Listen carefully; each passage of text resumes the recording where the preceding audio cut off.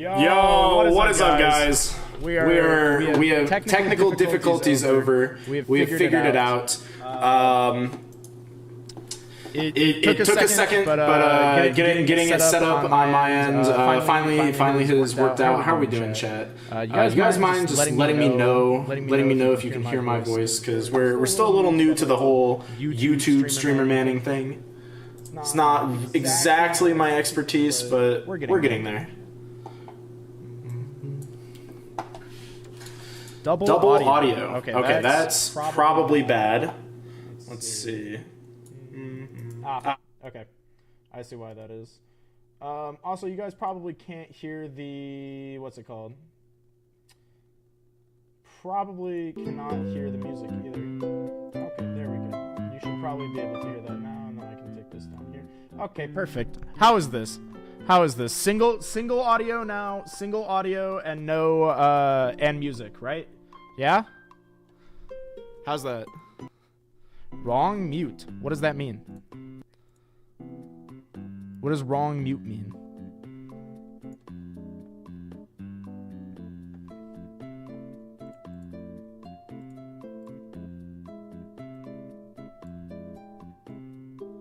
Only one coming in one side. I see. I have to fix that again. Okay. Hold, please. Hold, please. Cool. How's that? Good? Perfect? Good now? I had to set up a new profile in OBS to stream on YouTube. So, it might take a second. It might take a second to get all the what's it called, the settings right, but it should be good now, right? See, quick troubleshooting. All right, cool. So now that all of that is out of the way, we're live. What's up, guys? It is me, Yapula TTV, aka the Young Trish. And we've got something special. We wanted to do a little stream here on the Caster's Corner channel for everybody, because there's no content like this anywhere for Elestrals yet, and somebody had to make it, so we did. And here's a fun thing with Elestrals. Did you know that after every tournament, you can view every deck list that was submitted in an Elestrals tournament? So what we are doing to give ourselves kind of a deep dive, full comprehensive look at what is being played in Elestrals currently, what the metagame actually is, like perfect information of the Elestrals metagame. We have compiled every single deck list that was played in the recent webcam tourney, and we're going to go over it. We're going to talk about it, just go through it. But let's ground ourselves first a little bit. Let's ground ourselves, go over some ground rules. We have not included the names of anyone except for, I think, Top Cut. So just so that we're all like clear, I didn't put this together. Law did. So shout outs to Law. Thank you. He put in a lot of work on this. I am just Mr. Yapper. I am just here to analyze and to say, okay, this looks good. Okay, this looks bad. Let's talk about why. Why did this do well? Why did this not do well? Right? So that's all we're doing. We're just looking at things objectively from the deck lists, not trying to tie it to any people, just full objectivity here. You think this will always be the case? I don't know if this is always going to be the case, but the way that the website is currently set up, that's how it is. Is after the tournament is over, you can go in and in standings, you can look at deck lists and just see. So for now, we're just going to talk about it, because I think that this is an interesting place where we can get some perspective on why certain deck lists performed and certain deck lists did not perform. And I think that this will create like a nice little theory, a nice little baseline for us as a talking place, like something that we can use as a baseline to then develop theories and build better decks and improve as players in general. Because that's why we're all here. We all want to do well. We all want to, play Elestrals, hop on Elestrals, but also hop on Elestrals Top Cut. I'm a fan of the fact that like we get perfect information. Because that gives you a really good idea of what possibilities are, because I like going through this, like I haven't seen many of these deck lists, so a lot of these are going to be surprises for me too. But there was one in particular that I won't spoil it. But there was one in particular that Law felt compelled to show me, and it was very fun to see because it gave me ideas.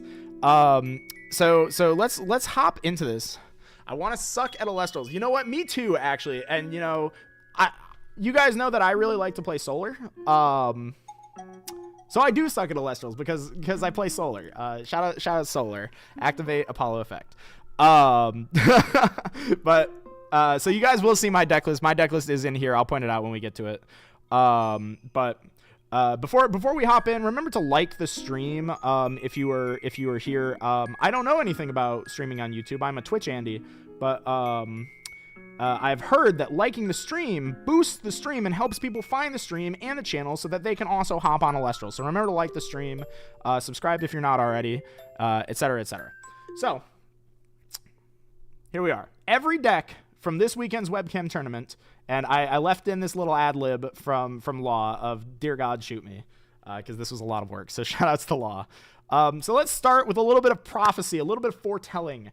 If you guys didn't see it, I did a little bit of unhinged ranting at 4 a.m. in in the Elestrals all chat in Discord. So we started with a little bit of prophecy. Let's start with a prophecy. Let's see how much of this came true. Because A-Drive tweeted it out. I thought this was really funny. I woke up and I checked Twitter one day, like the next morning, like I was tweeting at like 4 or 5 a.m., went to bed, woke up, and it's like, oh, A-Drive tweeted out my yapping. Awesome. Love that. Thanks, Dan. So it says, the all-knowing Trishula TTV has spoken. Is he correct? Or is he just throwing people off so he can take his blinged out solar deck to the finals? I did not make this finals, so it definitely wasn't that. I was definitely just yapping.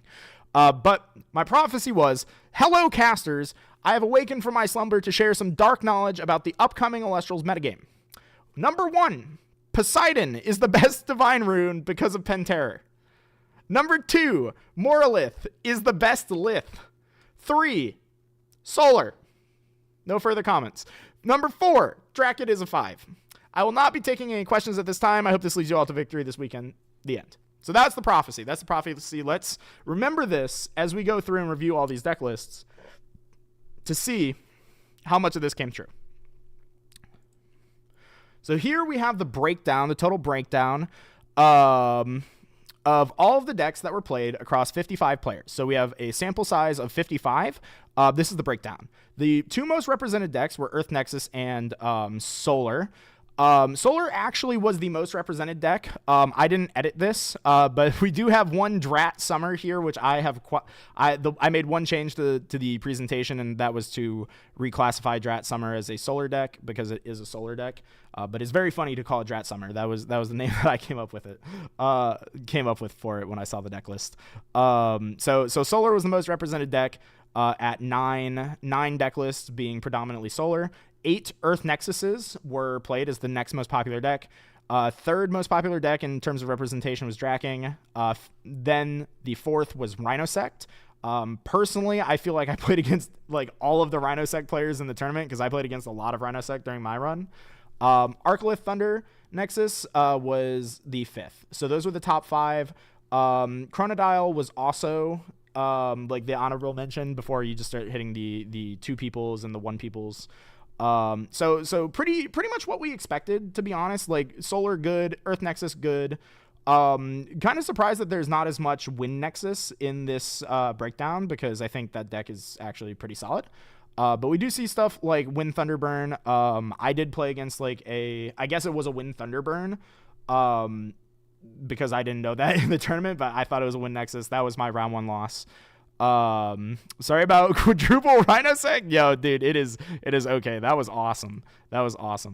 But we'll be going over all these deck lists. Rhinosect, great deck, and sometimes it just drops 4 Rhinosects on you. And you know what? That's awesome. Like that just happens. So let's start by talking about Solar. So I think that this is, the best place to start. It was the most represented deck. It's also the deck that I know the best out of all of the decks in the game.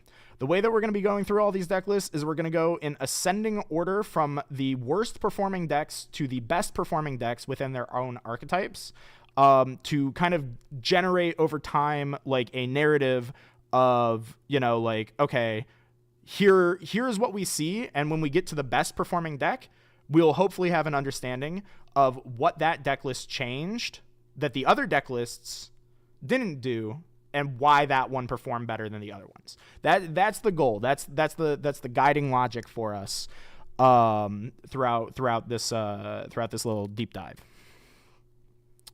0 people brought fire. Nobody believes. Yeah, that actually, you know, funny enough that you point that out. I should have pointed this out, but the only fire deck in this tournament is Bears, which did top. So fire did top, but there was no fire nexus. There was no just like fire burn, anything like that.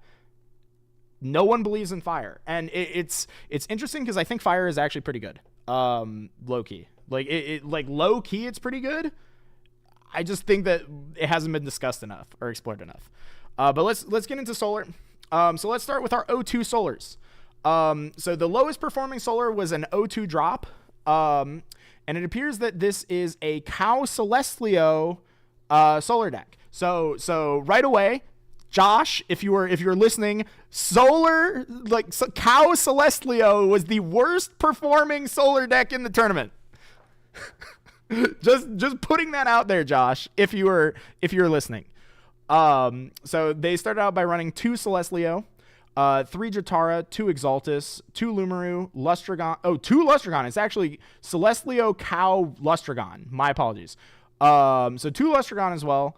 3 Nebuleo, 3 Plucky, 3 Soul Bell, 2 Soul Stocks, 2 Cryoblast, 3 Apollo, 2 Ambrosia, 3 Altar, 3 Gaze, 3 PTA, and 2 Shield.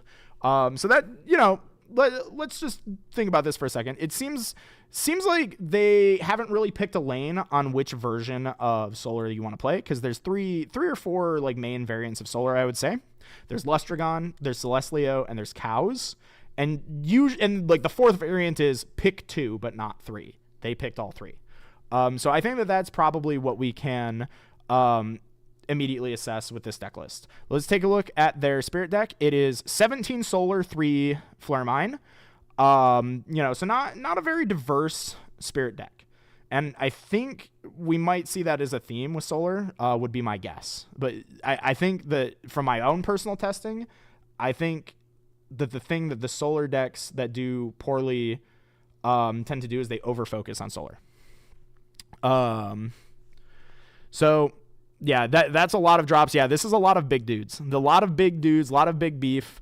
And you know, if we think about this kind of makes sense, right? Because the solar guys are big, right? Like, so you like the solar big drops are your big dudes in solar, because all of your normal drops are small dudes. But if the small dudes never stick to the board, you're never getting to the big drops. So it makes sense to me why this might not have performed super great, especially considering we're only playing 11 back row total. Interesting notes are no Earthquake, no Laurels. For the side deck, we are siding 3 Lunar, 2 of the, is that Faliferos? Is that what that is? That card's interesting. You know, I think that they were right to put it in the side deck if that's where they were going to play it. I'm not sure if this card is good enough to slot in the side, but interesting to see it here. I think it's a cool card. 2 Spectrus, 3rd Cryoblast, 3 Dense Fog, Ambrosia, 2 Nectar, and a 3rd Shield. Wondering why they're putting the Nectars in the side deck, because they're not running Tsunami anywhere. I assume that they're putting Nectar in over Cryoblast. That would be my assumption. It's good that we see a little bit of the mind of like, let's put in some aggro dudes in the side. 3 Dense Fog is probably a little bit too much. But you know, I do like that there is some conscious siding pattern here of like, we're going to take out the 3 Flare Mines for the 3 Owloons and put in the dense, or like put in the Lunar cards. I like that. I see that. That's cool. So no Tsunamis to be found. That was our O2 drop solar. Now let's move to our O1 drop solar. This person lost they lost round 1 and said, yeah, nah, this deck list wasn't it. I'm out. So fair enough. we're going to continue the trend once again of starting with Celestlio. They are playing Corvishine, which the previous list was not. So 1 Celestlio, 2 Corvishine.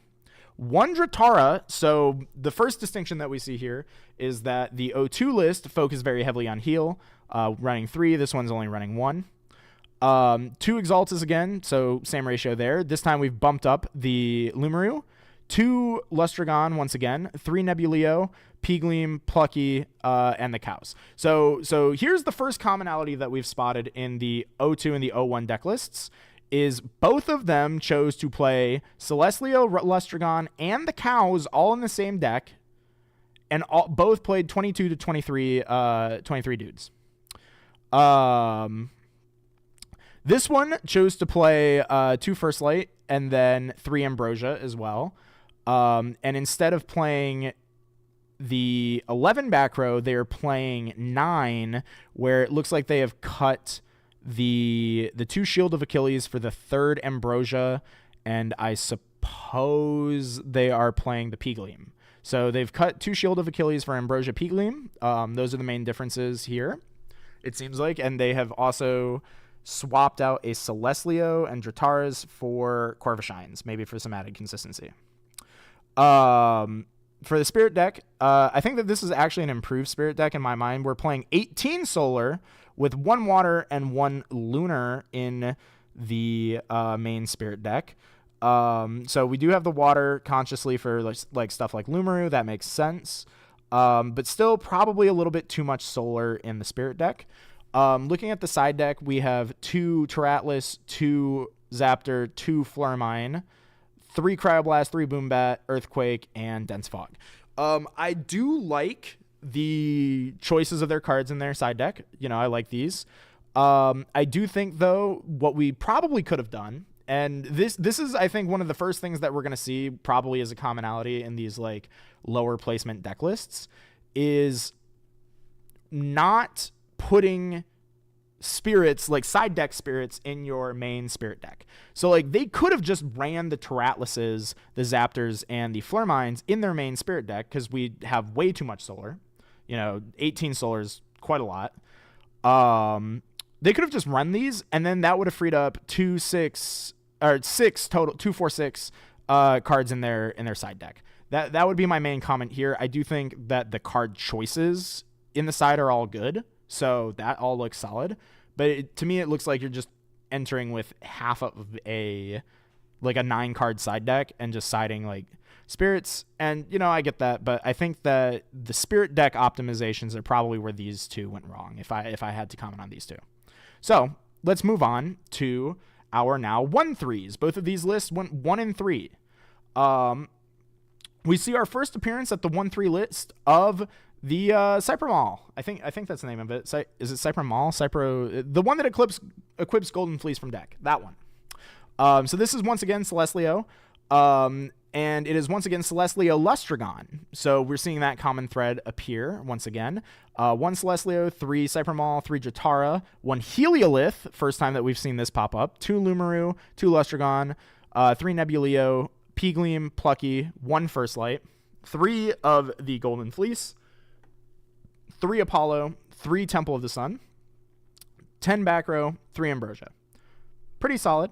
I think my main comment is it feels like we're a little light on dudes, but I guess Cypher Mall sticking around is pretty solid. It's going to stick on the board, so more likely to get into our Ascensions. I see where they're going with that. That makes sense. Once again, Spirit deck comment. It is 20 Solar. We have done it. 20 Solar. I guess the precedent's there because the first Solar top did have 20 Solar in it. But again, we could have a bigger diversity here. For example, we are siding 2 Leviathan in our side deck. These 2 Leviathan could be in the main Spirit deck. We could then be playing a 15-card side deck, and you could just use those water spirits to enchant a Lumaru. Game 1. Not everything needs to be properly enchanted in this game. That is one of the fun quirks of this game. I think another thing too that hasn't been talked about is like if you expend a water spirit, during the game, your opponent has to say, "Well, you could be running Tsunami. I need to play around that." You're the person who tops with it? Hell yeah. Love that. Congratulations on the top. Love that. Congrats, Dialis. So that, I think, is my first comment. I think we could just move these Leviathans into the main spirit board and then free up 2 spots in the side deck. Let's look at what else is going on in the side deck here. We got 2 Heliolith. Makes sense. We're playing the Golden Fleeces. Not sure why they did not make it into main deck with the other one, but I think that Heliolith living in the side makes sense to me because it's a good card to out Chronodile. So probably siding that in for Chronodile. Makes sense. 3rd Lumaru. Maybe wants it for more aggro matchups. Could make sense. 2 more Peegleam. Very spicy. Love the triple Peegleam tech. Big fan. That's not even me trolling. Like, I actually like Peegleam. I like this card a lot. So this makes sense to probably out like opposing big dudes. Like if the opponent has a Celestlio on the board, you play a Peegleam, punch over it. Makes sense. I do like as well that if they're playing 3 Peegleam, they're also playing 3 Temple to make sure that Peegleam gets over cards that boost themselves, kind of like Specterus. Good inclusion. The 3 Tsunamis, so the Tsunamis are there for the Leviathans. That makes sense. Resting. 2 Rise from the Ashes, so potentially trying to pivot into the Resurrection build of Solar. It's interesting that they're doing this, though, because they're not playing any of the other cards that are commonly seen in that build. So normally the Rise from Solars want to play stuff like First Light and Avalanche to cheat out stuff like Celestlio. The alternative route is that you play it with Exaltus to rise from the Exaltus and then Exaltus search straight into your big drop in the same turn. So it's interesting to see that they're playing this. I would be really curious to know why they put this in this side deck, like what matchup it was for. Yeah, I think that one's interesting. And then, just redundant copies of, or not redundant, but the extra copies of the staples. So that makes sense. Let's move on to the other 1/3 Solar. And now this is another interesting one. We're starting to see a little bit more of a shift away from the big drops. So let's go back for a second. Let's go back for a second. So the first deck list we saw was playing 2, 4, 6 big drops. Now that we're on the 4th deck list, they are only playing 2 big drops, or 4 big drops. I'm sorry. So now we have the 1 Celestlio, the 1 Lustragon. I think this is the first person to run 1 of Celestragon. And then 2 Soul Stocks. Cool. So I think we're seeing this progression of the trimming of the dudes. We got 1 Corvishine, 1 Leo Bright. First time that we've seen Leo Bright in a deck list. 3 Lumaru, 3 Nebuleo, 1 Peegleam, 3 Plucky, 3 Cow, etc. Specterus has found its way in to a main deck for the first time. 3 First Light, 2 Apollo. Kind of a fan of this, actually. I've run this ratio before. Not bad. The Temple, Ambrosia, Nectar, also a fan of that. In Solar, I think it's good. And then only 6 counter runes. Spirit deck is 17 Solar, 3 Lunar, and no side deck. I'm not really sure if we need to discuss that not running a side deck is probably not optimal. Specterus is lost and confused. Yeah, he wandered into the wrong aisle. He overslept a little bit. He missed his alarm. He meant to wake up at night. He woke up during the day. Found himself in the wrong deck list. But makes sense. It's a good card to get over stuff like Foamy. Not a bad card. It's a 5. Probably I would say we need more back row. Another thing that I've noticed is that not a single one of these decks so far has main deck Earthquake. I think that's another, or Laurels. Those are 2 common themes that we've seen so far. So let's move to our 1/2 drop is our next lowest. And this one actually is quite a bit different. This one's actually pretty interesting. So this one is I think the biggest departure we have seen so far. It's main decking 2 Galaxy, 3 Astrabbit. Okay. All right. First time we're seeing ourselves branch out of Solar. Like to see that. 1 Jolton, 2 Corvishine, 2 Dratara, 3 Exaltus, 2 Lumaru, 1 Lustragon, 1 Peegleam, 1 Plucky. Pretty solid ratios. I actually like this a lot, the 1 Lustragon. I'm a fan of that. which you guys will see later. So I like that. Very cool. So as I mentioned, this is the first deck list that we've seen that is running Earthquake. So finally we've found an Earthquake in a main deck. Earthquake, 2 Tsunami, 2 Apollo, 2 Field Spell, 2 Ambro, Laurels, and then 12 counter runes that are not named Tsunami. So 14 counter runes total. So very back row heavy solar list. Very much a Lustron control deck list. And as for the Spirit deck, wow, actually, I'll just come out and say this. I like the Spirit deck a lot. Because I think that this is my exact Spirit deck too. Like you'll see this when I get to my deck list, because I'll point that one out specifically. But this is what I would consider the optimal Spirit deck for Solar. So it is 2 Earth, 3 Water, 3 Thunder, 1 Frost, and 11 Solar. Makes perfect sense to me, and I'll discuss that more in depth later.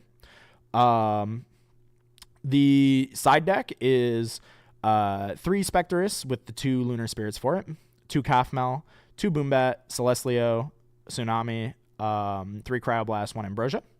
So I would say, again, the only thing that I can really point out is that this list is a big departure. Like, this one did do better, but we don't really have anything to compare it to compared to the other ones. This one has started moving into playing more like real dudes, like non-solar dudes.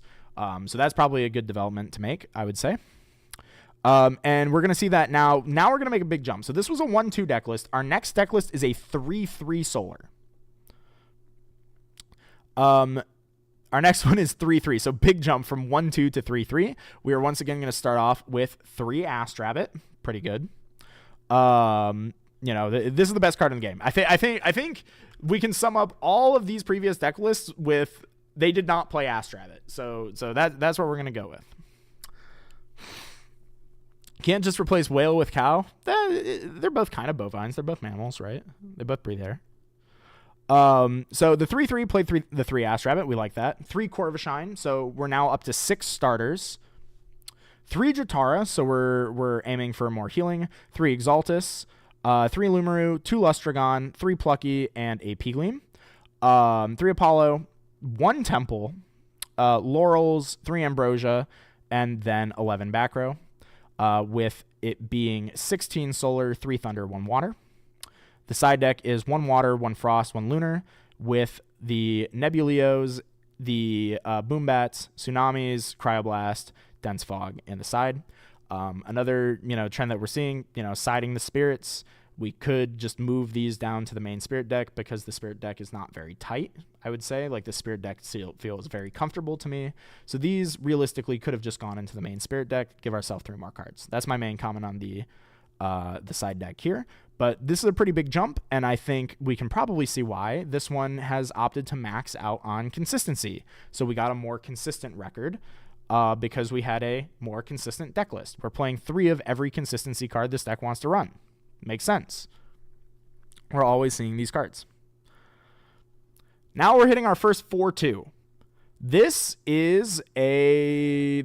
think that this was the highest placing solar, if my memory serves me right. I think, because I think the next one is mine and then an honorable mention, if I remember correctly from the order. But like in terms of standings, I think that this was the highest. So this one played 3 Astrabbit, 1 Nebulio, 3 Corvishine, 2 Jotara, 3 Exaltus, 3 Lumaru, 1 Lustragon, 1 Pigleam, 3 Plucky. So we have seen a very clear refinement. We're not playing too many like redundant big drops. It's just 1 and 1 of the 2 big drops. And then all of the guys that we want, we're playing 3 of them. We're playing 3 Astrabbit, 3 Exaltus, 3 Lumaru, 3 Corvishine, 3 Plucky, and then 2 of the healer, and then 1 Pigleam. This all makes sense to me. Pigleam is a niche removal option. Jotara is a heal card. Makes sense. And then we have a perfect split of 20 dudes, 20 runes. Love that. For our 1 Earthquake, 3 Apollo, 2 Temple, 3 Ambrosia, 3 Altar, 3 Gaze, 3 PTA, 2 Shield. All makes sense to me. Spirit deck is 16 Solar, 3 Thunder, 2 Earth. Fair enough. Again, I'm going to make the same comment. Looking at the side deck, we have a pretty comfortable main spirit deck with a side deck that is siding quite a few spirits. You know, four spirits in the side.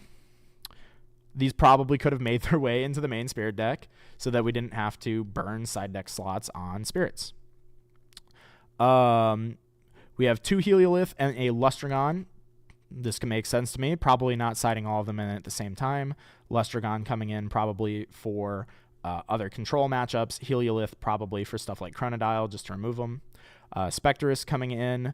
I would assume that this is probably for Earth or for Foamies or whatever. You know, it's a 5. It's Spectrus. 3 Cryoblast, 3 Dense Fog. Makes sense. Nice overlap of our runes matching the dudes that we want to play. So that we're siding the spirits to match the cards. Makes sense.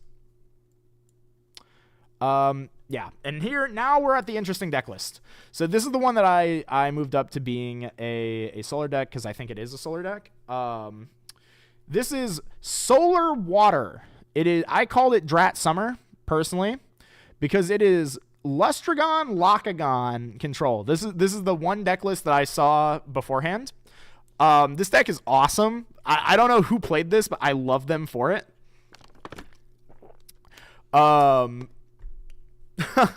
And this was also a 4-2 deck list.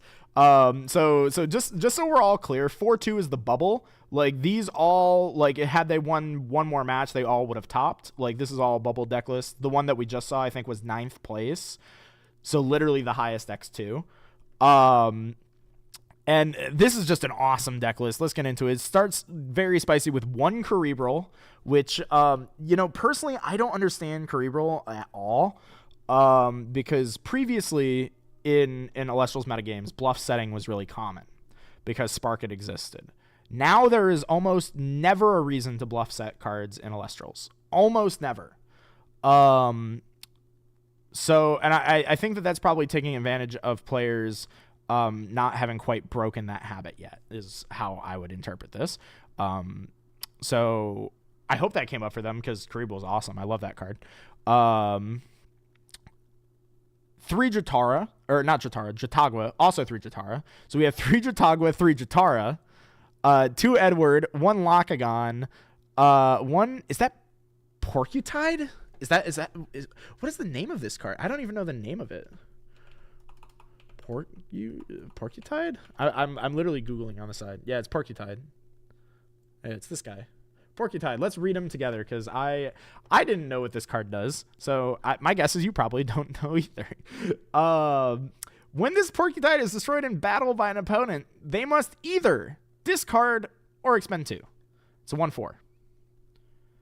Okay. Like,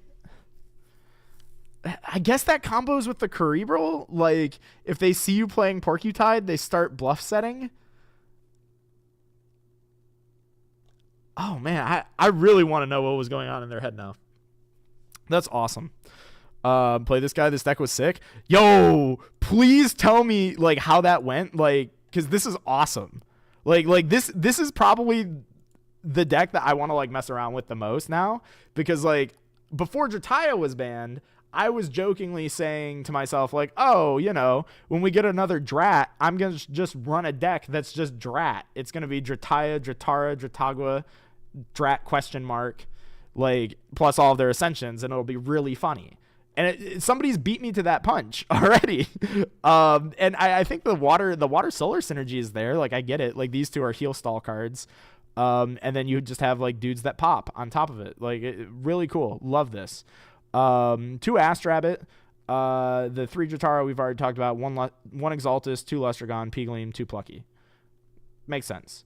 1 Earthquake, 2 Tsunami, 2 Poseidon, no Apollo, 2 Temple.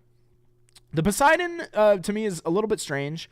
Poseidon typically is the worst counter rune, but you know, part of my prophecy was that Poseidon is the best divine rune because of Penterror, and we kind of see that here. Like, this is our first Poseidon mentioned, and it is on a bubble deck list. Like, this was a 4-2 deck list, so maybe I was cooking.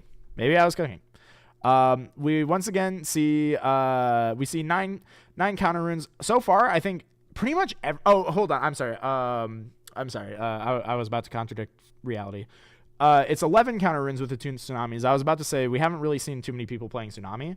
Most of these deck lists have opted to not play tsunami and play some combination of shield, PTA, Gorgon's Gaze, altar.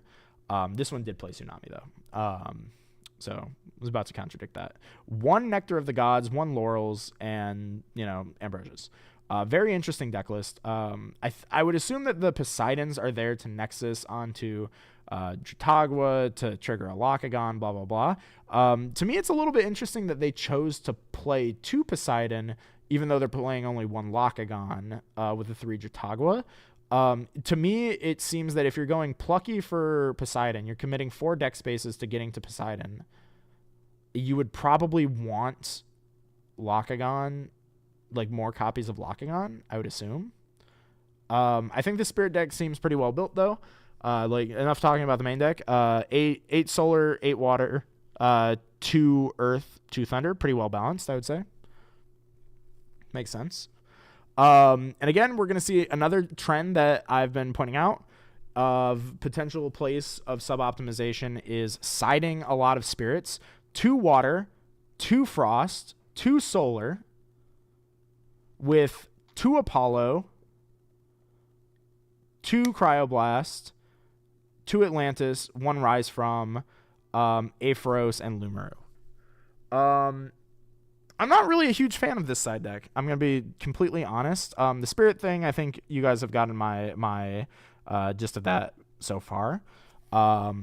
But I'm not, like, I see the angle for, like, the Rise from the Depths. But you would think that if we're aiming for Atlantis Rise, that we would maybe be playing Jalton. Also, I think playing 2 Cryoblast for 2 Flare seems a little overly comfortable. And I'm also really not sure why we're playing an additional 2 water or solar when we already have a very balanced solar to water ratio. That to me strikes me a little bit odd. That feels odd. I like the waters I could see if you're siding into all this extra water stuff like all at once, but I'm not even really sure what you would take out, and I feel like the deck is balanced pretty well, so I feel like the Spirit deck is actually really good. Like, this confuses me because, like, this feels suboptimal, but this feels optimal.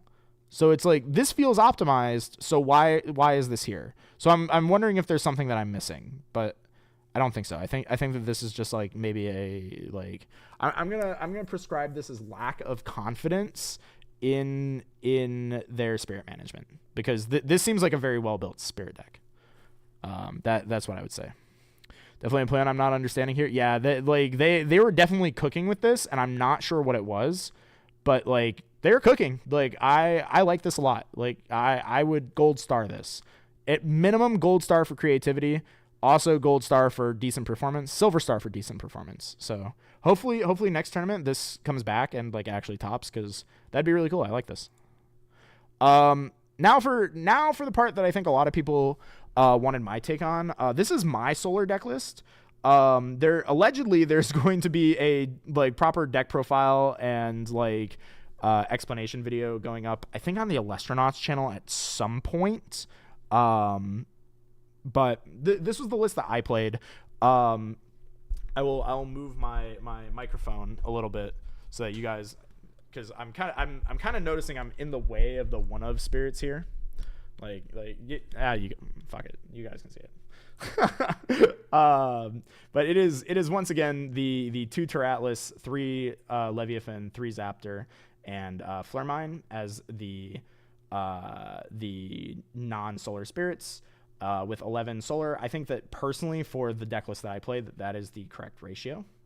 So let's look at the deck list that I played. I also played 2 Galaxies. So if you remember that list back here, the 1/2 drop, this list is actually kind of similar to mine. So there was like technical play differences here, explaining the difference in the records. But personally, I think that previous deck list was pretty well built. Let's compare it to mine to see where the differences were. I played 2 Galaxy, 3 Astrabbit, 2 Sorlet, 2 Corvishine, 2 Dratara, 2 Exaltus, 3 Lumaru, 1 Lustragon, 1 Peegleam.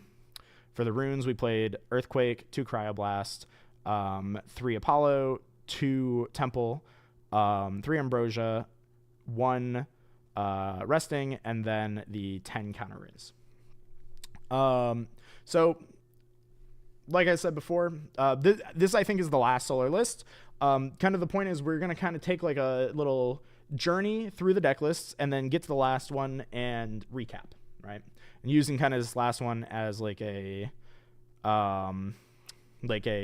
why did we pick this one to talk about? What did the other ones do differently?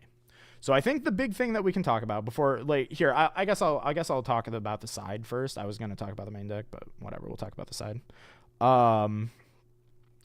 The side deck was 1 Owloon for 2 Dense Fog, with 2 Edward, 2 Veritaqua, 3 Boombet, 2 Kaufmel, 2 Tsunami, 2 Dense Fog, and 1 Shield.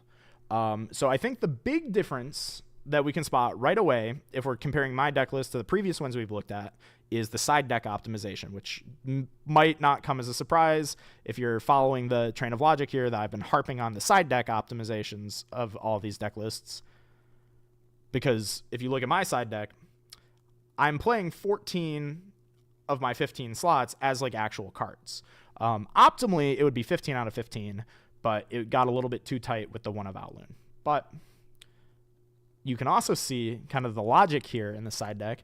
We play 2 Cryoblast, 1 Flurmine for 2 Dense Fog, 1 Owloon, so that those two can just switcheroo in the relevant matchup. So what I've learned is side 15 spirits. No, do not side 15 spirits. That is not the lesson. F-, you fail. No.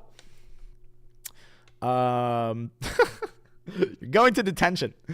So that I think is like the big differentiator amongst the solar lists, is that the solar list did not seem to have focus in terms of their side deck game plan in coordination with their main deck.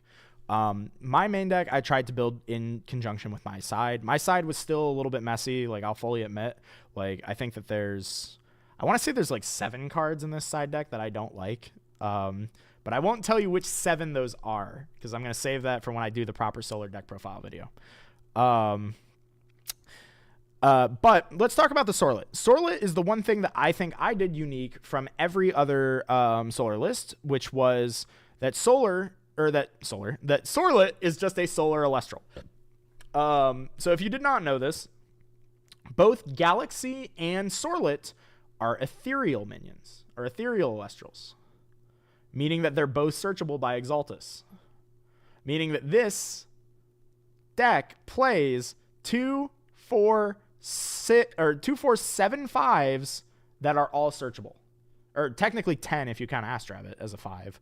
So there are 10 searchable 5s in this deck, and that was the theory that we ran with, is that this is basically a beatdown deck on one axis that is also running the solar deck on another axis. That's why I did not max out on Exaltus and Dratara and Corvishines, is because I did not necessarily want to draw multiples of those cards. I wanted to see them sometimes, but not all the time. The classic argument. Similarly, I also played 1 Lustragon. That was my big difference to a lot of these other deck lists, especially, and like we saw this progression play out with like the best performing solar list, is that it did not play that many big drops. It played 1-1 in its main deck. And I have also at times played 1-1. The last time I queued solar at the start of Daybreak, I played 1 Lustragon, 1 Celestlio in the side deck. So that was kind of the progression we saw, is that as the deck lists perform better, typically they played fewer big drops. And my solution was to play better stat lines on the 1-drops to buy us time to get to our Lustragon. The other big difference that my list played that I don't think any other, let me just double check before I spout off. That one. Yeah. I was the only solar deck to not play Plucky. Every other solar deck played Plucky. This is another thing that I think that Solar specifically might want to start thinking about in its deck building is how relevant is Apollo? Apollo is not necessarily the linchpin of the Solar deck. It's good in the Solar deck, but it is not strictly necessary for Solar to function. So I did not run the Plucky. I would rather just draw the Apollo and not waste a turn playing a 1/4 that's going to die to get the Apollo that does not impact the board state in any way. So the difference maker is in other decks like Earth or Thunder, for example, you have your Divine Rune as a immediately impactful stat modifier. So that Elechick is going to be a 7 functionally for both Zeus or Demeter, which makes it very strong to search that Divine Rune. But if your Divine Rune is not immediately impacting the board, you don't necessarily need to search for it. So just having it as a bank does not mean that it needs to be in your hand all the time. And I think that that is kind of my capstone note on Solar, because I think the big takeaways that we can take away from this is, on average, the Solar decks that underperformed played a non-diverse Spirit deck. They played a very heavy Solar Spirit deck, giving them fewer options in the card pool that they could run. They also tended to play more big drop elestrals, which I would assume led them to draw less consistent hands. They were probably bricked up on big dudes over the course of their run, and that probably contributed to some game losses, which contributed to match losses. That would be another assumption that I would make. Another thing that we can see is the absence of aggressive minions. That is what my list tried to solve by playing stuff like Sorlet and Galaxy and Lumaru all in the same deck list, is to give the deck a more aggressive stat line to keep up with decks like Fives, and also to bully some of the other decks. So those are 3 important points. The fourth, and I think probably the final, unless I'm forgetting one, is the side deck. There was a lot of side deck mismanagement going on, in my opinion. There was a lot of just side decks that did not feel optimized, that were not taking the most advantage of side decking between games, which could mean, like, even if you win game 1, say your deck is perfect for game 1, if your opponent is side decking better than you are, their deck will be better than yours suddenly in games 2 and 3, which could contribute to a 1-2 match result. So those would be my thoughts on the Solar segment. So that was our most represented deck. None of them topped. I'm going to just check chat real quick before we move on. Follow feels better for Cows Nexus lists. I agree with that. That makes sense. I think the Cows have to play it. Like, I think playing Plucky in the Cow deck makes sense. But I think that the reason why we saw all the Cows decks underperform and perform pretty poorly, because just to be clear, all 3 of the top performing Solar decks, none of them played Cows, which is my empirical evidence to wag my finger at Josh and say, cow bad. All the consistent top for the Solar deck was to not run the Cows, because the Cows require you to invest too heavily into putting Apollo on the board, is my conclusion there.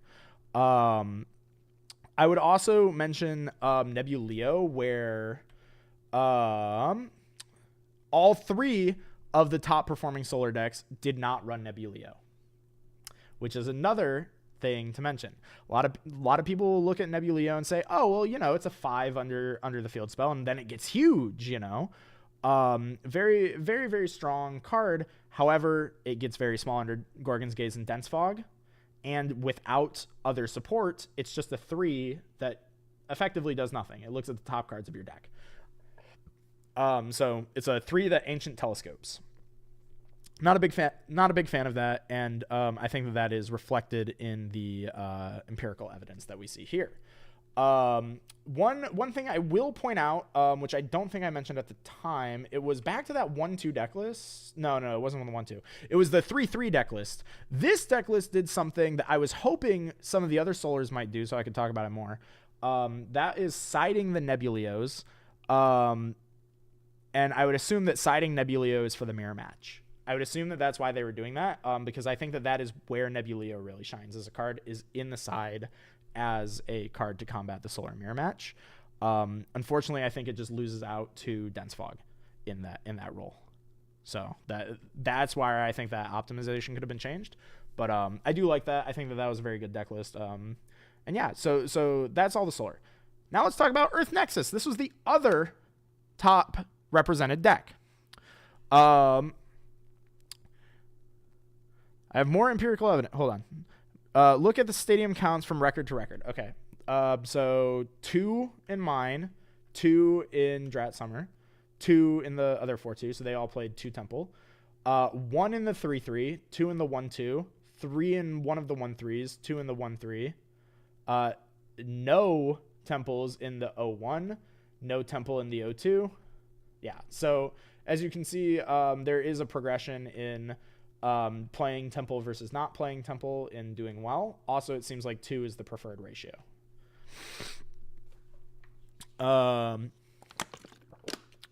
Nebulio searches First Light, wants Apollo. Yeah, Nebulio is, again, another one of those synergistic picks. And as I think we've seen from the empirical data, the heavy solar synergy lists did not perform as well. But the ones that deviated and just said, we will play solar, but with some of the other strong staple cards, perform better. Let's look at Earth Nexus and let's see if we see any common trends. Because while these are different decks, deck building trends tend to be consistent overall across performers. So let's see, we have an 0-3 Earth Nexus deck list. Now, Earth Nexus, I think, might be an interesting one to take a look at, because I think Earth Nexus is a deck that is pretty well defined at this point. It is a deck that has topped and won several tournaments. It has existed since base set. I think people have a lot of experience with this deck. I would assume, on average, these deck lists are going to be better constructed than something like Solar that is new. So I think that potentially we're going to have to account some of this to technical play, but let's see if any of these deck building trends emerge, like what we saw with Solar. So, for example, let's see Equilinks. 3 Equilinks, 2 Crab, 3 Mudlet, 3 Viscerus, 3 Astrabbit, 3 Elichick, 1 Earthquake, 3 Demeter, 1 Floy, 2 Tsunami, 3 Ambrosia, 1 Laurels, 3 Altar, 3 Gaze, 3 PTA, 3 Shield. Very well constructed main deck, I would say. 0-3, unfortunate. Spirit deck is 12 Earth, 3 Water, 5 Thunder. That all makes sense to me. Then for the side deck, we have 3 Dense Fog, 2 Owloon, 2 Vertilith, 2 Edward, 3 Boombat, 2 Floy, 1 Tsunami. I'm trying to remember. This might have just been card for card Josh's deck list from the previous tournament. I don't remember if this is exactly that, but I think it might be. It's pretty close. Yeah, so the reason I bring this up is this deck list looks very well constructed. So as we were just talking about, I would have to assume that this must have come down to technical play or bad matchups. Can't really interpret too much from this because this deck list looks very well constructed. Exactly as Redux is saying, this looks too well constructed for me to think that this is a fault of deck building for its record. So let's move on to the next one. Would you believe if it is not 3 Equilinks, 2 Moss Station, 3 Mudlet, 3 Viscerus, 3 Astrabbit, 2 Elichick this time, 1 Earthquake, 3 Demeter, 2 Feloy, and then 2 Tsunami, 1 Zeus. Now that's an interesting tech that I would not have expected to see. 3 Ambrosia, 1 Laurels, 3 Altar, blah blah blah blah blah. So this is like 2 cards different from the other list. Spirit deck is almost identical with it running 1 extra Zaptor because of the Zeus, I would imagine. Spirit deck, or the side deck, I should say, well, I guess it's a spirit deck because it is playing 5 spirits. So once again, we can, you know, unlike the previous deck list that just looked fine, this one we can make a comment on, potentially a sub-optimization here. You know, we have a third of our side deck just being spirits. Potentially, we could have worked these spirits into the main spirit deck, or through technical play, not needed so many spirits to be comfy. Because I think that that's another thing that, that's another conversation that comes into deck building, is that I think through technical play, spirit management is something that I think the Elestrals community needs to work on. Because we see a lot of deck lists that, in my opinion, look overly comfortable. There's a lot of ratios that are very, very comfy ratios. You know, like I'm going to always be able to play my cards without having to play Ambrosia, but Ambrosia does exist, and I think over time, as a community, we will get better at this, and we will start to see more optimized spirit decks. I think that's my thing, and I'm probably going to make a video on that. Let me know. Maybe in the comments of the stream, post-stream if you're watching the VOD, or in chat right now, or just by dropping a like on the stream. Let me know if you want me to go ahead and maybe make like a spirit management kind of guide or a spirit management video, because that is something that I think that I have figured out that even some top players I don't think I've figured out, because I know I go over this a lot with the boys. I go over their spirit decks and I yell at them. I'm like, it's too comfy. You know, we can push this further. We can trim the fat. So that's my spirit rant for like the 50th time. So we have 1 Lavalith, 2 Boombat, 1 Elechick, 1 Jolton, 1 Tsunami, 3 Cryoblast, and the 3rd Shield. So makes sense. Cool. I think that this is potentially another trend that we're going to have to like keep a tab on this. But one trend that I think I might have noticed over the solar deck lists is that in the side decks that are maybe sub-optimized, a common trend might be seeing additional copies of 2-ofs, right? I know I didn't talk about this with my deck list, but I know that I ran a 3rd shield in my side deck specifically for Drakking. I ran it for one specific matchup, and that's probably what's going on here as well. But then you see stuff like the 3rd Elechick. Well, if we want a 3rd Elechick, why wouldn't it be in the main deck? In which matchup are we siding a 3rd Elechick specifically? You know, is it for when we go first and we know we're going first? Is it for when we are going second? I don't know. So these are the questions that, you know, we don't have answers to, but we would have to ask ourselves as deck builders when building this side deck, and that might lead us to a better constructed side deck, or future optimizations.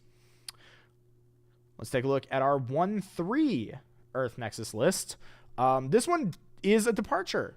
This is actually pretty cool because this is a deck list that looks similar to the one that I built for PK Sparks like forever ago. This is kind of the Panzer Clovey variant of Earth Nexus, being 2 Clovey plus our usual suspects, 3 Equilinks, 2 Moss Station, 2 Mudlet, 2 Panzer, 3 Viscerus, 3 Astrabbit, 1 Elechick, 1 Earthquake, 2 Bloom, 3 Demeter, 3 Cryoblast, 10 Counter Runes, and 3 Ambrosia. So potentially the deviation here is that I don't really think that we're going to see too many Clovies and Panzers, but you know, this list seems like it's focusing much more on control and card advantage. So that's the big deviation here. Maybe that's what went wrong here. Maybe trying to over focus on Bloom, using Bloom with Bloom Clovey or Bloom Mudlet to you know, generate advantage there. Maybe it's just an over synergy thing. Let's take a look at the Spirit deck. Spirit deck looks good. Looks like 11 Teratlas, 2 Water, 2 Thunder, 2 Flormine, 2 Owloon. Now, this did do 1-3, but this is the first time we have seen somebody do the thing that I was talking about, which is where you pre-board your spirits to make up space in your side deck. I think this is also the first 15 real card side deck that we have seen. So, while this list might have flaws in it that we haven't like fully explored, while it might have done 1-3, this list is doing something very, very smart that we haven't seen before that I really like, and that is its spirit deck is a self-contained 20-card spirit deck. They know all of the spirits that they need over the course of a match, and they have chose to include all of them in a very tightly knit, well-defined ratio. Love this spirit deck. This is perfect. Perfect spirit management. Maybe there were optimizations we can make somewhere within this spirit deck. Potentially, for example, running 1 Flare Mine for 3 Cryoblast. I think that is actually the optimal ratio for Cryoblast. Is 1 Flare Mine for 3 Cryoblast? Perfect. The comfortable one, 2 Flare Mine for 3 Cryoblast. Potentially, we could do that. Similarly for Dense Fog. 1 Owloon for 3 Dense Fog. We found 2 slots for spirits. Now we could run 13 to Ratless, be a little bit more comfortable there. But, you know, as long as they spirit manage correctly, I think that this could also be fine and give them lots of comfort. Love this spirit deck. A+. This is an A+ spirit deck. Mwah! Beautiful. Beautiful. Looking at the side deck, it's also our first 15 real card side deck of 2 Foloi Forest, 3 Tsunami, 2 Thunderstorm, 3 Dense Fog, 1 Resting, 3 Divine Blessing, and 1 Pandora's Box. This is really interesting, the Divine Blessings, because we were starting to see this emerge pre-ban list as a response to the heavy removal Invoke Rune metagame that was emerging. So it looks like they have kept that in because, you know, it was the first tournament that maybe they're not sure how people are going to play. The one interesting deviation is no Boom Bats in here. I'm going to just go back for a second. Okay, we saw Boom Bats there. Not there. Okay. It wasn't exactly how I thought it was going to be, but Boom Bat is one of those cards in the side deck that I think my guess would be seen in more of the better performing deck list. So let's maybe track Boom Bat for when we get to Top Cut eventually. Someone heard them with EQ or Laurels, they're traumatized. Yeah. Guten Tag. Yo, what's up, Quanel? Welcome. Oh, they pitch Lunars. They must be on Spectrous Dense Fog. Yeah, exactly. So that is another little quirk of like technically optimal spirit math, is that if you run a self-defined spirit deck or a self-contained spirit deck, and your opponent sees, you know, spirits, they are allowed, you know, over the course of the game to take notes, and theoretically after game 1, unless you concede before expending your final spirit, your spirit deck is public information post game 1, technically, if your opponent is diligently taking notes. So you could mental game your opponent by playing those spirits. Interesting thing to keep track of. Mr. Streamer, have we gone over Boom Fruit deck? No, this is the only Bloom deck that we've played across or come across. This is the only Bloom deck list so far. Or Boom Fruit. Are you talking about the FTK? That's banned. Drattai is banned. This tournament was post-ban list. No reason to have spirits on your side. That's not always true. I do think that there is merit to siding spirits. As you can see with my deck list, I did side a spirit. But, you know, I think that you just have to be very deliberate about it. And I think siding more than like 1 or 2 spirits is probably incorrect every time. Gambling is hard in Elestrals. We don't have reasoning yet. True. Please print reasoning in the Gamba Champ cards when. I'm waiting for graveyard triggers. When we get graveyard triggers in Elestrals, I'm popping off. And you know, maybe that's why I said Morlith best list. So maybe we'll need to track our Morlists to see how they did throughout the course of the tournament. Earth Nexus. So our next we were past the 03s. So we're gonna once again make our big jump from 1-3 to 3-3. I think it was the same jump that we had with Solar. And this one's actually super interesting. This one ran Centaur. So this is actually the same like lineup of dudes that we've seen in like every Earth Nexus deck so far. You know, like I think in the same ratios, but then just with one Centaur on top of it all. Yeah, this is a very standard Earth Nexus list, and they threw a Centaur in it. That's awesome. But also interesting that this player was also maining the Cryoblasts. So we are starting to see the Cryoblast become more popular as we're doing better. So potentially Cryoblast good, or at least maybe Cryoblast good in Earth specifically. And this one also main deck Laurels, which was not previous in the previous list.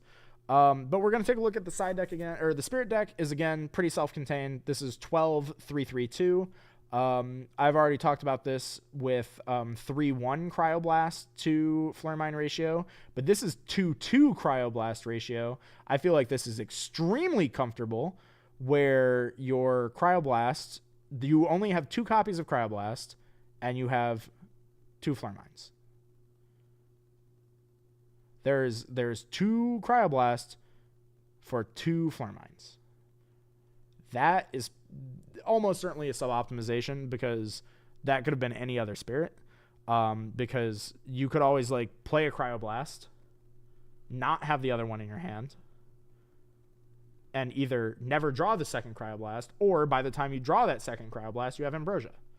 So, you know, this feels like definitely a sub-optimization here. I get doing 3-2 as like a comfort thing, but I think 3-1 is still optimal.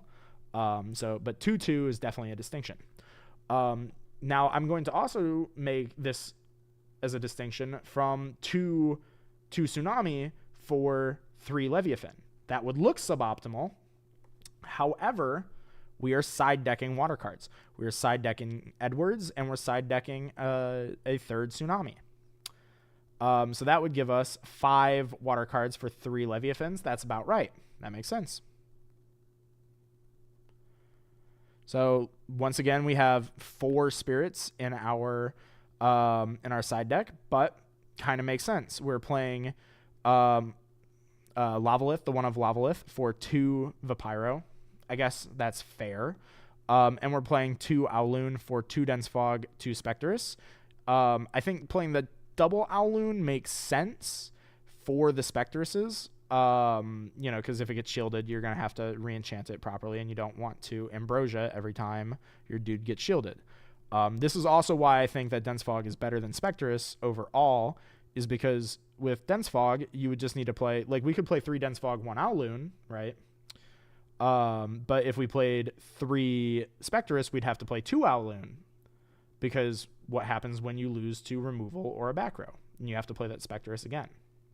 With Dense Fog, unless they have Chains of Prometheus, that's not going to happen. That Dense Fog is going to resolve. So, so that's one thing that we can talk about as well with Spirit Math. The Edwards makes sense. Good card. I think this, other than my deck list, this might be the first side deck Eddies we've seen as well. The one of Pandora's Box is a trend that we've actually now seen between these 2 deck lists, interestingly enough. I assume that this is for Kuribus and Drakking. Maybe it's like a 4th copy of Shield, maybe. Okay, fair enough. Now let's look at another 3-3 Earth Nexus. So, unlike Solar, what we saw with Solar was a lot of Solars that did pretty poorly. 1 Solar that did 3-3, and then 3 Solars that bubbled, right? With this so far, we have seen some, you know, like some Earth Nexus that did very badly, and now a couple that did kind of in the middle of the pack, 3-3. So let's take a look at this one. Once again, it's the usual suspects. No real deviations on the dude lineup, so not much to talk about there. Here we do have a deviation of double Demeter, no Zeus, which is the first time I think we've seen an Earth Nexus with only 2 Divine Runes. We play the 1 Earthquake, 1 Floy, 2 Tsunami, Ambrosias, Laurels, etc., etc. Once again, we're going to take a look at the Spirit deck, and we are going to once again see the same, I think this is exactly, no, it's not exactly, but it's the same, very similar split of, where am I? Where have I gone? 3/3. There we go. Okay, so once again, we're seeing that similar split of spirits in these self-contained spirit decks. This is a second 15 real card side deck. So this is a trend that we're seeing with Earth Nexus, I think specifically, is that these spirit decks are better managed. And I think that potentially what we can say about this is one of two things. We can start to make an inference here. The first inference that I would make is either that the people who play Earth Nexus on average appear to either be better deck builders, or Earth Nexus is a deck that is more permissive of playing an optimized spirit deck. What do I mean when I say permissive? Well, the deck is already comfortable enough, so it lets people, comfortably play the spirit decks that they want. Like, you have enough space, you can fit it in. And because we have more experience with Earth Nexus as a deck, kind of existing since base set, it makes sense that players would know this. They are aware of the fact that they do not need 20 solar spirits or 20 earth spirits to play their earth deck. So leads to easier time doing that. So that to me makes sense in terms of deck building. The side deck, let's take a look. 1 Verdolith, 2 Boombat, 2nd Floy, 3rd Tsunami, 2 Dense Fog, 2 Divine Blessing. This is the second time we've seen Divine Blessing now, actually. 3 Helios. That's very interesting. 2 Pandora's Box and a Poison Nectar. So very diverse and targeted side deck. I kind of wonder what these matchups are for. The only potential sub-optimization I see, at least other than like potentially card choice, is, like these one-ofs like we talked about before. The one-of cards, we have to ask ourselves as a deck builder, why did it not make it into the main deck? Is there like specific matchups where we want this? Why are we playing, the 2nd Floy over potentially a Jolton, for example? And these are probably like easy questions to answer, right? But these are things to think about when you're building a deck, if that's something that you want to get better at. I'd be curious to see what they wanted the Helios Chariot rides for. Same thing with Poison Nectar. Those are interesting. I assume Pandora's Box is for Kiribis / Drakking. That makes sense. Divine Blessing, again, not sure. One thing that I am starting to be curious about is, maybe in combination with seeing them run Pandora's Box, I'm starting to wonder if there's a chance that maybe these players didn't know that you can't respond to Rock in a Hard Place, because that was actually something that I thought about doing. I thought about running Divine Blessing to counter Rock in a Hard Place, and I almost signed up with it until somebody told me at the last minute that doesn't work. So I wouldn't be shocked if that's maybe actually what's going on. So interesting. Couldn't you just review Solar and stop? No. We have to review everything. Everything has to be reviewed. But you are right that it is the best deck. We really only need to talk about Solar because it is the best deck. But that's not the point. The point is, if you are just tuning into the stream, is that we are reviewing literally every deck to get a full comprehensive picture of the Elestrals metagame, how people are building their decks, why certain decks might have performed worse and why certain decks might have performed better, so that we can get a better grasp on, how deck building has it, like a full range of deck building, and how the same deck or same archetypes of decks can perform differently, potentially just based on the deck choices alone, without saying anything about technical play or anything like that. So with that said, let's move on to our first bubble 4/2 Earth Nexus. Once again, we have the same cast of characters with our Echolinks, Crabs, Mudlets, Viscerus, Astrabbit, Elichix. But this time we see Boombat in the main deck. I think these are the first main deck Boombats that we've seen. And again, we are going to see this trend. So now these two higher performer Earth Nexus decks are playing the two Demeter instead of 3, like we saw in some of the underperforming lists. So that seems to be an optimization. Earthquake, 1 Feloy, 2 Tsunami, 10 counter runes, so they're doing the split of the 2 shield with the 3rd in the side. I would assume that is a Drakking optimization. And then the 1 of Laurels. So what we can interpret from that is we are moving a shield from the main deck to the side deck because we only need the 3rd shield versus Drakking to play the more generic resting on your laurels as removal, and treating the boom bats as our 2nd and 3rd earthquakes that were hit by the ban list. That all makes sense to me. Looks very good. Let's take a look at the spirit deck. This is a very interesting spirit deck because this spirit deck is actually identical to the one that we just looked at, which we were just saying was optimized. However, instead of Owloon, it's playing Vapyro. Interesting.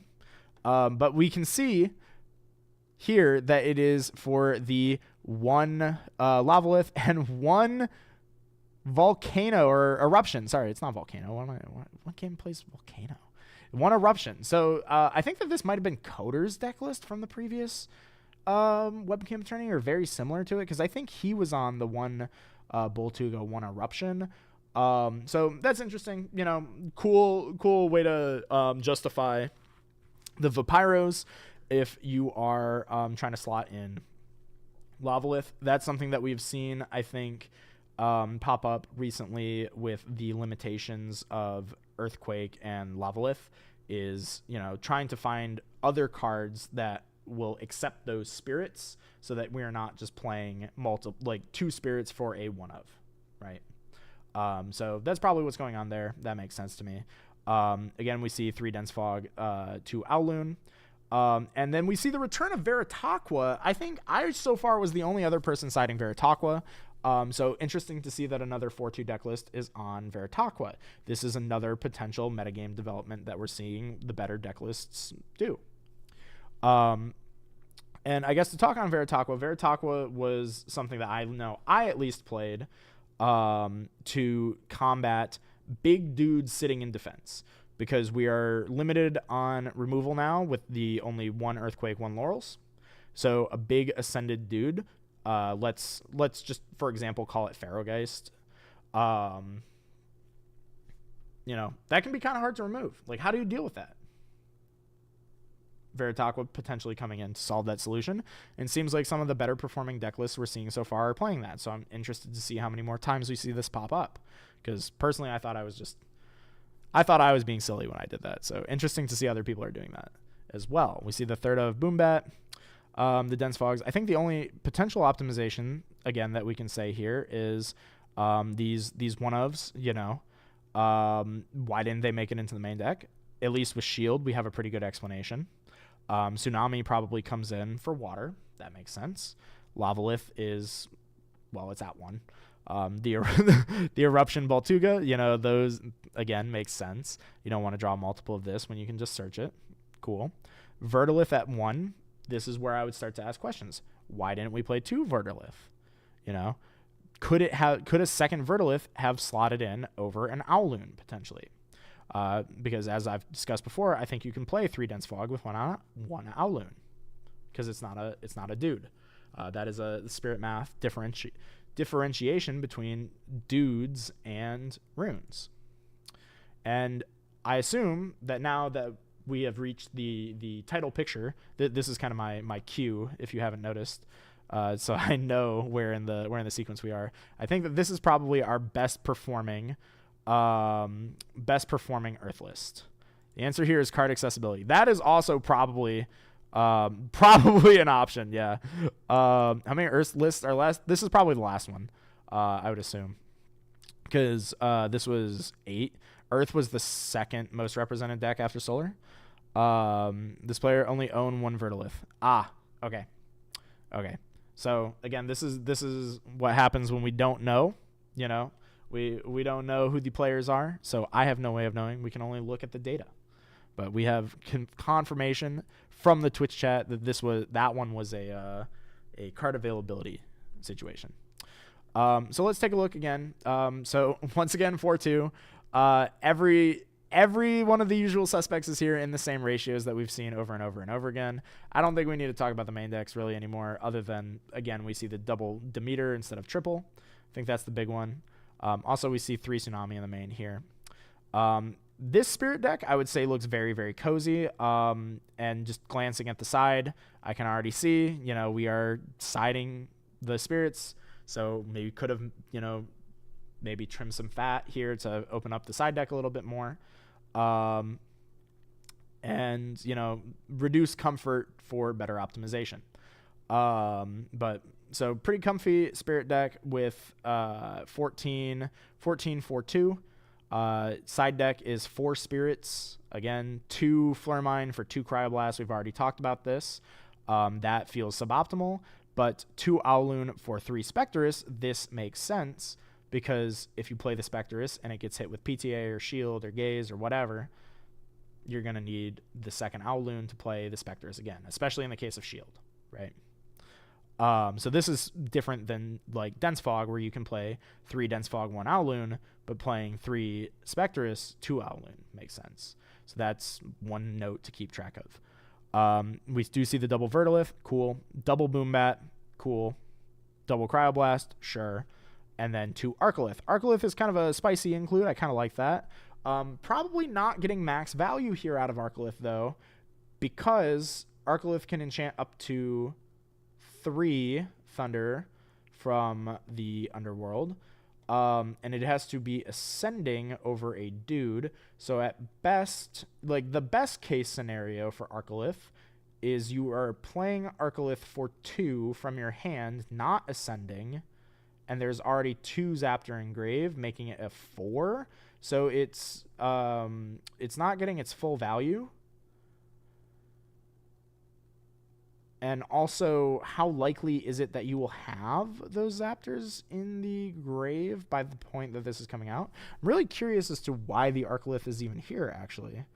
Hot take, card accessibility. I mean, could be. This could be another card accessibility standpoint. But again, even with card accessibility, right? Like, let's for a second consider card accessibility because we're on topic with it, right? Why would it be Arcolith instead of another card? Like, surely it could have been another Boombat, potentially, right? Boombat is a common, it's a pretty well reprinted common at that. Why would it be Arcolith? Well, I don't know. It could be another card, like maybe it could be Necklace of Harmonia. Maybe it could be Argo. Maybe it could be any number of cards that exist in the game. Right? We don't know this player's card pool. We don't know their collection. We only know the choices that they made. So we have to ask ourselves, why is Arcolith here? Why did they choose Arcolith? Clearly, Arcolith had purpose to them. So I'm curious what Arcolith's role in this deck list was. So maybe if we re-examine this deck list, maybe we could have cut this to accommodate for other cards. Not sure what those cards would be. Bad, even with accessibility in mind. Yeah, that's kind of the point I was making, is that, like, maybe this isn't optimal in Earth specifically. So we have to ask ourselves, but I think that this was our best performing Earth list. Yeah, it was, because this is now our honorable mention. So this is the Josh Bean Soldier TV Earth deck list that he intended to play for the event. We have access to this because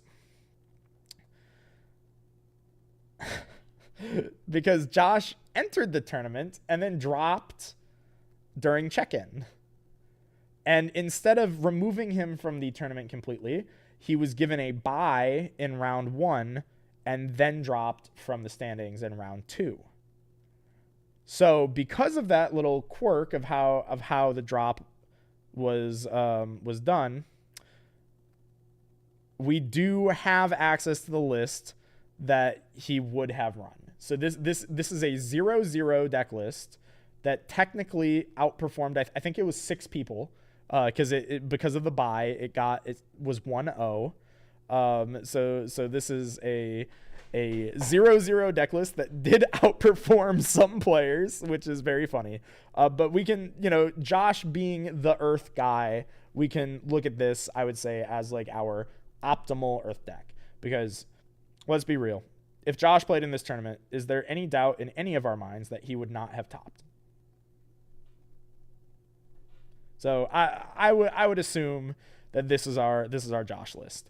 So once again, we see the usual suspects, but we do see the one difference maker here is that he plays Rummagem, which we had not seen in any of the other lists. Every other list cut Rummagem. Josh is on Rummagem as just a card that can search you any of your usual suspects. Make sure that you have your Equilinks all the time.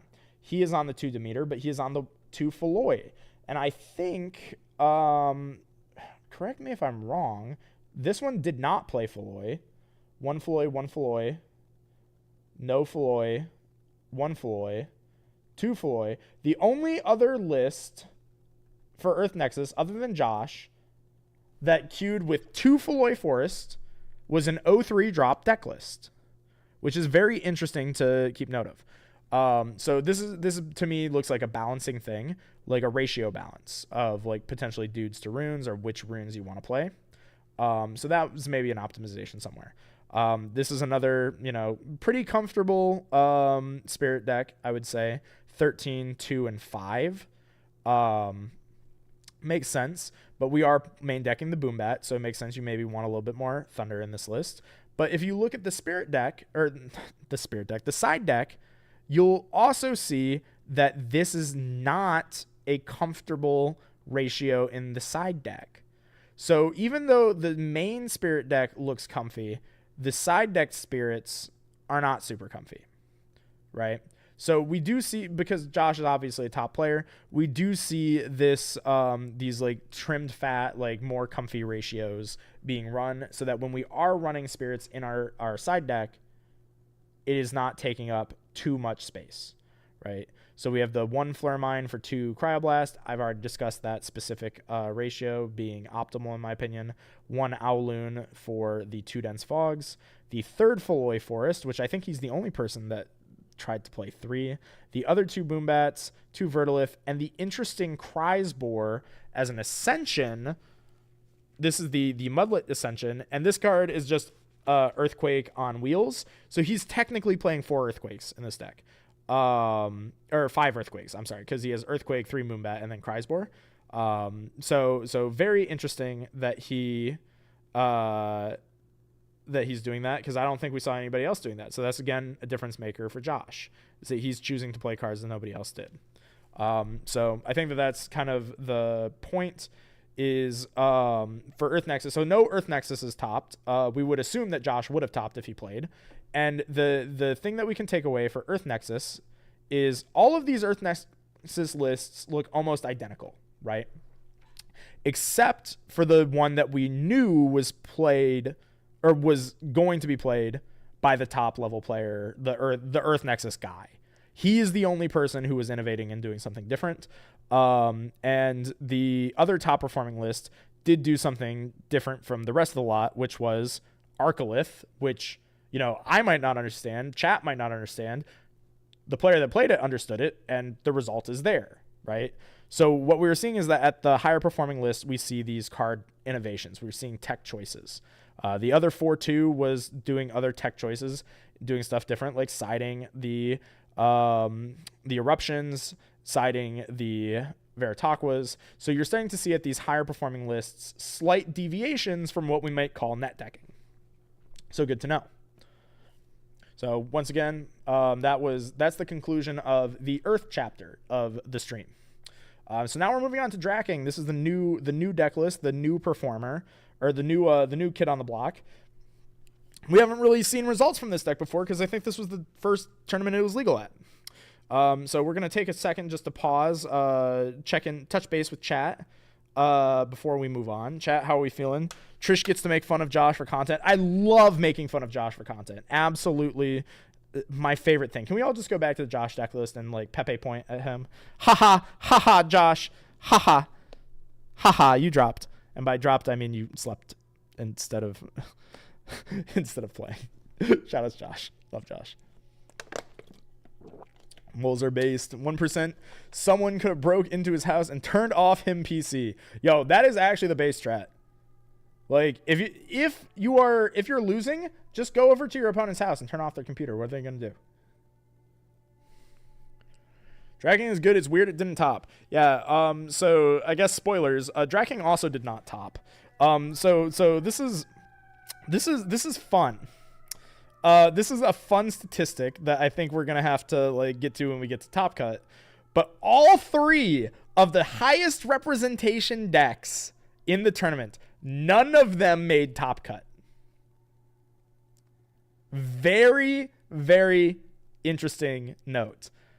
I don't know what to do with that information, personally. But interesting to see that the most represented decks in the room were also completely unrepresented in Top Cut. Which potentially means that, as a community, we had the read on the metagame wrong. And as time will go on, you know, we will see this metagame develop into a new metagame. A metagame that we were not prepared for. So let's look at our first Drakking deck list. Fought 0 Drakking all day. I was hold on, let me go back actually before I finish reading this.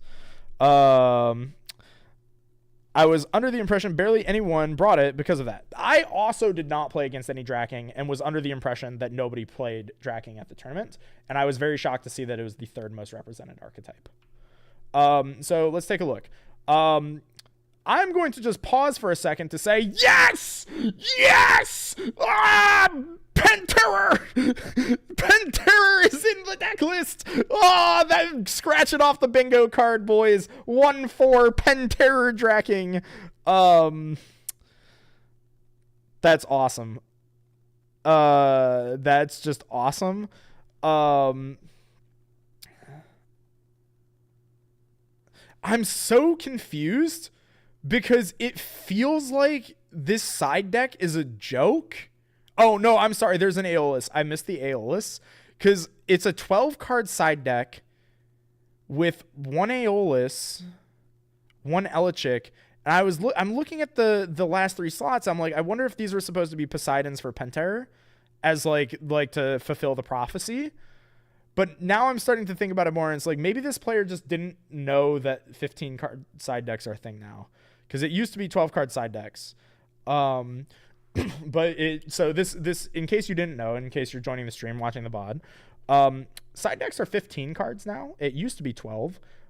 They're now 15. During the 12-card side deck era, though, the only people who would play who would run a side deck are players in Top Cut.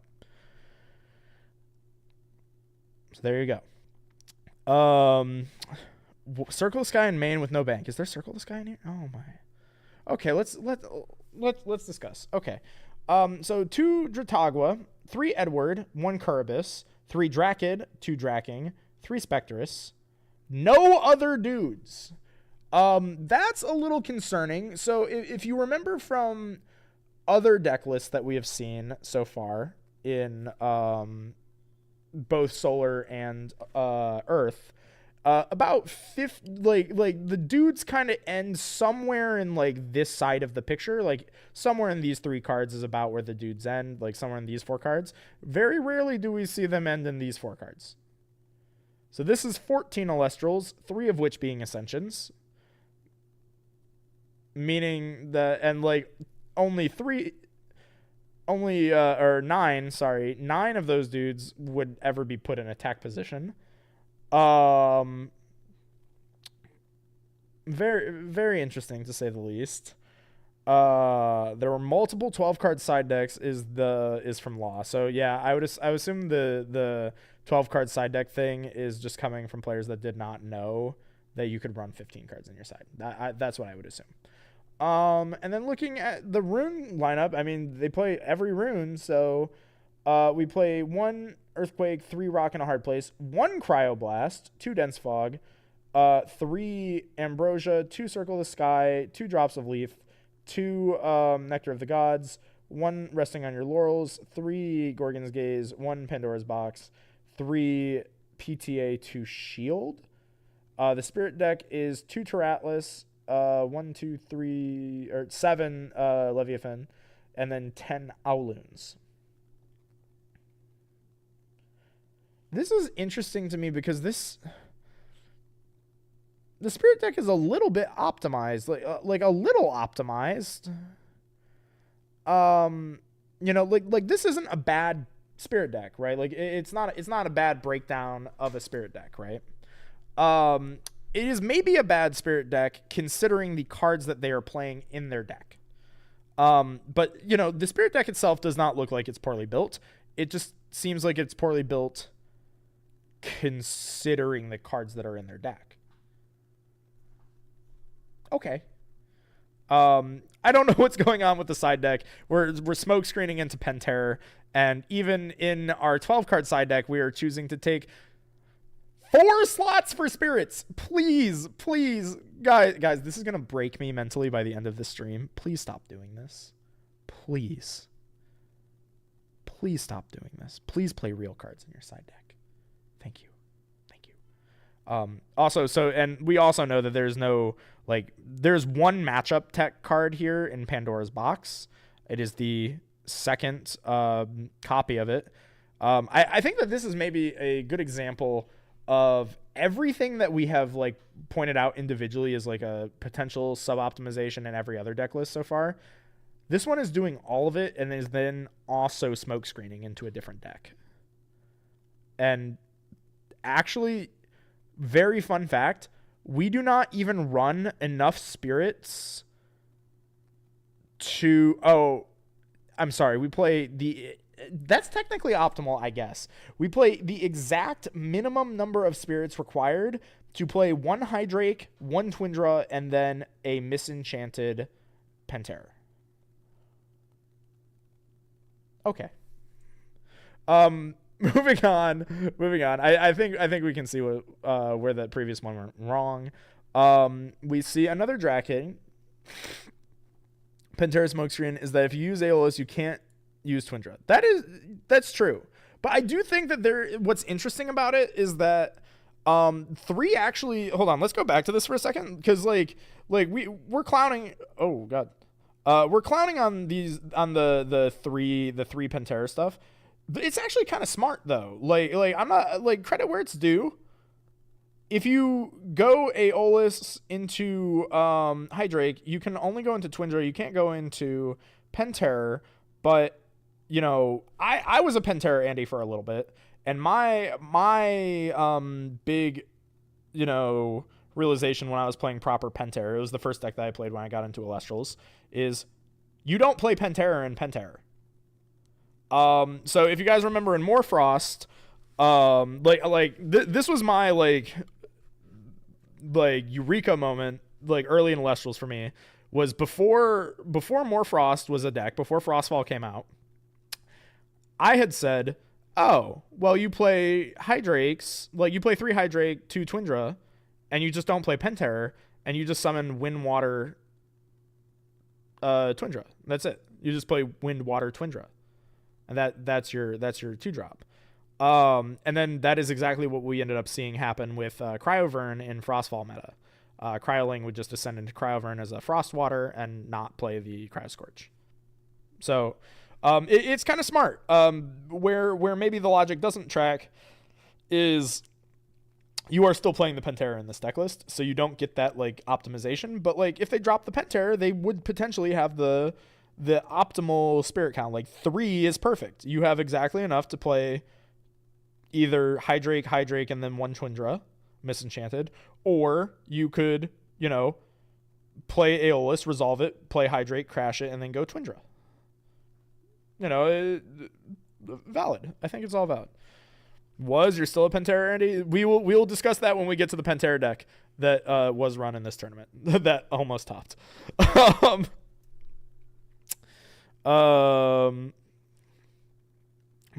favorite part. Oh, hold on. I need to catch up with the chat. They're playing Wet Terror. They know. Yeah, like that was on the bingo card. We did hit a bingo card deck, just not the way that I expected it. Do we need to properly enchant the Penterror in this? So yeah. So the Poseidon meme is that you can like just run Penterror, right? Like you can just run Penterror as like a big dude. And so, yeah, like, I think that they could just, like, misenchant it. Like, I think that that's fine. I think that that's why I wanted to go back and talk about it, is because it's smart. You don't need the Penterror to be properly enchanted. So they are smart in their spirit ratio. But that list is maybe a bit of a mess for other reasons. Penterror list was so cool. Yeah, like, it's definitely cool. Like, we've been talking about it for, like, 10 minutes because it's cool. Like, the cool deck lists get the airtime, even if they're not the best deck lists. But we have to move on. So let's move on to the next Drakking deck list, which appears to be 5s, but with Drakking in it. It's 3 Viserys, 3 Edward, 1 Curubus, so that's a trend. 3 Astrabbit, 2 Boombat, 3 Drakid, 3 Spectrus, 2 Drakking, 3 Rock in a Hard Place, 2 Tsunami, 2 Cryoblast, 3 Ambrosia, 2 Nectar, and then 8 counter runes, so 10 counter runes total with 5 removals. No Earthquake, interesting, in the main deck. And then, 20 dudes, 20 runes, but 2 of those dudes are Boombats, 3 of those dudes are Ascensions. So realistically, if we count Boombat as a rune, because I would count Boombat as a rune. And I would not count the Ascensions. We were playing 3, 6, 9, 12, 15 dudes, which is a little bit light. So maybe that's where this list maybe struggled, is maybe instead of these Nectars, we could have played more dudes. That's what I would point out. But, it can be deceptive in deck building. You look at the deck list, see 20 dudes, and you freak out. You say, I have too many dudes as it is. I can't put in 2 more. It makes sense. Looking at the Spirit deck, this looks like a pretty well-managed Spirit deck. I'm not going to lie. Like, we've talked about diverse Spirit decks. This looks like a pretty diverse one. We have 7 lunar. We have 6 water, 3 thunder, 2 frost, and 2 Terratlas. We do have, this is 2 frost for 2 Cryoblasts, which we've already discussed. We do see the 3rd Cryoblast on the side. Okay. That's the comfort ratio. You can still go down to 1 Flare Mine here. This also might be a little bit too much lunar. But, you do need lunar and water to resolve Drakking. So, maybe, I don't know. Still a new deck. But again, we see the cardinal sin of running 4 spirits in our side deck. We were playing 1 Terratlas, 2 Vapyro, 1 Owloon, 2 Ash Rabbit. That's really interesting. The Earthquake is sideboarded. 2 Mudslide. What does Mudslide even do? Hold on, we have to Google Mudslide. Does anybody know what Mudslide does? Because I sure do not.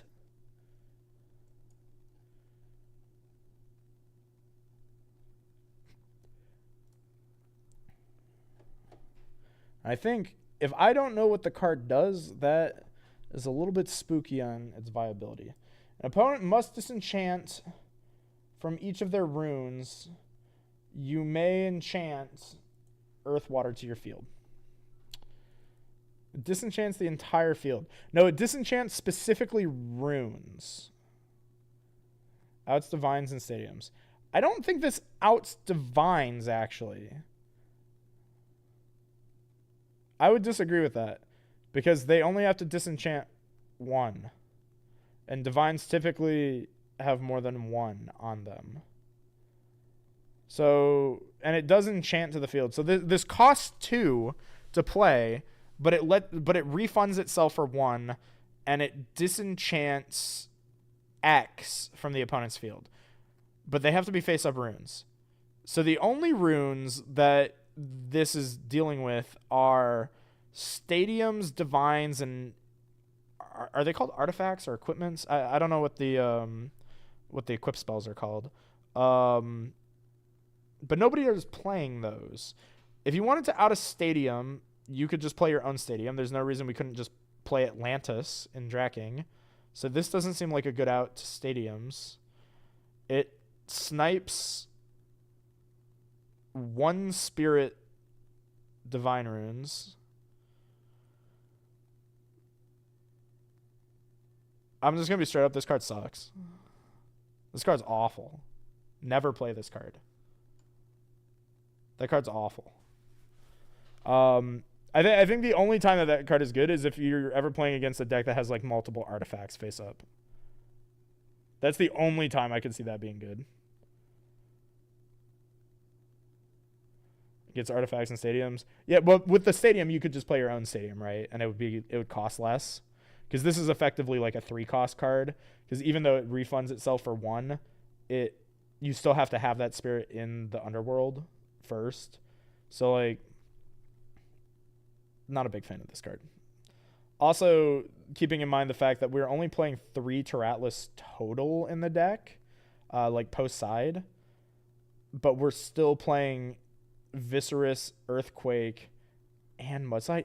I'm so curious just to understand in what game state they would ever want Mudslide. Like, why is it in their deck in the first place?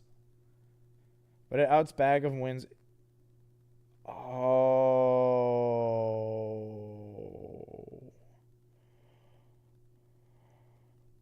Oh, I get it now. Oh, they're using it to beat Bag of Winds Wasp Ivy or Fleece Wasp Ivy. Probably lost a Wexus on Trident. It could also be Wexus on Trident. Yeah. Okay. Okay. I understand. I understand. This is definitely a sub-optimization. But okay. But I'm less confused now, but I still hate it. We're not doing this. Yeah, I see the vision. But I get it. Yeah, the deck insta loses to Bag. That makes sense. Dratskis or Piggy. Wirtz, what is also one, shout outs to Wirtz, like hi Wirtz, like love you buddy. Hope you're doing well. Like everybody say hi to Wirtz in chats. Hi Wirtz. Can we get some hi Wirtz in chat? But also like what is Dratsgus? What card is Dratsgus? Trisha's head just exploded. It's like, yeah, it's like we need the like mind expansion meme. Hold on. Where is it? I need this. Mind expansion. Guy.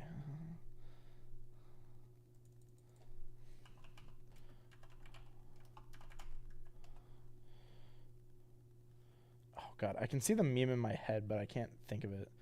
What's the... It's none of these. Hold on.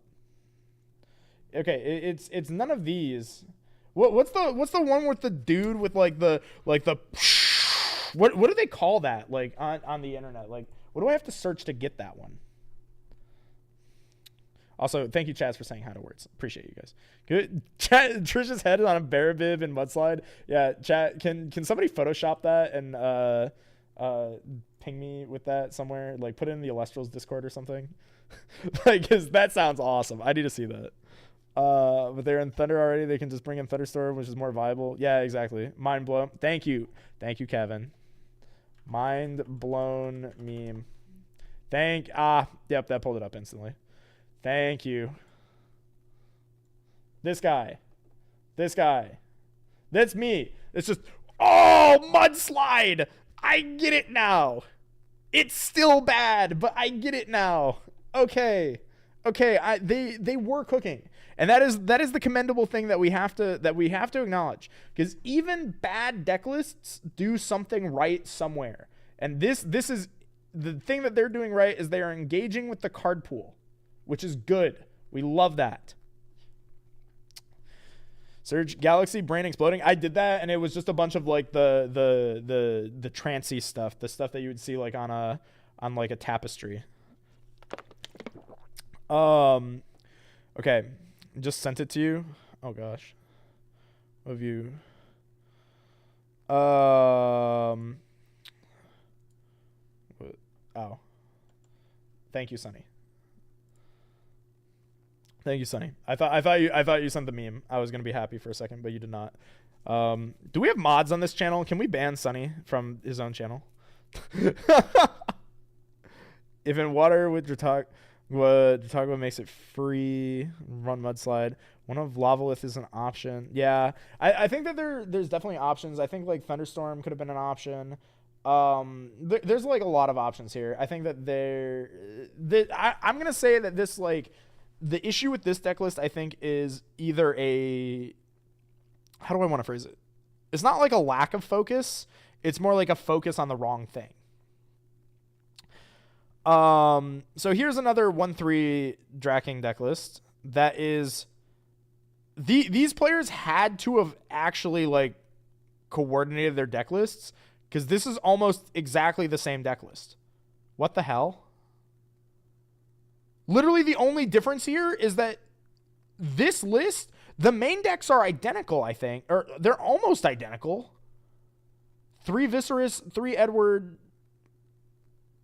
Where's the difference? Same 20 dudes. 3, 2, 2, 3, 2. Oh my god, the only difference is that they swapped shield and PTA. So this guy, this person played 3 PTA, 2 shield. This person played 2 PTA, 3 shield. This person played 7 lunar, 6 water. This person played 7 water, 6 lunar. These are almost identical deck lists. The side deck is identical. They both played the eruptions, except this person didn't play Ash Rabbit or Mudslide, and instead they played another Tsunami and another PTA. That's interesting.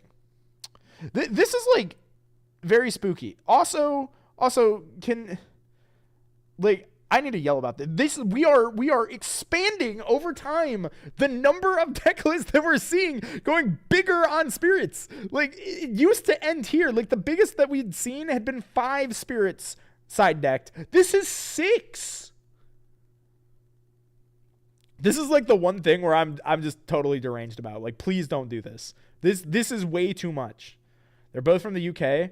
Yeah, okay. Like obviously these are friends. Like, these are obviously friends. It's very, I think what would be interesting would be to see if like it was the same deck list and like one did really poorly and one did like really well. That would be interesting to see, because that's where you can get like empirical evidence of like skill issue. I think that this is empirical evidence of like this deck list was not it. But what's interesting here is the main deck is pretty non-egregious, I would say. The main deck is pretty solid, I think, overall. I think it is the spirit deck or not the spirit deck. I keep calling it the spirit deck. It's the side deck and maybe a little bit of the spirit deck. Like, the spirit deck looks pretty solid overall on these 2 deck lists. Could maybe use a little bit of refinement. The side decks are a disaster for both of these. If what I'm reading from chat is that these are players from the UK, this is where I'm going to start saying, okay, this might be a card availability question, because the UK, I think, very recently got elestrals. So I would doubt that they have access to cards as easily than like North Americans. So that's what I think might be going on here, because that might explain like, why are they siding Eruption? I don't know what matchup that's for. But like burst damage makes sense, I guess. But like it would start to make sense, I think, if the question might actually be card availability in this case. So let's move on. This is a 2/4 Drakking. So far, we have a 1/4, 2 1/3s, and a 2/4. So Drakking was doing very poorly this tournament. Which I don't think anyone really expected. I think we all kind of expected Drakking to do pretty well, right? Because it's basically 5s plus Drakking, right? And 5s was previously so good that it prompted a ban list. So another interesting thing. Oh, yo, what's up, Josh? If I side 15 spirits, I can play a 35-card spirit deck, please. Yeah, sure. You know what? That seems reasonable. Let's just give Josh a 35-card spirit deck so that he can play Heal Stall. Yeah. Okay. So I quite optimized Chronodile list in tournament from a UK player. I think it could just be a skill issue. It could be a skill issue. Like, it could be. But, it could also be that, like, there is one player in the UK that has all of the cards, and the other people in the UK just maybe don't yet. I don't know. We can only... The game is still pretty new overall. The player base overall is still pretty small. So we can only infer, like, outside of North America, who knows? Shrug. I know I was, like, deck building with Quantal earlier, because Quantal's getting into the game. And we had to specifically build around his card pool because he wanted to go to locals, and he did not have that many cards. And he would, there's not too many players in his region that he can grab cards from. So there you go. All right, let's take a look at this Drakking list, the 2-4-1. So this time we see a kind of a more traditional 5s engine. We see the Necruff 2 Small Tuga, 3 Edward, Curibus, 3 Astrabbit, 3 Drat Kid, 1 Drakking, 3 Spectrus, 3 Rock in a Hard Place, 3 Tsunami, 3 Dense Fog in the main deck, 3 Ambrosia, 2 Nog, 3 Gaze, 3 PTA, 3 Shield. Spirit deck, still a lot of Lunar. It's 7 Lunar with 10 Leviathan and then 2 Zaptor and Vapyro. It's interesting to me that they're running the 1 Vapyro for the Necruff, and there's no other fire cards anywhere in the deck other than Necruff. So I don't know if that's like I don't know that I can't misenchant the Necruff situation, but maybe this is a comment on like, hey chat, did you know you don't have to properly enchant every card in your deck? Like, thinking back to the Sorlets in my deck list, I didn't run Wind. I could have run Wind. I could have played 2 Wind to play Sorlet and use its effect. I didn't want to. I just wanted to play a 5. So something to consider there. But playing the 1 Vapyro just to get the burn damage, maybe I could see it, but probably not worth it. Again, side deck. You guys already see how many spirits are in the side deck. You already see that there's 2 Flormine, 2 Cryoblast. You guys already can see my blood pressure rising. It's fair enough, but this is the common trend that I think we're seeing in a lot of these side decks. A lot of the side decks, the thing that we're harping on in these side deck constructions is the spirit mismanagement. These could have been moved here, trim the ratio, yada, yada, yada. Sluggle, 3 Sluggles, 3 Boombat, Earthquake, Cryoblast, Laurels. Not much to talk about. The removal maybe should have found its way into the main deck, maybe over like 3 Dense Fog Tsunami. And that would be my guess, is like maybe, game 1s they lost because they didn't see removal. So over the course of a match, that cost them a match. I don't know. Let's move on to 2-3. Another Drakking with a negative ratio. We have 3 Dratagua. So this one may be playing a little bit slower. 3 Dratagua, 3 Edward, 1 Curibus, 2 Tadpuff, 3 Astrabbit, 3 Drakid, 2 Drakking, 3 Spectrus. So all of these Drakking lists playing kind of heavy dude counts. 3 Rock and Hard, 3 Tsunami, 2 Poseidon. Okay. 3 Ambrosia, 2 Nectar, 3 Gaze, 2-2. Spirit deck is 12 Leviathan, which to me I think makes more sense for this deck. 2 Zaptor and 6 Owloon. Looking at the side deck is 3 Foamy. Okay, side deck Foamy is interesting. Not sure why I didn't make it into the main, but I like Foamy in Drakking, I think. 3 Cryoblast, 2 Flormine, comfortable ratio once again. 2 Dense Fog, sure. 1 Shield, I assume for the Drakking Mirror. 2 Atlantis, I like that. That's a good inclusion. I'm surprised took us this long to see in Drakking. And then the 2 Boombat. Okay, sure. I think that we probably could have played a little bit more on the Zaptors. Like, I would probably do 3 Zaptors with 3 Astrabbit, 2 Boombat, I would say. That seems about right, because that gives you play Rabbit, re-enchant Rabbit, and play another electric dude. That makes sense. But this is very tight. This is play Rabbit, don't re-enchant it, play another dude, or play Rabbit, re-enchant it, Ambrosia, play a dude. Play Rabbit,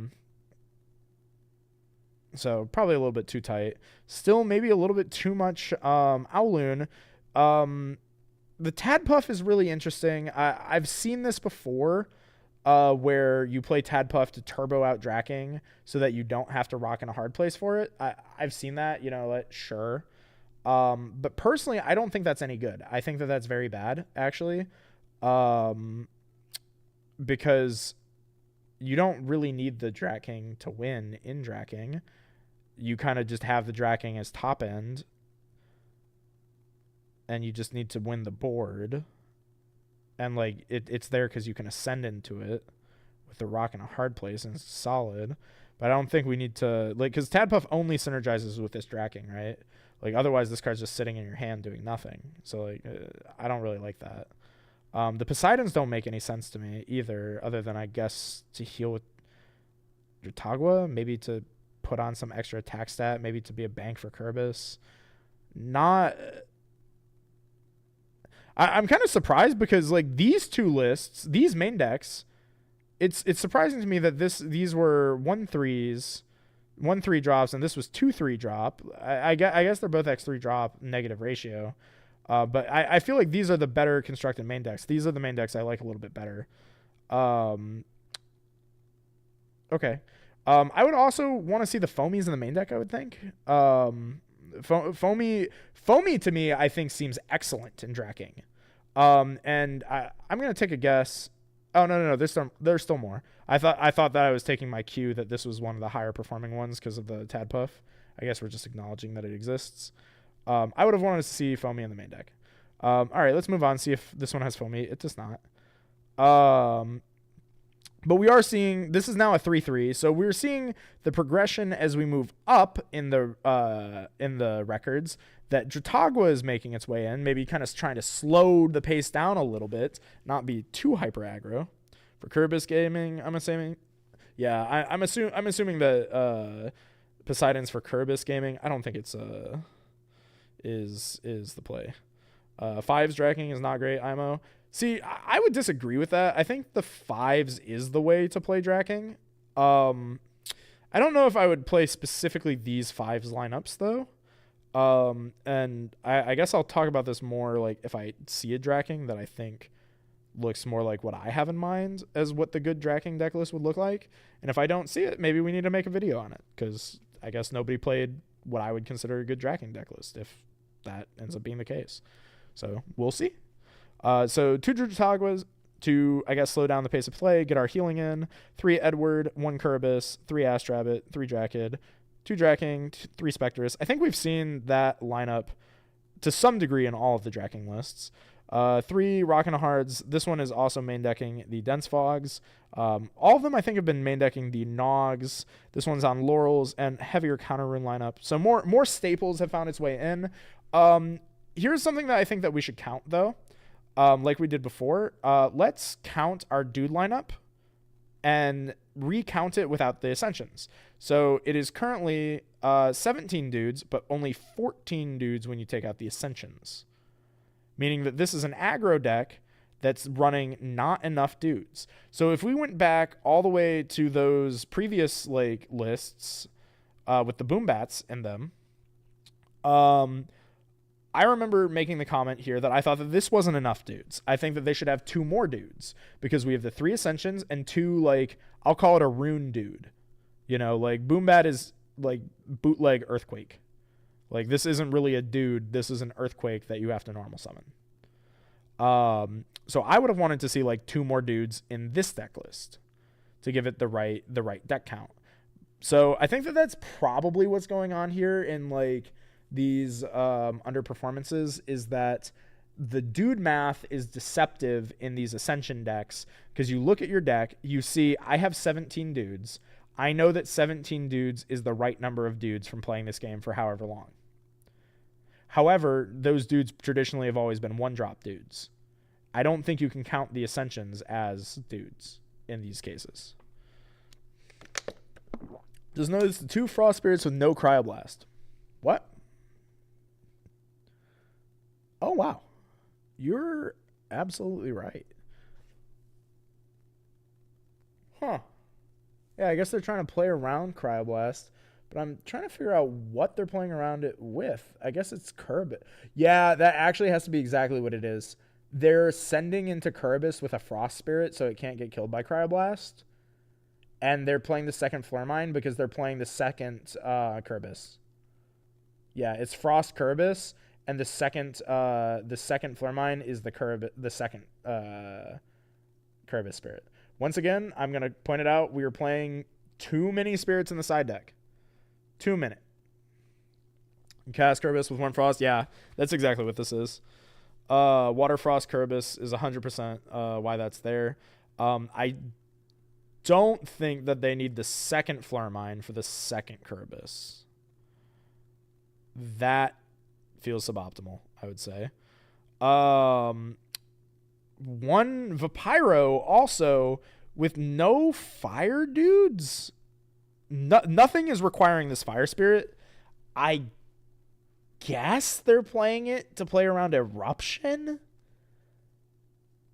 But Eruption's not relevant in the meta. So somebody traumatized this player. This player got traumatized by Eruption one too many times. But like so we have spotted the unnecessary spirits in our 4. Overall this side deck makes sense. I mean, we're playing the Boombats. Only 2 Boombats, could probably go up to 3, so third Boombat is being occupied by a spirit that doesn't need to be there. Second Kerbis, not really sure why you need a second Kerbis, because Kerbis is the third Drakking. I'm not really sure in what matchup you specifically want Kerbis over Drakking. So Drakking players, please let me know. I like the Helios and the Thunderstorms. That's good. We're playing the extra Zaptors for those. Sure. Sure. I can get behind that. The three Helios and 3 Pandora's box. And then again, we keep circling back. I guess I've kind of hinted at it. This is too much Lunar. You do not need this much Lunar. I think 5 is about what I would play in Drakking for Lunar. 8 seems like way too much. So I think these spirits could have made their way down into the main board, as we've seen, and then the side deck could have been optimized. So every single deck that has been under a 4-2 record so far has had an issue with oversiding spirits in the side deck. I think that is like the key thing we're zeroing in on as the most common deck building issue that we're seeing. So let's move forward to another 3/3 Drakking. This one is playing 1 Lavalith, 1 Nekroth. So let's go back to the previous list that played the Fire Spirit with Nekroth. This time, playing Fire Spirits with Nekroth makes more sense. This makes more sense. We're playing the Fire Spirit for Lavalith, but we could also just play the Nekroth for a Fire Spirit, do burn damage, and then, if we have it, ascend into the Lavalith, optimally using our 2 Vapiros. So that makes perfect sense. 2 Dratagua, 3 Edward, 1 Kerbis, 2 Small Tuga, usual suspects. These are all the usual dudes that we have been seeing over and over again in Drakking, plus a Lavalith. That's the first new inclusion. Rune lineup looks identical. Something I've noticed is all of these decks are playing Nectar of the Gods. Yeah, every Drakking we've seen so far runs 2 Nectar of the Gods. That's one thing I'm noticing. I think that's common among people who play Water, is they like to play Nectar and then Dratagua heal it back. Not sure if that's necessary, though, in this deck. These Nectars could have been another dude. This is also another interesting note. This is the first time we've seen 1 Drakking instead of 2, so it's 1 Drakking, 1 Kerbis. Interesting. Okay. The Spirit deck, I think... this is the first person playing 5. This is Skittles theory. Okay, perfect. We've hit our first Skittles deck list. It's 2 Earth for the Earthquake, 2 Fire for the Lavalith, 2 Thunder for the Astrabbits, and then 2 Lunar for the Dense Fog, and then 12 Flavor. This is Skittles deck building. So if you're unfamiliar with Skittles deck building, this is what I have coined a deck building pattern that you can follow. That I followed pre-ban list, which is that every deck list pre-ban list could easily be started off, or at least every spirit deck could be started by doing 2 fire, 2 earth, 2 thunder, 2 water, and then 12 flavor spirits.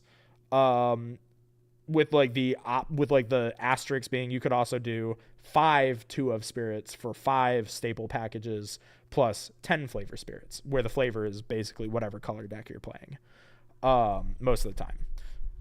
And then if you happen to be playing a deck that overlaps with any of the Skittles colors, you get extra flexibility. Taste the Rainbow. Yeah, this is the Taste the Rainbow deck building. So I like the spirit management here. The spirit management seems better than what we've seen. It might be a little bit too rainbow though. And then we are siding the extra Zaptor. So because we're a little bit rainbow, we have to side another Zaptor to accommodate the Boombats. We are playing 1 Flare Mine for 3 Cryoblast. Yes! Yes! Thank you! 1 Flare Mine, 3 Cryoblast, 1 Owloon, 3 Dense Fog. Okay, this is good spirit. This is good spirit management. We've finally found one. The only comment I would make, because there is still a sub-optimization here, we could have fit this Zaptor into the main spirit deck somewhere. We could have done that because this is 5 2, and the way to do that is to just not run the Lavalith, I think, like to cut the Lavalith and then not run the fire for the Necruff. Move this down, and then you can bump up either your Lunar or your Water to give yourself more comfortability there, or you could even move your Flare Mine down, move both of these down, take out the fires, and now you're only at 1 Owloon while still following spirit management math. And then that gives you just 2 extra cards to side. There you go. Frost should have been a man. Yeah, I agree. I think that if I was building this deck, frankly, I like their deck building. I think that they just pre-sided Lavalith, because what I would have done is put Zaptor and Flare Mine in the main spirit deck, side deck the Lavalith if I was going to play it, and then accompany that Lavalith with the 2 Vapyro. I think the reason they didn't do that is because they didn't have space to side the 1 Lavalith, because that puts them at 16 cards in the side. So it's clear that there's conscious thought here. I can see where they were going with this. Like, I can see all the deck building like decisions that they made. I think that they might have just like wanted to I think that this deck list just needs tweaking. I don't think that this one's necessarily bad. I think that we're starting to hit deck lists that now we're in the tweaking range, and that makes sense. Is why this one was 3/3. You can't see it behind me, but that's you know, this is a 3/3 deck list. It makes sense that we're now starting to get to like tweaking rather than like let's start over. Was that the last one? Did we already go over this one? Yeah. All right, so that was the last one. So that was the highest performer. This is the highest performing actually Drakking. And I guess that makes sense that, you know, my comment on the highest performing Drakking is that we are at the tweaking stage of it, because this does look like a well-built Drakking. I'm not going to lie. But I think that there are optimizations that we need to make. I would, you know, my suggestion would be to move around some of the spirits, maybe cut this Lavalith, or, you know, maybe find space for other cards. But again, I think that we're short on dudes. I think these Nectar of the Gods are taking slots away from the dudes. That, I think, is probably what the Drakking players might have been the lesson that they learned in this first tournament, and that they'll come back next tournament and perform better. We did see one iteration of the Tadpuff variant of the deck, and it did not perform well. This was a 2/3 drop. So unfortunately, the 5s version still performed better. So sorry, Caleb, but I do think that this is like closer to the variant that I would run. I have to actually, you know, I need to go check the archives, because I have posted Drakking deck lists somewhere. And I now, for the life of me, can't remember what my Drakking deck list looked like. To see.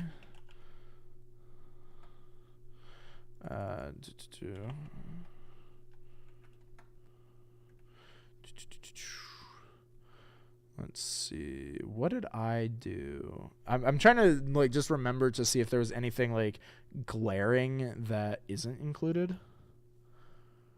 Oh, okay. I know the things that I included that they did not. Okay, so if Trish's deck list is bad, no leaks. Yeah, I'll probably go ahead like so this in mind, there were things that there's I think a very obvious card that we did not see. I'll just come out and say it what it is because I feel like I'm not really saying anything too crazy by saying this, is that we didn't see Galaxy in a single one of these deck lists. These are all water decks, and not a single one of them played Galaxy or Mouse Station.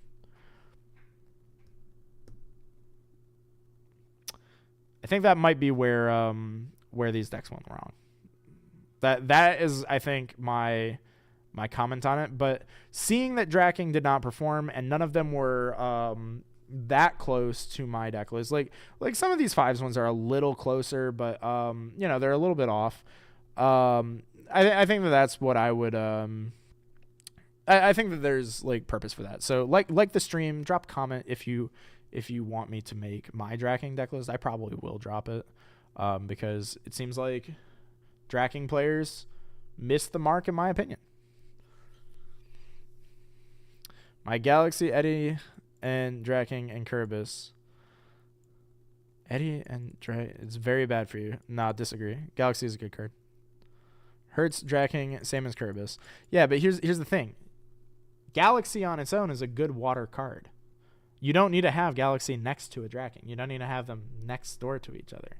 So I don't think that I don't think you cut the card from Drakking. That I think is the issue that the Drakking players had, is they cut the good cards because, oh no, it switches my stats of cards that are not going to be on my board when I play Galaxy. Okay. All right, let's look at Chronodile. I think Chronodile, there weren't too many Chronodile decks. We're starting to get into our so we've gone past the big 3. Let's take again a moment to touch base, check in with chat, and also to take stock of where we're at. So we've gone over the big 3. The big 3 decks are 9 representation, our 8 representation, and our 6. How many Dragons were there? Some. So those were the top 3. None of them made top cut. All of the 3 most represented decks, none of them cut to top cut. Very interesting. Like I don't even know what to say about that. That's almost never the case in card games. I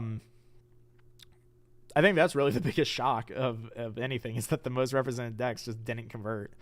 So I would say that as a community, we probably just missed the mark with what was the pick for this event, which will make top cut really interesting to talk about. And now we're going to be getting into our more niche decks. So these are going to go a lot faster. So let's go with Chronodile now. This is a 1/5. Yes! 1/5. 1/5. They stuck it out. I mad respect to the player that does not drop at X2 round 3 or X3 immediately, and they stick it out all the way to go 1/5. Shout outs to this player. Yippee Chronodile. Yeah, this is oh boy, Chronodilo Galaxy. Can you lie about the solar part? Yeah, we'll lie. Solar is the best deck, obviously. It was on the prediction. Best performing solar. I did no prep. Built the deck in 30 minutes night prior, and the side is awful. Yeah. I mean, and I don't even think it was that bad of a deck list. Like, you can probably go back to get my full comments on it, but like, I think it was a pretty solid deck list overall. Like, so I think solar had the most bubbles too. We had 3 4/2s. Earth Nexus had 2 4/2s. Drakking had none. Chronodile maybe. Let's see. We have 1/5. 3 Dratog. This is very clearly just water beatdown. With Chronodile. Sure. So 3 Dratogwa, 3 Edward, 2 Foamy, 3 Galaxy, 2 Most Station, and then a Chronodile Ascension line. We have Earthquake, 2 Tsunami, 2 Trident of Poseidon, 2 Poseidon, 2 Atlantis, 3 Ambrosia, 2 Nectar, 1 Laurels, 3 Gorgon's Gaze, 2 PTA, 2 Shield, no side deck, 2 Earth, 4 Solar, and then the rest is water. I'm going to go out on a limb. I think that this player might have just bought a couple Chronodile starters and put them together. I'm going to go out on a limb and think that this is just we took some starter decks and we put them together, cuz that would immediately explain a lot. Even with that said, this is like, they picked the right cards, like they picked the good cards to pick. Once again, we are seeing the trend of water players putting Nectar of the Gods in their deck when they don't necessarily have to. So this is maybe some like brain worms that we need to get out of the head of water players. But I don't know. The Trident Poseidon thing makes sense. We see it as a cheese tactic sometimes. I don't think there's too much to say here, but shout out to this player for sticking out for 1-5. Chronodile at 1-3. All right, another we win once and then we drop deck list. This one does have a side deck. This one a little bit different. It is 1 Aphoros, 2 Chronodile, 3 Dratagua, 2 Foamy, 1 Sluggle, 2 Tadpuff, again. Interesting. 3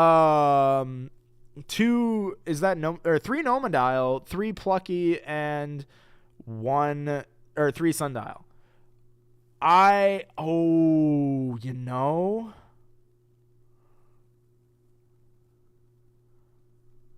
This was a child. I saw this list while judging. This was a child. Wait, which one? The 1-3 or the 1-5?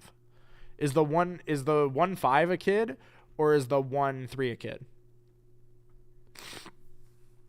Because it would make sense if the 1-5 is the kid, because that would actually make sense if they're just like jamming together the starter decks. They did pick the best cards. Yeah, okay. If this is a kid, this makes perfect sense, because I think most adults stick it out. I don't think I personally in my life for any card game have played a tournament out when I'm at like a non like even bubble record since I was a kid. I think the last time I played out like a tournament to like 1-7 or something like that was when I was like 13. So that makes sense. Shout out to that kid. That's awesome. So glad to see the kids are playing the game. That's cool.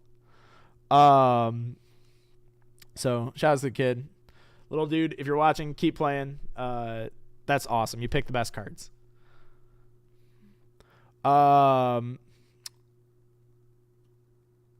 I'm sorry. I've totally gone on a tangent. I see. So, okay.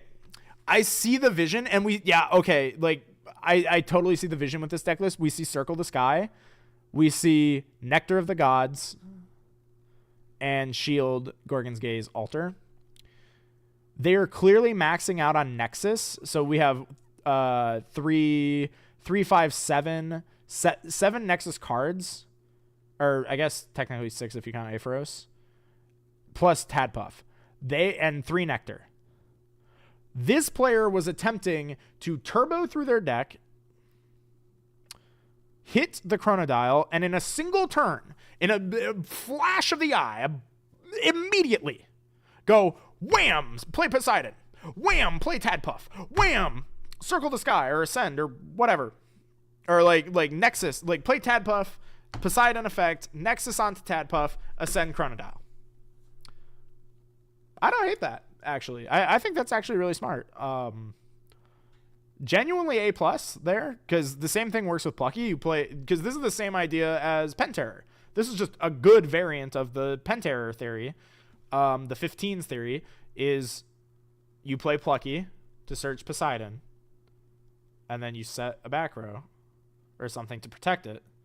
And on the next turn, you say, I've assembled all the pieces of Exodia. I will play Poseidon and then ascend into a 3-drop immediately. And then you just max enchant the Poseidon. Now you have a towers that is super scary. I'm on board with that. You know, like that doesn't seem bad. I think that this actually might be the optimal way to play Chronodile. This actually kind of has my this is catching my attention because, like, okay, now I just want to theory craft a deck. Like, I don't even want to think about their deck. I just want to theory craft. Like, because we could trim a lot of fat here, right? Like, we could take out these sundials. We could take out the nomadiles. We could probably take out Aphoros as well, maybe. And just play, like, probably not Elechic, but the Plucky for sure. The Foamies we can max out. We can max out Tadpuff as well. I like the Draw Engine and just put in more back row and stuff. Take out, like, Circle the Sky. Bump up the back row so we actually do protect our board that we put out. And then max out on Chronodile and just, like, jump scare people with Chronodile. Like, that doesn't seem bad because that's just the Penterror deck. Real question, where is Cerebral? It's in Drat Summer. Go back to Drat Summer. That deck had the Cerebral. But this was 1/3 drop. Again, same comments as always about side deck. There's 5 spirits in it. We don't have to keep going over this. And then so they're doing 2 of our side deck comments, which is too many spirits in the side deck. Find space for this in the main deck somewhere.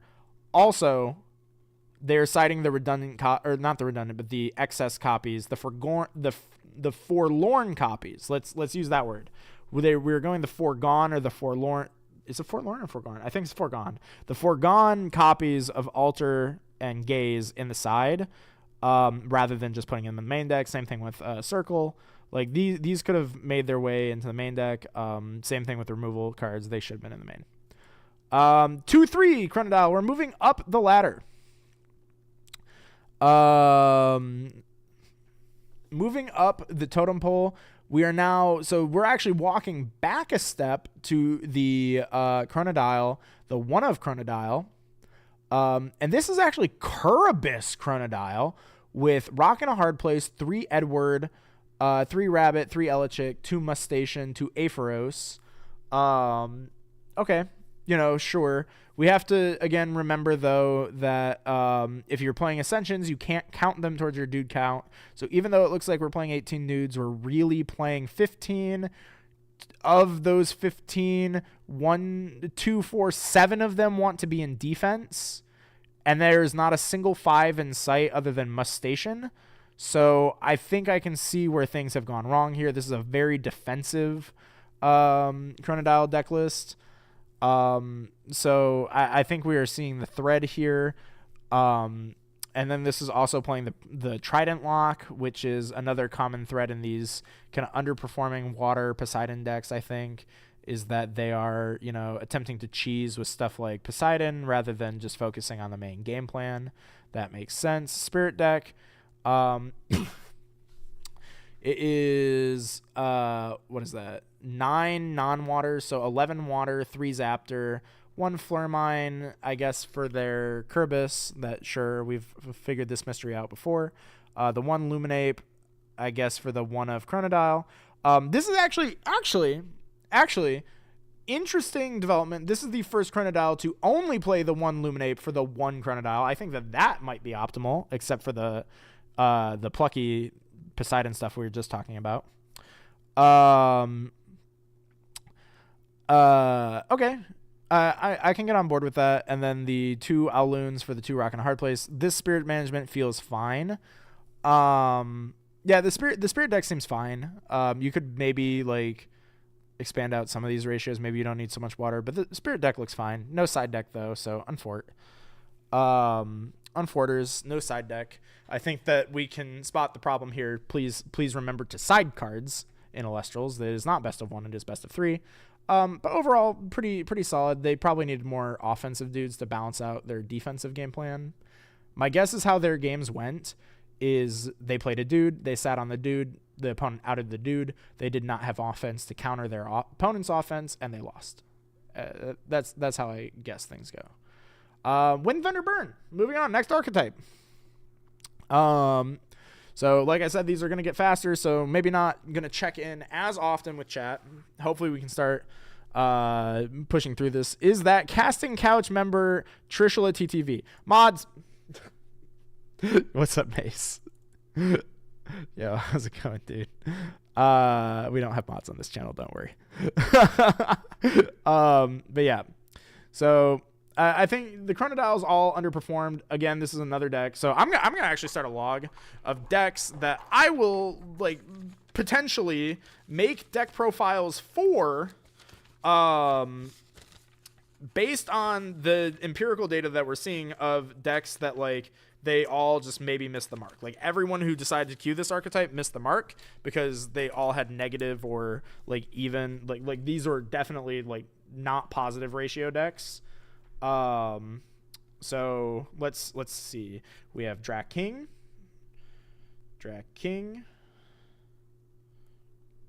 and Chronodile. And I think that there's some spice that we can do with Chronodile, because that actually, you know, so hold on, before we go in here. What am I doing? Was it this dude's deck list? Yeah, so shout outs to this deck list specifically, because this one got the creative juices flowing. I want to cook because of your deck list, so shout outs to you, whoever you are. Cool. All right, Wind Thunder Burn 3/3. I think this might have been my round 1 opponent that I lost to in time. You're going to make cows great, Trishlet? Absolutely not. No. Ask Josh for that. I'm sure Josh is like jokingly, but I'm sure he might do it just for the point. Has talked about running solar to top with it just to like Fortnite dance on me and be like, look Trish, I topped with the list that you don't like, ha ha ha ha. It's like, okay Josh, but you could queue anything in top. You are just a god. Like, I don't know what to tell you, man. You're just infinitely better at this game than I have any capacity to be. But cows that didn't go positive, I will write down the cows. All right, I've already finished the cows video. The cows video is play Lustron. Easy. Round 1 didn't run Spectrus. Oh, okay. Well, this I think is their archetype that I played against.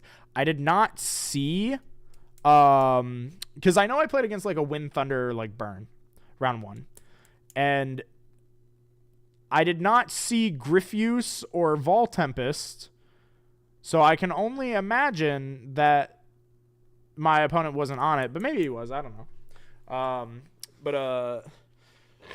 Let's take a look at this 3/3. So this is definitely a middle of the pack starting off, but it is once again doing our cardinal sins of siding too many spirits. So my interpretation of that would be maybe this is a bad deck or like bad deck list, but a good deck. You know, like if we see the deck building flaw that we see over and over again in the like 1/3, the 1/4 type deck list, if we see that in like a deck list that is performing like decent, that could indicate that we have found a deck that is a good archetype, but maybe just not a good deck list of it. So something to keep a note on is that clearly this deck is Wind Thunder Burn, but in an attempt to go into Vol Tempest, playing Griffuse. Sure. Spectrus, I think I've like mentioned that I don't like Spectrus. I don't think this card's very good. But one thing that I do think that this deck list does well is that we have mentioned that you do not count your bigger drops towards your dude count for balance. So this is playing 20 dudes with 3 ascensions, giving you about 17 real dudes. I like that. Maybe we could have balanced out. Instead of playing 3 Spectrus, maybe we could have played like 2 Pegas, 2 Sorlet, 2 Toxion, maybe. I don't know. You know, not my deck list, not sure, but cool. Like that math. 20 runes. We played 3 Divines. This is pretty standard, I think, for Wind, is that they like to be paired with Thunder because of Elechic searching Aeolus, but also then being able to search Zeus because you're already on extra Thunder because you're running Elechic and Rabbit together. Cool. And especially because you're playing the Vol Tempest now. Cool. I'm on board for that. Staring kind of rune lineup, so nothing too surprising here. The Spirit deck seems pretty straightforward. Pretty even split, but we're seeing no Earthquake. I think no Earthquake is another common thread that we've seen in some of the like underperforming lists, so maybe find space for the Earthquakes. We are doing, again, the blood pressure thing of 2 Cryoblast, 2 Flare Mine, please. It's 3-1 is perfectly optimal at 3-1. 3-2 is fine. 2-2 is chaos. Side deck stuff, etc. We're siding in the Nemi Sales. This makes sense for time and just sustain into slower matchups. Vertuka, interesting to see it. Maybe we could have played another copy. We are playing another Aeolus, I assume, for consistency. But this begs the question that we've asked before, why didn't it make its way into the main deck? Laurels, P-Gust. So, yeah, okay, I could see it. Maybe one thing that they could have done differently is to take some of these on-color guys that they're siding and replace the Spectruses with the on-color Elestrals, and then side the Spectrus in whatever matchup I guess Spectrus is good for them in. That would be my like immediate thought, is like, if Spectrus is here for like a specific answer to something, why is it in the main and these dudes are not? Not really sure what's up with that, because that's led to some funky deck building in through here. So that's probably the place I would clean up. Another Wind Burn 3/3. This maybe is the opponent. Yeah, this is probably the opponent I played against, because I remember. I think I remember he played an Arcolith against me. I think. So there's another Wind Thunder Burn, also on the Vol Tempest. This time not running Griffuse. 2 Zeus, 2 Aeolus this time. A little bit comfier ratio maybe. I'm familiar with running 2-1, but you know what, fair. Nectar of the Gods, more draw power, sure. Again, 1 Sorlet, maybe we could have bumped up to multiple, but we're playing maxed out on the burn dudes. This all makes sense. The Arcoliths are interesting addition, but I could see it. This card is actually, this card has been a high performer. It did win the tournament as well, so Arcolith makes sense. Pretty nice split of Zaptors and Owloon to Leviathan, sure. But again, no Earthquake, not even inside, so maybe something to look at. Again, too many spirits in the sideboard. Not sure. And they both did this. They both played 5 spirits, including 3 Wind Spirit. I don't know if this is like me being ignorant, but why would the wind deck side into more wind and more wind dudes? We couldn't find the double sleeve we were using, so we couldn't lower the spirit count in the side. I see. I see. We sided too many spirits because we couldn't find the right double sleeves. You know what? I respect that. Okay, I can respect that. And yeah. Play more wind against water. Why? Why do we have to put in more wind versus water? Can't wait to see you rate mine. Went 4-2, lost out on Top Cut, route 6 to Sky Guy. Ooh. Tyler, hopefully I don't know what deck you were playing, but hopefully you stick around until I get to it, because I don't know how many more deck lists I have. But very, very curious why it's like specifically water where you want more wind. Gets walled by water, set out your tsunamis and waters to have more live cards. Okay, that's no. Okay. So let's assess that. Just because you take out Tsunami does not mean you need to take out Leviathan. Because the opponent, if you are not playing water, they are still running Tsunami. You can still run Leviathan to enchant your dudes. Like, you could just misenchant Ascend into a Arcolith as a 6/4 water something to attack stuff. You could re-enchant a Vol Tempest with water so that this thing can attack stuff. You know, we can do that. These are all things that we can do. You could even play Water Sorlet. You could even play Water Elechic. You could play Water Toxion or Toxiswarm. These are all legal things you can do, especially underneath Atlantis if they're running Atlantis. Just because you are playing a matchup where you take out the color spirit card does not mean that you need to play you need to take out the water spirit as well. Let me actually well, no, I guess I played Galaxy, so I can't use it as an example. I was gonna go back to my deck list, but I played 3 water in my solar deck list. The only water card I played in my main deck was Galaxy, right? The water spirits weren't just there for Galaxy. They were for all of the 5s, all of the dudes. I could just throw water spirit under anything because water is probably the most generically useful spirit in the game. So you don't need to side it out just because you're against water. And that is a conversation, I think, for the spirit management video, maybe. So I guess I'll write that down. Spirit management guide /guide, because I think that there's like potentially like lack of developed like theory, like we don't have a book on like how to manage spirits. I think I have like, you know, my opinions on how to manage the resources and stuff.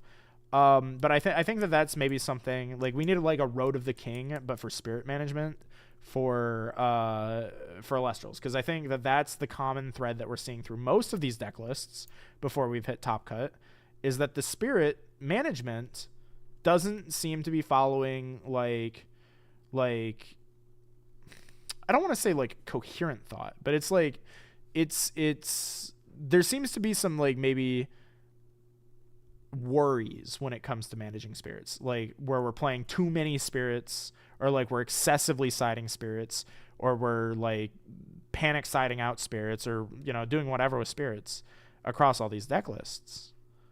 And that might be the key to reaching the next step of performance for some of these deck lists, some of these players. And, you know, when you master more of the spirit management, that unlocks more space in your deck to build. So I think that that's probably a key place that we can work on as a community. Okay, that's all the one Thunderbird. So let's move on to Wasp Ivy. I think we're hitting our 2 ofs, like our like 2 people entered with this deck type thing. So Wasp Ivy, 3/3 Wasp Ivy. I don't know what Wasp Ivy looks like normally. However, I do know that typically decks don't run 9 elestrals plus 3 ascensions.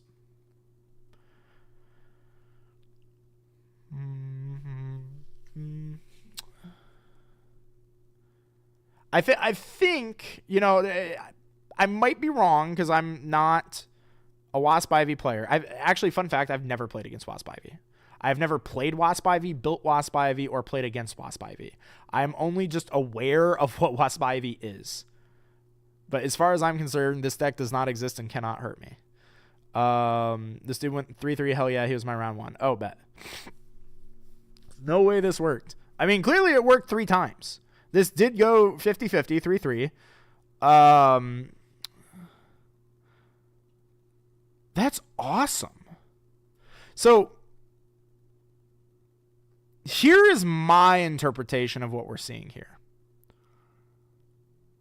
There's only one Elestral you care about in Wasp Ivy, and that's Wasp Ivy, right? Like, I'm trying to get into this player's head. Right?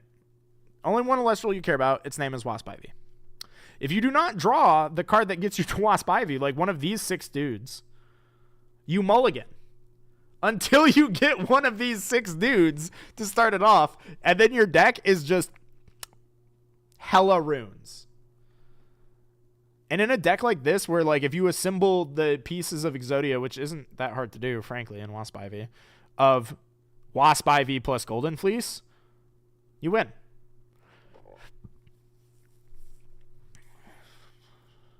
For my round with him, I could not have been convinced it was only 9 guys when I resolved Waylands.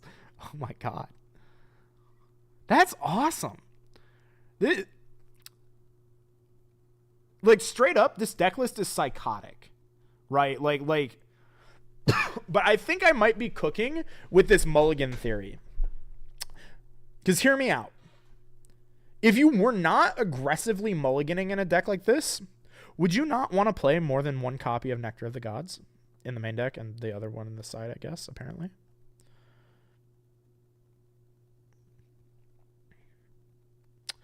That, I think, is what's going on here. That's going to be my take on what's happening in this deck list, is that this player was aggressively mulliganing, which is another strategy we haven't seen explored too much in Elestrals, and I think that there's definitely conceptual space for us as a community to like learn and grow and deck build in theory on when do you see a deck that just doesn't care and just says, I'm going to just not play that many cards, or not that many dudes. And if I just don't draw them, I'm just going to keep mulliganing. Because if I hit my win con, I win immediately. And I'm not going to care about the spirits after that. Because they don't matter. Because I won. And you lost. That, I think, is what's going on here. I think that maybe there's room for like refinement.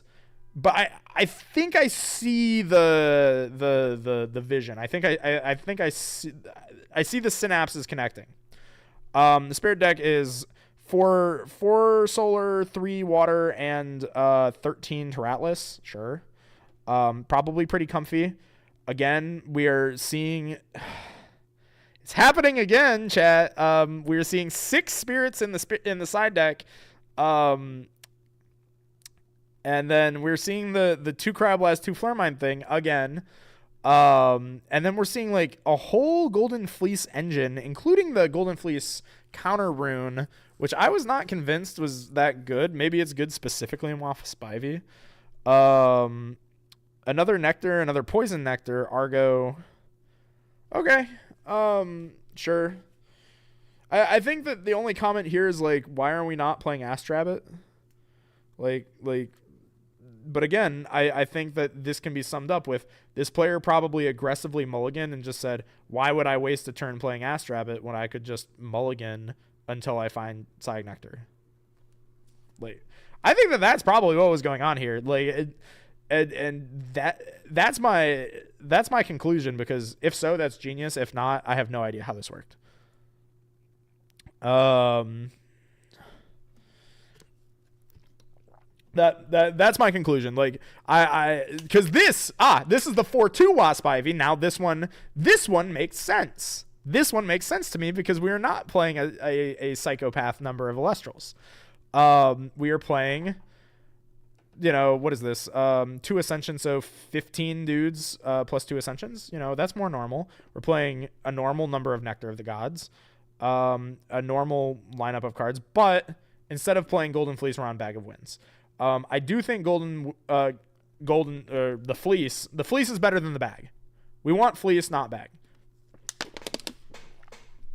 So fleece is outdated, or not fleece, but bag is outdated. But I guess this player maybe didn't have, maybe they didn't have golden fleece, or maybe they just didn't get the memo on it. I'm not sure if there is like marginal utility of bag that I'm just unaware of. But yeah, I think that's what's going on there. The spirit deck, let's take a look, see if there's anything too psychotic here. There's no Tsunami in the main deck, but there are Edwards. So 3 Edwards for 2 Leviathan. Sure, that tracks. 3 Zaptor for 3 Rabbit and Boombats on the side. Sure, that tracks. However, we do see the extra Zaptor, so this is a spirit sub-optimization, because 3 Boombat, 3 Rabbit, 3 Zaptor is correct. So again, spirit management video note. And we see the same math ratio play out of 2 Tsunami, 3 Edward, extra Leviathan. Extra Leviathan's probably valid here because there's a difference in the spirit evaluation for dudes and runes. This is another 6 spirit side deck, by the way. I'm once again banging my head against the wall. But we see why it's a 6 spirit and not a 4 spirit at the very least, because they're playing the Lavalith. Probably just would have foregone the Lavalith and just said it's not necessary. And then we see that the Zaptor is non-necessary. This is not a necessary Zaptor. So we've already now kind of trimmed, what's that?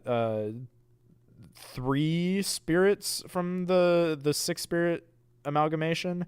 And once again, we see the Owloon, the extra Owloon for the dense fogs.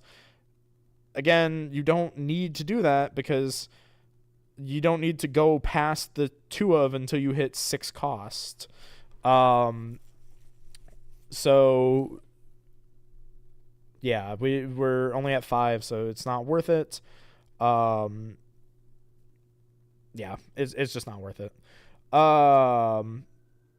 So we can trim 4 of these spirits like immediately. So this is again, just over too much like, not dependence, but work. It's like a fear thing, I would say. It's like too much fear of not having the right spirits, which I think is probably like a general, is caused potentially by mismanaging spirits. That's what I have seen the most, like even at like higher level, is like if you mismanage your spirits, you feel like you need more of them, which then means you play more of them, which means that you are cutting cards that you don't need to cut. And it's really funny because so I knew about the Drat summer deck that we looked over before. And someone in one of the Swolax streams, I was just lurking in chat, and I saw that they had referenced that there was a solar water deck that did well. And someone in that chat thought that it was me because they played against me and they felt like I had a ton of water. Like I had nothing but water. I just kept playing water dudes. I played 3 waters. Think about that for a second. If you spirit manage correctly, your opponent might just sit there and be like, oh my God, that's so much water. How do you still have water? Even though it was only 3. That was me. Oh yeah, there you go. Yeah. Hi, Hunter. Yeah, like I just managed the 3 spirits. Because 3 felt like too much. I played 7. I think it was 2, 4. It was like 7 water dudes, like dudes that were like, or 7 cards that like specifically wanted water, and 7 dudes that did not necessarily specify they wanted water, but ideally I would play them as water. And I only played 3 spirits, and it was fine. Because I think that the thing that we forget about is that Ambrosia is just Black Lotus. This card is Black Lotus. It can be whatever spirit color you need it to be. So, you don't need the spirits in your spirit deck to have the spirits to play enough cards. I think that's the conclusion on that. Ooh, we've hit the best part. All right, so that concludes our decks that were represented by more than one people segment of the tournament analysis. We move on to, as Law titled it, one-off decks that did not top. So I think that there might have been, I think that he had to specify that did not top because Coder was the only person that showed up with, technically, he was the only fire caster in the entire event and also the only bear caster in the entire event. So we have people who played, like individuals who played a deck completely unique, but did not make the top cut. Normal cast Sorlet. He's on water.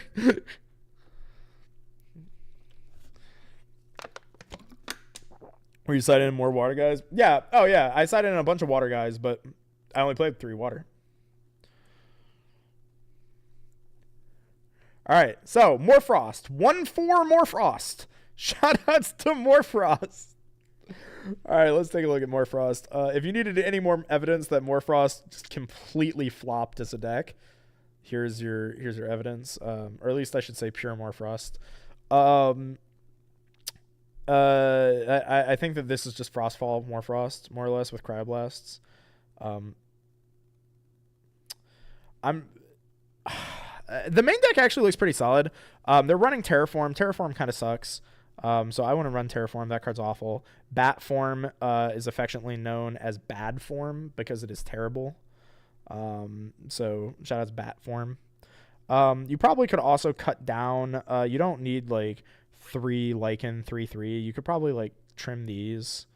Yeah, you could probably trim these, fit in other cards. They were playing Cryoscorch. Shoutouts to Cryoscorch. I know Hunter's in chat. I got cooked by Cryoscorch. That's what knocked me off of Top Cut, is I got Cryoscorched. My spirit deck got expended. So shoutouts to Cryoscorch. My house got burnt down. Yeah, I mean that's awesome. They are playing. So there is. I'll call it being conscious. They're playing 3 Leviathan. For the 3 tsunamis, but it's really for the cryoverns. So that's smart. That's good. Lots of frost, but unfortunately, the problem with more frost really is that to play more frost, you have to play this much frost. And here's the problem. More frost not good. Frost not very good. Too much frost bad. That why more frost bad. Also, there's no Astrabbit in this deck. I haven't really been tracking it over the course of the stream, but not running Astrabbit is a common denominator among having a negative deck or a negative tournament score. Please play Astrabbit. That card's very good for a reason. And then we're siding into more Frost and playing more Mono Frost dudes, more Frost bad form and terror form. So between main and side, this player played the maximum count of every card that says the word Morfrost on it, which is awesome. Absolutely love that. Definitely unnecessary. They played 1 Enfrostix. However, we're not playing Narpoon to search it, so this should have been a 3 of, so that they could have drawn it. 3 Polzer. 3 Mountains of Boreas in the side. Not sure why it's not in the main. But I guess, probably a side into, stadium matchups. I guess that can make sense. The 3rd Nectar is in here, and 3 Helios Chariot Ride. I do think that there's a possibility that this is a card availability deck list, potentially. Because let's take stock here for a second. They're just running play sets of everything. And these are all very easy to acquire play sets, too. It's 1 color, all play sets. Yeah, I think that this might just be they only have these cards. And they just cobbled together whatever they could in their side deck. That would make sense. Yeah, that's my conclusion. They just don't own cards. Moving on. Divine Box. Okay.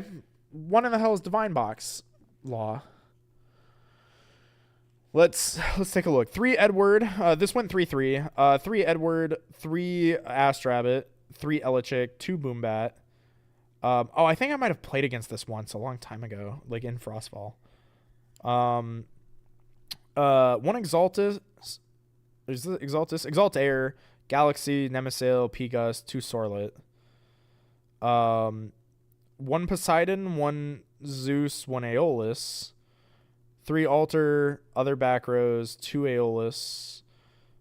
Okay. This is interesting. 1 Earthquake. Okay, we see the Earthquake. That's good. I don't understand the Poseidon. Oh, never mind. Now I do. There's Trident in the side. But I don't understand why we would main deck Poseidon in this deck, because we're not ascending into anything. I guess Poseidon is there. I guess I put a spirit on a dude and it attacks for 1 more spirit damage. That seems awful. That seems very bad.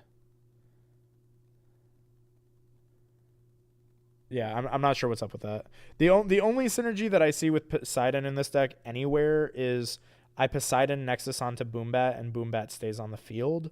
I don't think that is worth playing Poseidon for. So I guess if we're gonna play the Trident, side the Poseidon, I suppose. Yeah, sure. But this side deck is we could move the Boombat to the main deck over this Poseidon. because the Poseidon is like giga random. This makes no sense. Like, so we could move the Boombat or the P-Gust in, put this in here so that it's at least paired with its Trident. The spirits at least aren't egregious. It's still probably too many spirits, realistically, but at least we're playing good ratios. It's like one Flare Mine for the Cryoblast, one Owloon for the Dense Fogs, and one Fire for the Hephaestus. That's all good, you know, so probably too many. I think the solution here is just don't play some of these cards. Like just don't play Hephaestus. But like I see what the logic here is it's like we're going to abuse the fact that Elechik searches for divine runes, and we're going to use the synergy, like the minor synergies that these divine runes could have.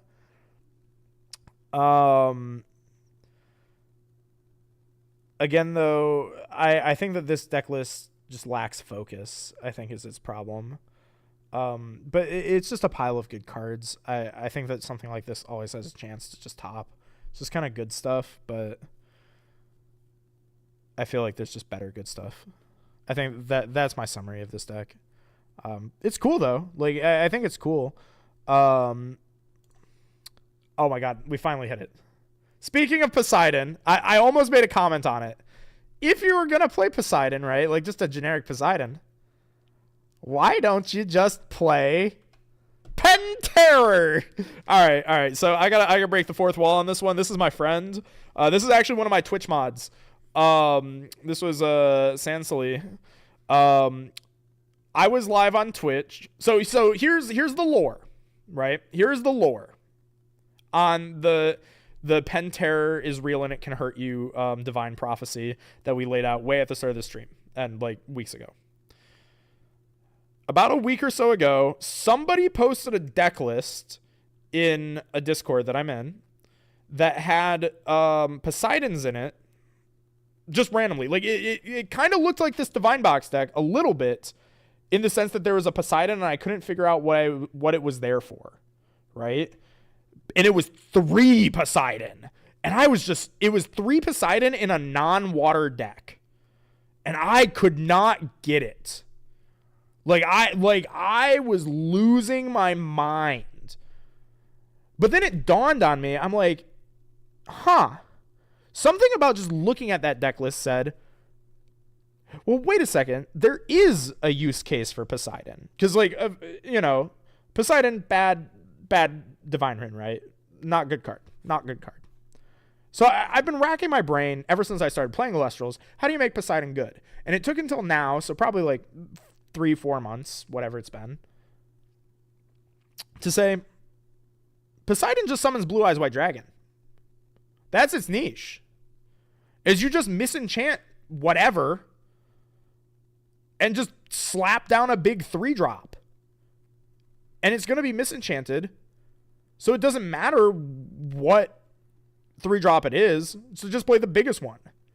And the biggest one's Penterror. So I cooked up a deck list, which I will literally scour my DMs with Sansely because I had to send her this deck list. Yeah, okay. Here we go. So this is the deck list that I sent her. This is the list that I sent her. This is the list, or hold on, no, this wasn't the list that I sent her. Maybe this wasn't the original deck list that I sent her. This is like an updated version of it, I guess. So I guess leaks. I guess I'm leaking the new deck list. But as you can see, this deck list is psychotic. I've named it, I have a crippling addiction to Adderall. Because only somebody with a crippling addiction to Adderall could come up with this.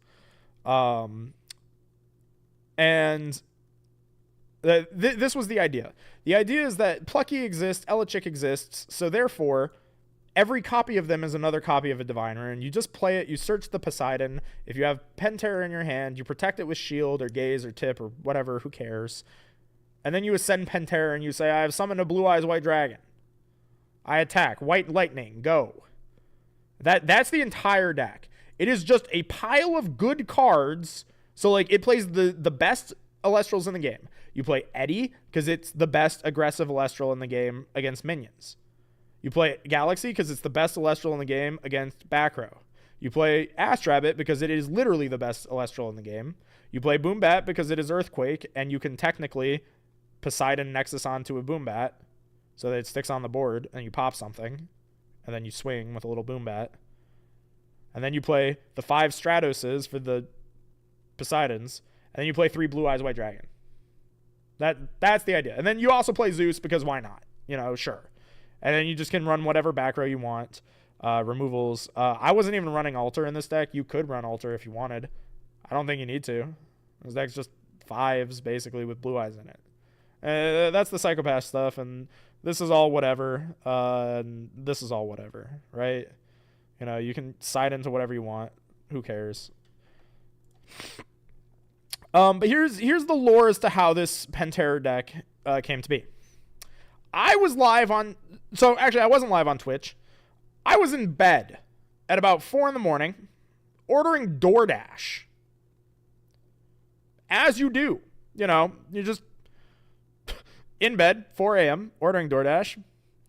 Look at your phone to order DoorDash. And I see a message pop up on my screen like 5 minutes ago. Who's texting me at 4 in the morning? One of my other Twitch mods. And he asks me, "Hey, Trish, what's the best trap card in Yu-Gi-Oh?" And I'm like, dude, why are you texting me this at 4 a.m.? Are you good? Like, have you been drinking cough syrup? Like, what? What do you mean, what's the best trap card in Yu-Gi-Oh? Bro, go to bed. It's 4 a.m. And so I text back, and I'm like, I don't know, bro. Imperial Order? Like, go to bed. And then he responds. And he says, well, wouldn't it be Vanities? I'm like, dude, why are you awake? Go to bed. I respond this to him. And he's like, oh, well, chat wanted your opinion because I can't decide. I'm like, chat, are you streaming right now? So I go to his Twitch stream and he's live and I call him. I get on the phone with Tempest and I'm like, dude, what is happening? And so, we start yapping for a few hours. I'm starting to wake up. My DoorDash shows up. I'm eating my Euro or whatever it is that I'm eating. And he's like, hey, man, you want to go live?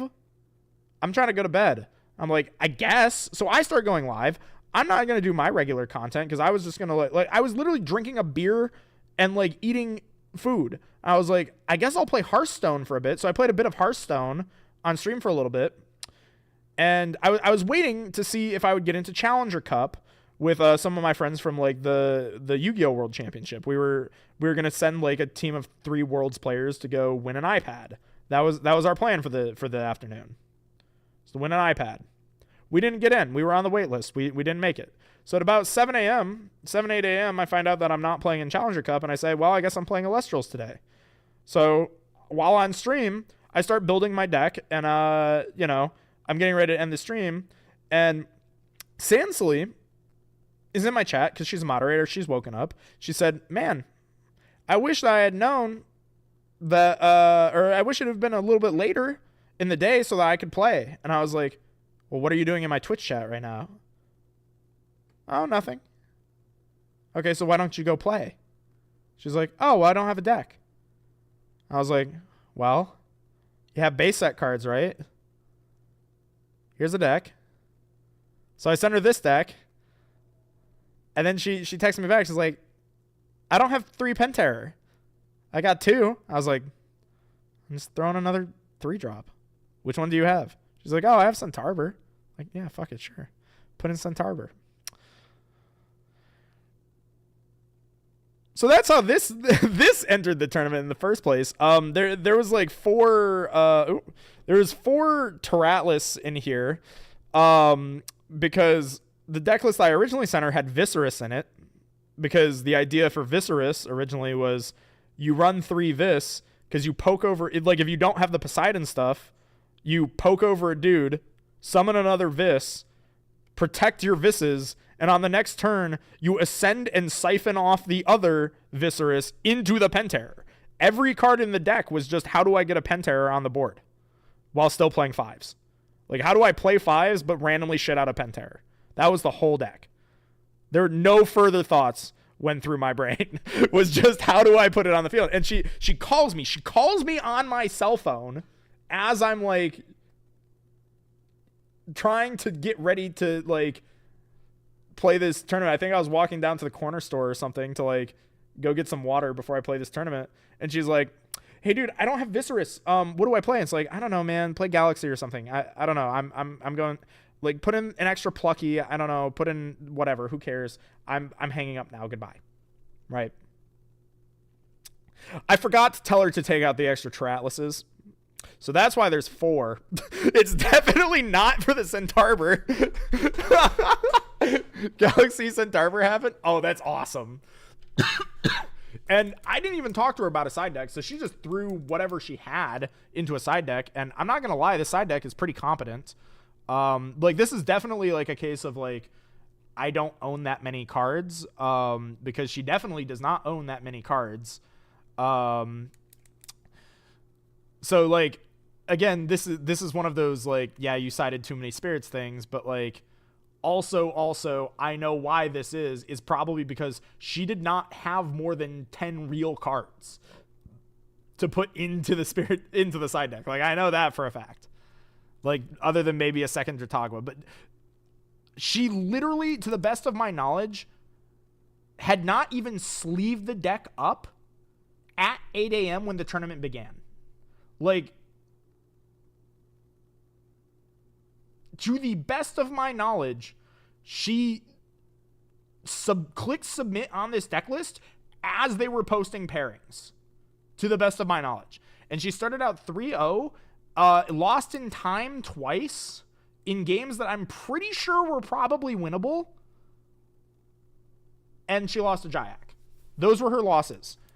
And would you believe that if she was the highest X2 if she lost, or if she had won her last round, which means that if she had won the last round in time, which if memory serves, that was a winnable game, because the way that she lost was into deck count by 1 card, because she played an Ass Rabbit, not knowing you could ask your opponent what deck count was. She didn't know that deck count was public information. So she resolved an Ass Rabbit and lost in time because of that Ass Rabbit. Just think about that for a second. And if that had not happened, this would have knocked Dimax out of top 8. Because Dimax got 8th place, and her tiebreakers were better than Dimax.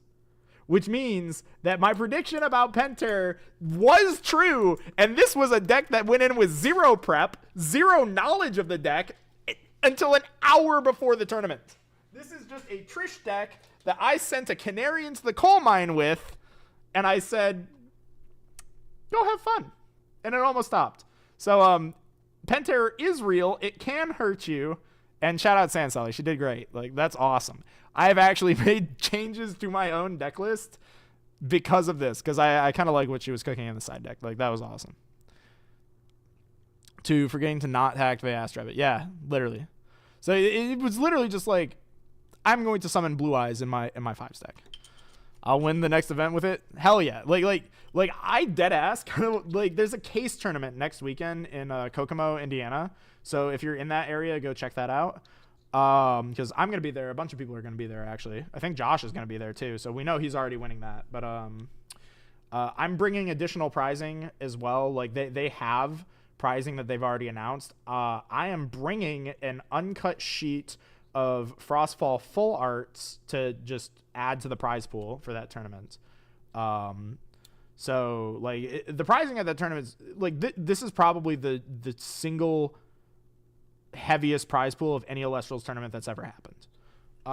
Like even more than like the official major events. Like the prize pool for this tournament's crazy. Low key, I'm thinking about bringing this deck.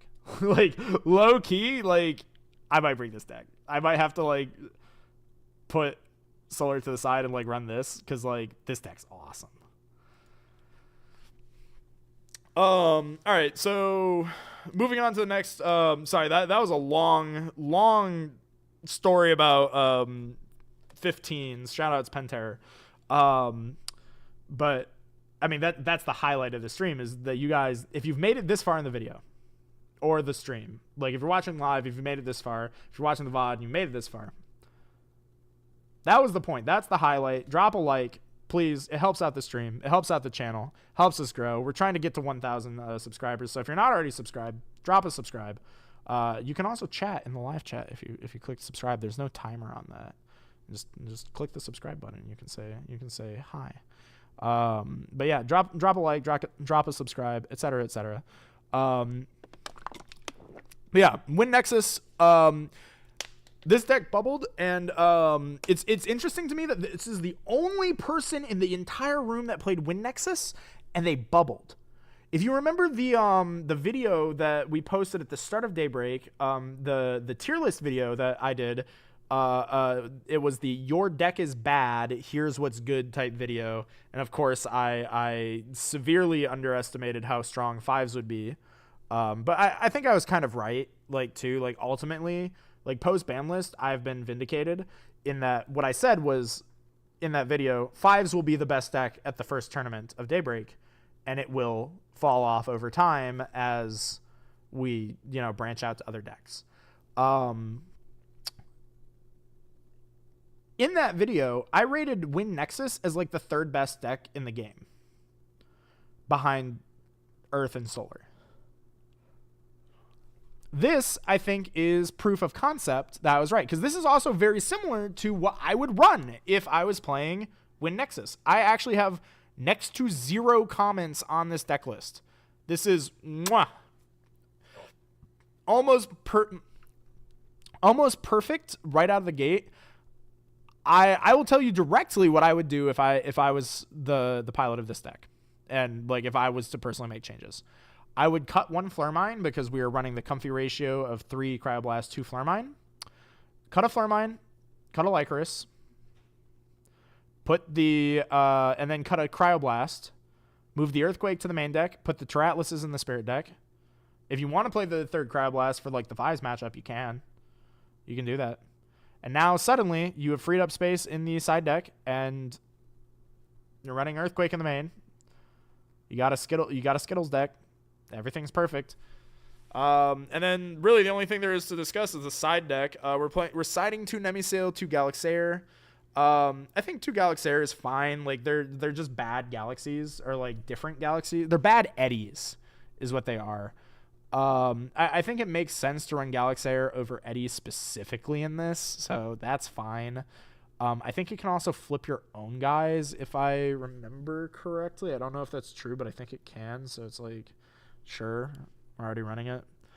2 Nemisail for time, that makes sense. It's another P-Gust, makes sense. The only thing that's weird here is the 3 Pandora's Box. I assume that's for Drakking. But personally, I don't even think you need Pandora's Box for Drakking, because I think if you're playing against Drakking, you just don't shield anything other than Drakking, and then you win. And then if they rock in a hard place, target your shield and a dude, you just pop the dude. They make a Drakking, they swing at you, and you shield it. And you say, okay. Nice deck. And then you don't have to play a specific card for that deck. That's really that's really my only comment as far as that stuff is concerned, to be honest. And then Dense Fog, I don't know if you need 3 of it, because fun fact with Dense Fog, I have gone on record to say I think Dense Fog was the best generic card of Daybreak. I'm starting to come more around to the opinion that I think Dense Fog is bad. I still think Spectrus is bad too. I think that we just don't need to suppress anything, frankly. I think Dense Fog is starting to get to the point of it's in my deck because I have nothing else to play in that slot. Not because I necessarily think Dense Fog is good.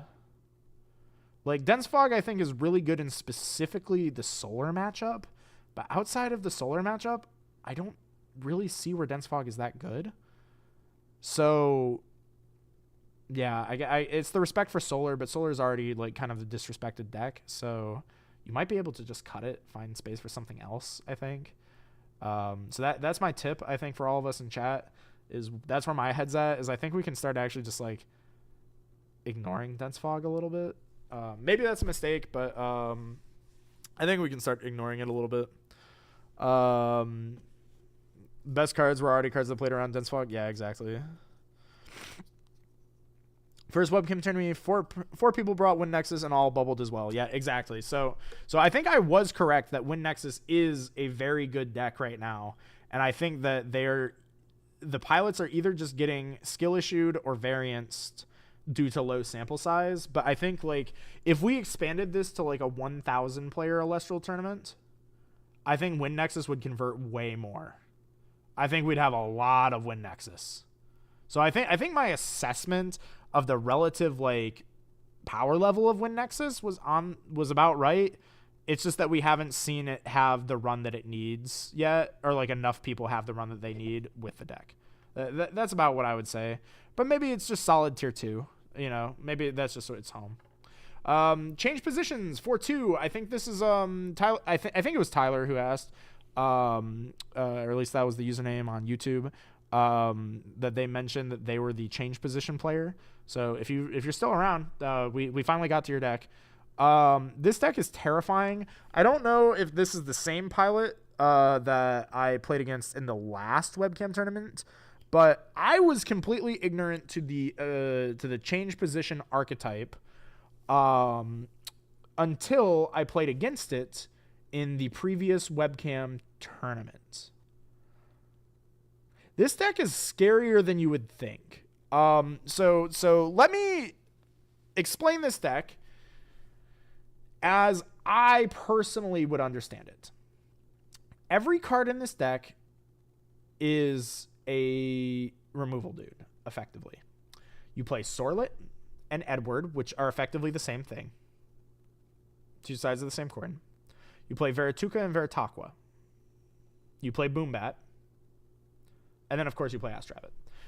With the exclusion of Astrabbit, every Elestral in your deck is effectively a removal spell. Every Elestral in your deck is effectively a removal spell.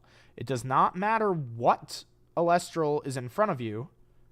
There is a card in your hand that has the ability to destroy it. That makes this deck extremely scary, I think, from an overall perspective. I think that this is actually like... I don't know how to put this. I think that this is probably one of the best decks in the game. Like, very low key. And as we have discussed, we are in the segment of the video where we're discussing one of decks that did not top. This deck went 4-2. I think it might have topped the previous event. Swolax has played I will call it a variant of this deck called Threes, where he played Mudlets as well, I think, over the Astrabbit slot. And he was doing very well in the casual tournaments with it. This deck is very scary. I'm not going to lie. This deck... So if you followed along with kind of the discussion of why we had a ban list, the ban list came about because of a critical mass of removal that exists in Elestrals. It was very difficult to play Elestrals pre-ban list in the first tournament of Daybreak, at least, you know, following a traditional Elestrals fashion, because every time you put a card on the field, it would get removed. And and then you'd take damage from the opponent attacking you. And then you'd have to play another dude. And eventually you run out of dudes because every turn it's just getting removed. And you're basically burning yourself to death for trying to play the game. And it completely eviscerated any type of game plan deck list from performing in that early metagame. This deck I encountered in that metagame, and it caught me by surprise, and it destroyed me. But now, after meditating about it, now that I know that it's a thing, I'm seeing this deck list. It's a pretty well-built deck list, I'd say. Theoretically, this is still that same type of way of playing Elestrals. It's just every card in your deck is effectively a removal spell. Now, I think that this is a little bit more of a balanced way of doing this. I think that this is maybe a healthier approach to that same critical mass issue that we had in the ban list in the first place, right?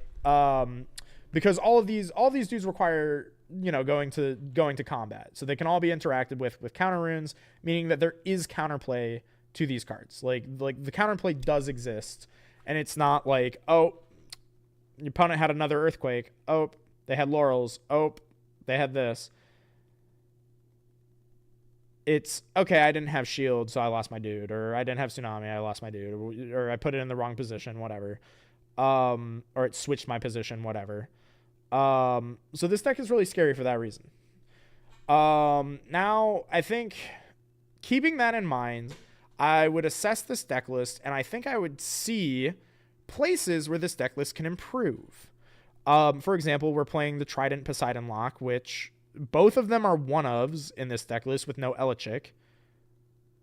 I would be severely, like genuinely impressed if you resolved the Trident Poseidon lock playing this deck. Like, genuinely. Like, I would genuinely be surprised if you pulled that off because of the two one-ofs. I think that these are, like, the most trimmable fat in this deck list. Because as far as I'm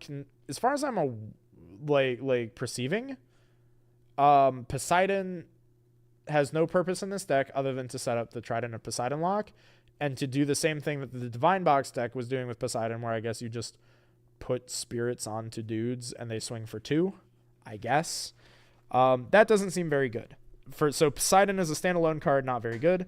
Trident with Poseidon, okay, but good luck pulling that off. Sure, we're playing 3 Nectar, but do we really need to, like, do that?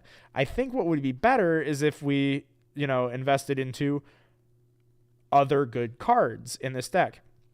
Here's an interesting thing that we could consider, like, because we could play more dudes, like that could be 2 Mudlet, for example. Like, we could play 2 Mudlet in those slots as more like removal guys, right? Another consideration that I know you're in chat, you know, because you're saying, hey, that's my deck list. But another consideration for this deck: what if Penterror in this deck? No, not what if Penterror in this deck. But I mean, maybe actually, like, genuinely, this could maybe be one of those, like, what if Penterror, but then you got to run the Elechics and the Pluckies, and then you're just playing the 15s deck that we posted earlier. But, like, yeah, the 15s deck could run these change position cards too. Like, it could do that. But where I was going with this was, what if it was Argo? What if this is the Argo deck of the metagame? Because Argo is the natural predator of this deck. This deck, I think, performs very well because there is no Argo in the metagame. Nobody's playing Argo. And people said I was crazy on the initial Expend to Draw podcast episode where I said Argo bad. Argo is bad. Nobody plays Argo. Even the 04 deck list didn't play Argo. No one played Argo. No one played Argo. That card is bad. It's just too expensive. But I think that this is maybe an Argo deck. I think that that's where I would be curious to see if Argo shines here. Because what is the common theme of this deck? All of our dudes are little because they're just removal spells, right? So we play a removal spell. They attack us. Do we care? We remove them again. What if we had Argo? What if now the Veritaqua is an 8/1? Just food for thought. Probably not, but, like, because it's not really necessary. You don't need the stat sticks. But just as another way of just, like, doing something. You know what I mean?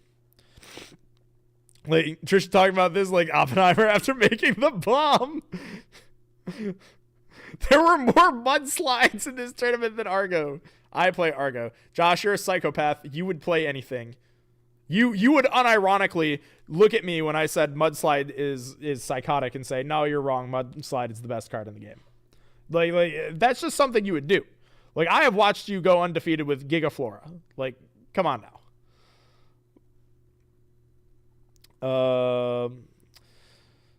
Coder would have topped if he had Argo. Coder did top, actually.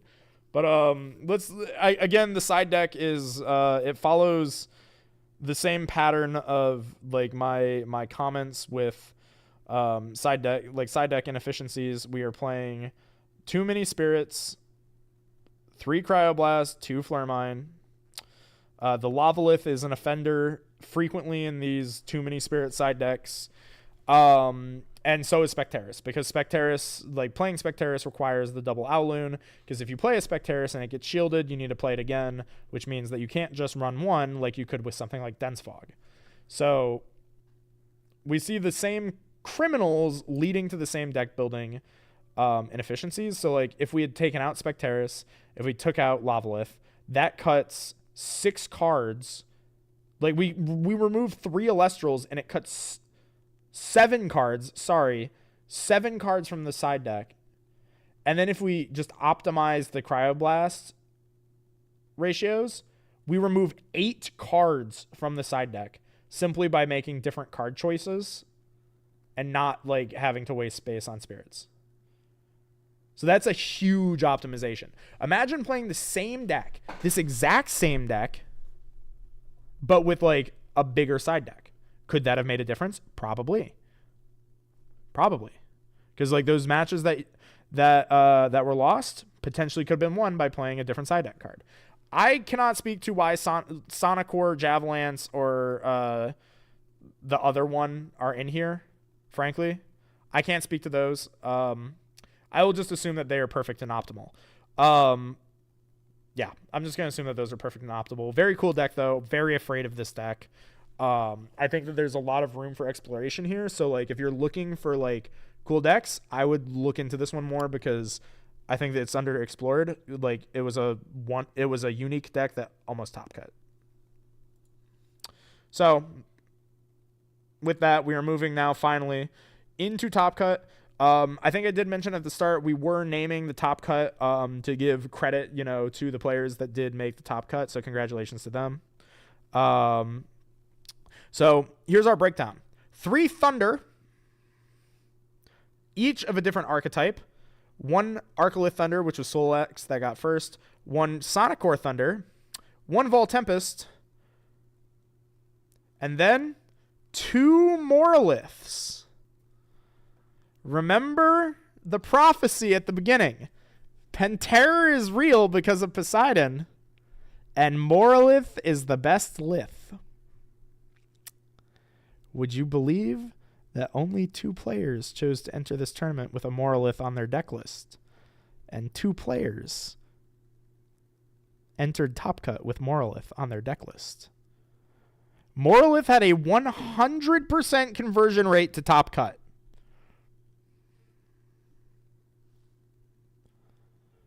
Every single deck list that ran Morolith made the top cut of this tournament.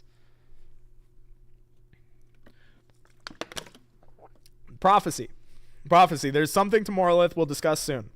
And then for the one-offs, we had 1 5s being Jayak, who got second. We had the 1 Bears, which was Coder, and 1 Rhinosect, which was Hunter, who dropped like... what was it, like 5 Rhinosects on me and a Cryoscorch over the course of 2 games? Fuck you. I needed the Solar Toss. Yo, shouts to him, though. He played very well. He did play very well, so he earned it. So let's get into his deck list, conveniently enough. Moving up, we got Rhinosect. Wait, what? Rhinosect Cryosquirt. Law, what the hell, man?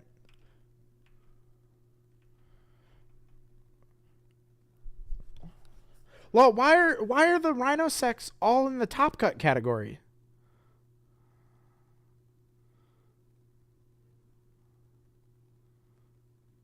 It's just dawning on me that like 5 people played Rhinosect. This was like the 5th represented deck. We're not going over until top cut. What? All right, we're attacking Law for this one.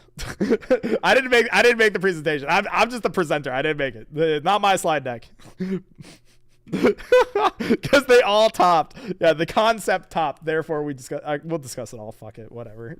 All right, so there's a 1/3 Rhinosect. We got 3 Narpoon, 3 Astrabbit, 2 Elichic, 3 Catarant, 1 Enfrostix, 1 Cryoscorch, 2 Cryoling, 2 Cryovern, 3 Rhino Sect, 3 Rhine Nymph. This is pretty familiar to what I saw throughout the course of the tournament, except for Catarant. That one's interesting. 2 Keon. I think I see why this might have gone 1-3. And then the only counter rune in the main deck is 3 Gorgon's Gaze. That is also probably a contributing factor. I think that this is the first deck list that we've seen to only run three of a counter rune, and no other counter runes. I think at this stage in the game we understand that counter rune's good. Keon is bad. I think we all know that Keon is pretty bad. There are some cool plays that you can do with it, but Keon bad. Thankfully they are running the Catarants, which is the point of this. So I guess this is a pairing. These should just be counter runes though, probably. Spirit deck looks fine to me. I don't see anything glaringly wrong. I do like that they did make an optimization here, that they played 1 Vipyro for the Cryo Scorch and the second one for the Lavalith in the side. Somehow this list went 1-3, but actually had better spirit management and spirit efficiency than half the other decks we've seen throughout this analysis. We played the 1 Leviathan for the extra water dudes. I get the comfort thing. Again, I think that that's probably just well, no, because that's 3, 6, 9 for 4. Yeah, okay, and then you re-enchant onto these guys. That's probably fine. This should have just been in the main deck though. So again, we could have optimized here, but it's fine. They didn't take up more than 2 spirits, so shout out to them. They did good. The Zeus is kind of random though. Zeus is definitely random. Yeah, actually now that I'm looking at this more, the spirit deck is suboptimal because they are randomly playing Zeus. So the card choice of Zeus definitely has led to suboptimization. Zeus is especially weird considering we are playing a deck that revolves around playing dudes with huge attack stats. So not sure what's up with that. So yeah, probably those are my comments there. Play the counter runes, cut the Zeus. But nice to see that there was good spirit management somewhere. Another Rhino Sect. This one went 0-2. This one played 2 Ash Rabbit, which is interesting. 2 Ash Rabbit, 3 Narpoon, 3 Astrabbit, 2 Brummelinks, 3 Catarant, yada yada yada yada, 1 Shiverroar. But interestingly, no Boreas in the main deck for the Shiverroar, so this feels a little out of place. Also, no Bank for Brummelinks. Not sure what's up with that, frankly.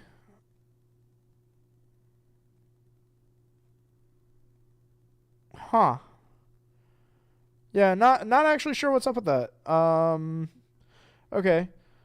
And then Spirit deck, we have 3 Zaptor, 2 Fire, 2 Leviathan. That's so wild. Okay, this is wild to me because this person is playing a very cozy or a very uncomfy ratio for water, and that they're only playing 2 water for their Tsunami / Narpoons, but also for the Rhino Sects, which are not getting misenchanted, I guess. Because normally this comes out as a ice water or ice if it wants to pop. But then we're citing even more water with no extra water. So this feels very, I guess, parched if we're going to carry on this water metaphor. Which I can get behind that. I'm the yeah, let's play as psychotically low spirits as possible to put the cards in our deck. I'm that guy. But then we play 3 Owloon for 1 Spectrus and 3 Dense Fog?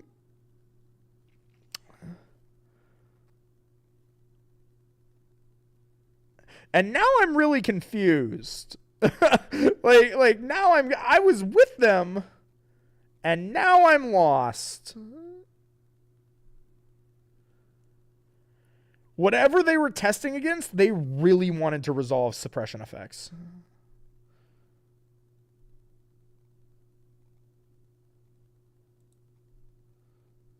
I think the idea is you Nexus off of Nymph. Yeah. I assume that this was the Nexus bank. But every Rhinosect player I played against, they properly enchanted a Rhinosect and used its effect to pop.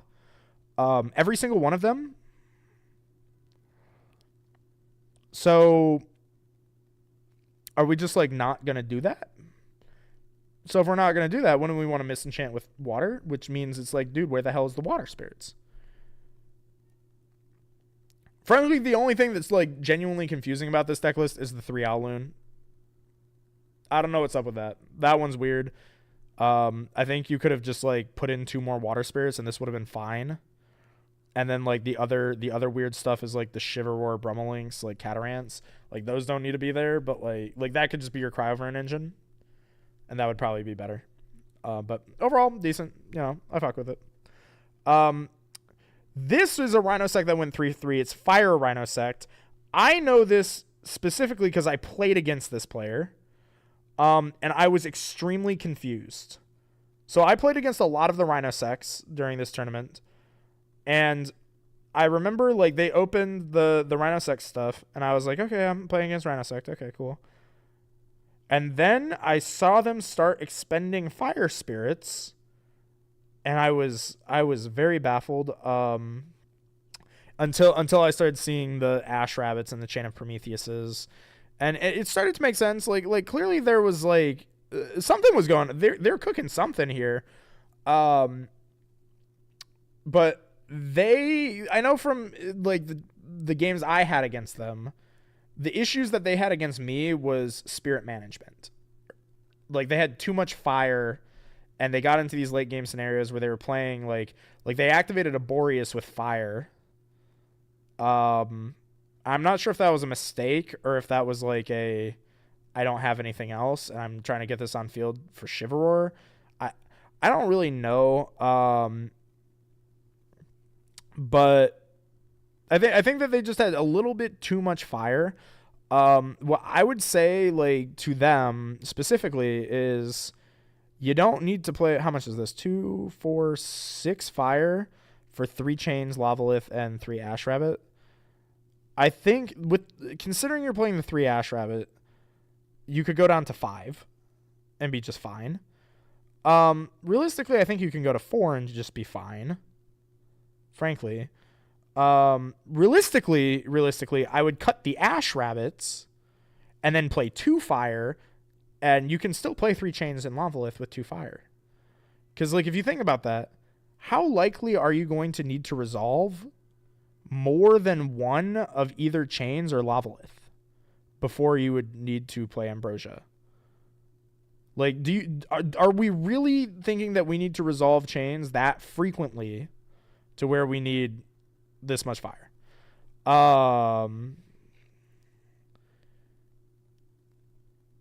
So yeah, that's my overall comment. This is also a 12 card side deck, so that I don't think they got the memo. But overall, you know, like cool deck. It was cool playing against this. I did like the Tadflow. The one of Tadflow is cute. Yeah. Cool experimentation. I like that. Another Rhinosect at 2/3. This one is 3 Narpoon, blah, blah, blah. Again, with the Brummelinks Catarants. Seeing that a lot in the Rhinosects that didn't do super hot. Not sure we need those. Again, Keon's just not good. Again, the Zeus. I didn't really expect to see that multiple times. Not sure why we're playing Zeus in the 8 attack deck. Also a top cut. This isn't the top cut list. These are 3/3s. This is a 3/3 and a 2/3. God, I'm dumb and chatting. No, you're not dumb and chatting. The slide deck was just presented in a way that made it seem like we were talking about top cut.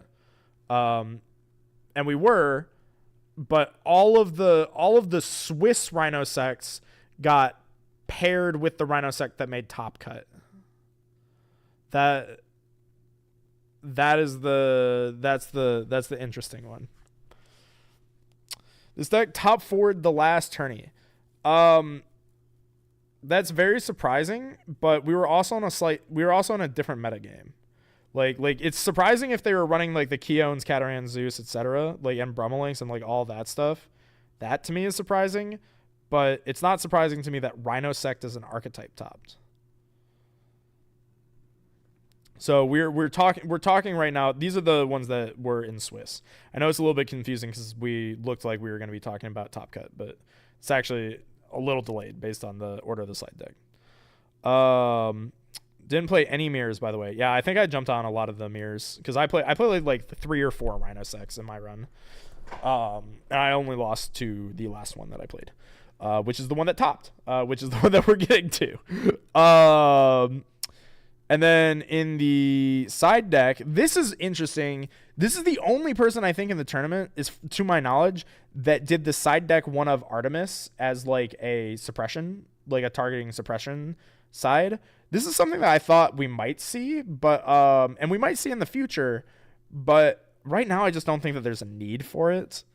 Yeah, I don't think that there's like a particular need for like this, but what did I do? But it's cool to see that somebody did do it. So that's probably why there's on so much Owloon. 3 Spectrus. Again, Spectrus is eating up spaces because 2 of these Owloon probably go to the Spectrus. I think that, again, you don't actually have to load up this Artemis with more than 1 spirit. Like, you just play it like a spell. Just put 1 spirit on it and sack it immediately. I don't think it needs to sit on the board. So probably only needs to be 2 Owloons. Divine Blessing's interesting. That's probably a carryover from the previous tournament, I would guess.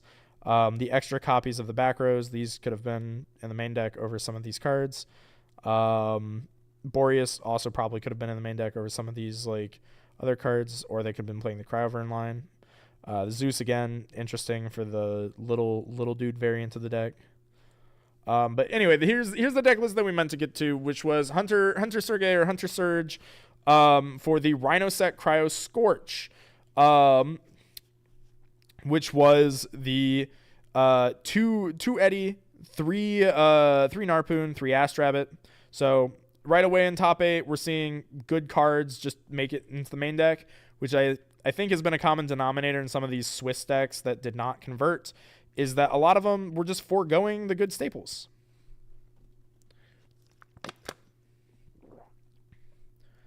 So these made it in.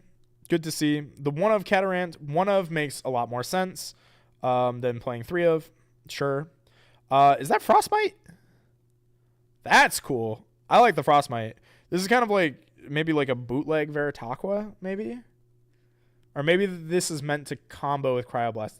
Yeah, actually, that's probably exactly what it is. To combo with the Cryoblast. I like that. That seems smart. I lost to this deck, so I can't say anything about it. I think that, it's still Rhino Sect. I do like the addition of the Cryover line. I think that this is the differentiator between the other ones that we saw, because how many other played the Cryover line? 1 of them did at 1-3, and that was it. So I think that this is the way to do it. I think most of the Rhino Sects did not run this, and that was their mistake, because this is how I lost to the deck too. I mean, like, very, very, very strong. Good line. Big fan of this line, by the way. Like, big fan. Was very sad last Elestriad when I had to play Thunder and not Frost, because I wanted to play Cravern. It also beats Galaxy. Ooh, true. It does beat Galaxy.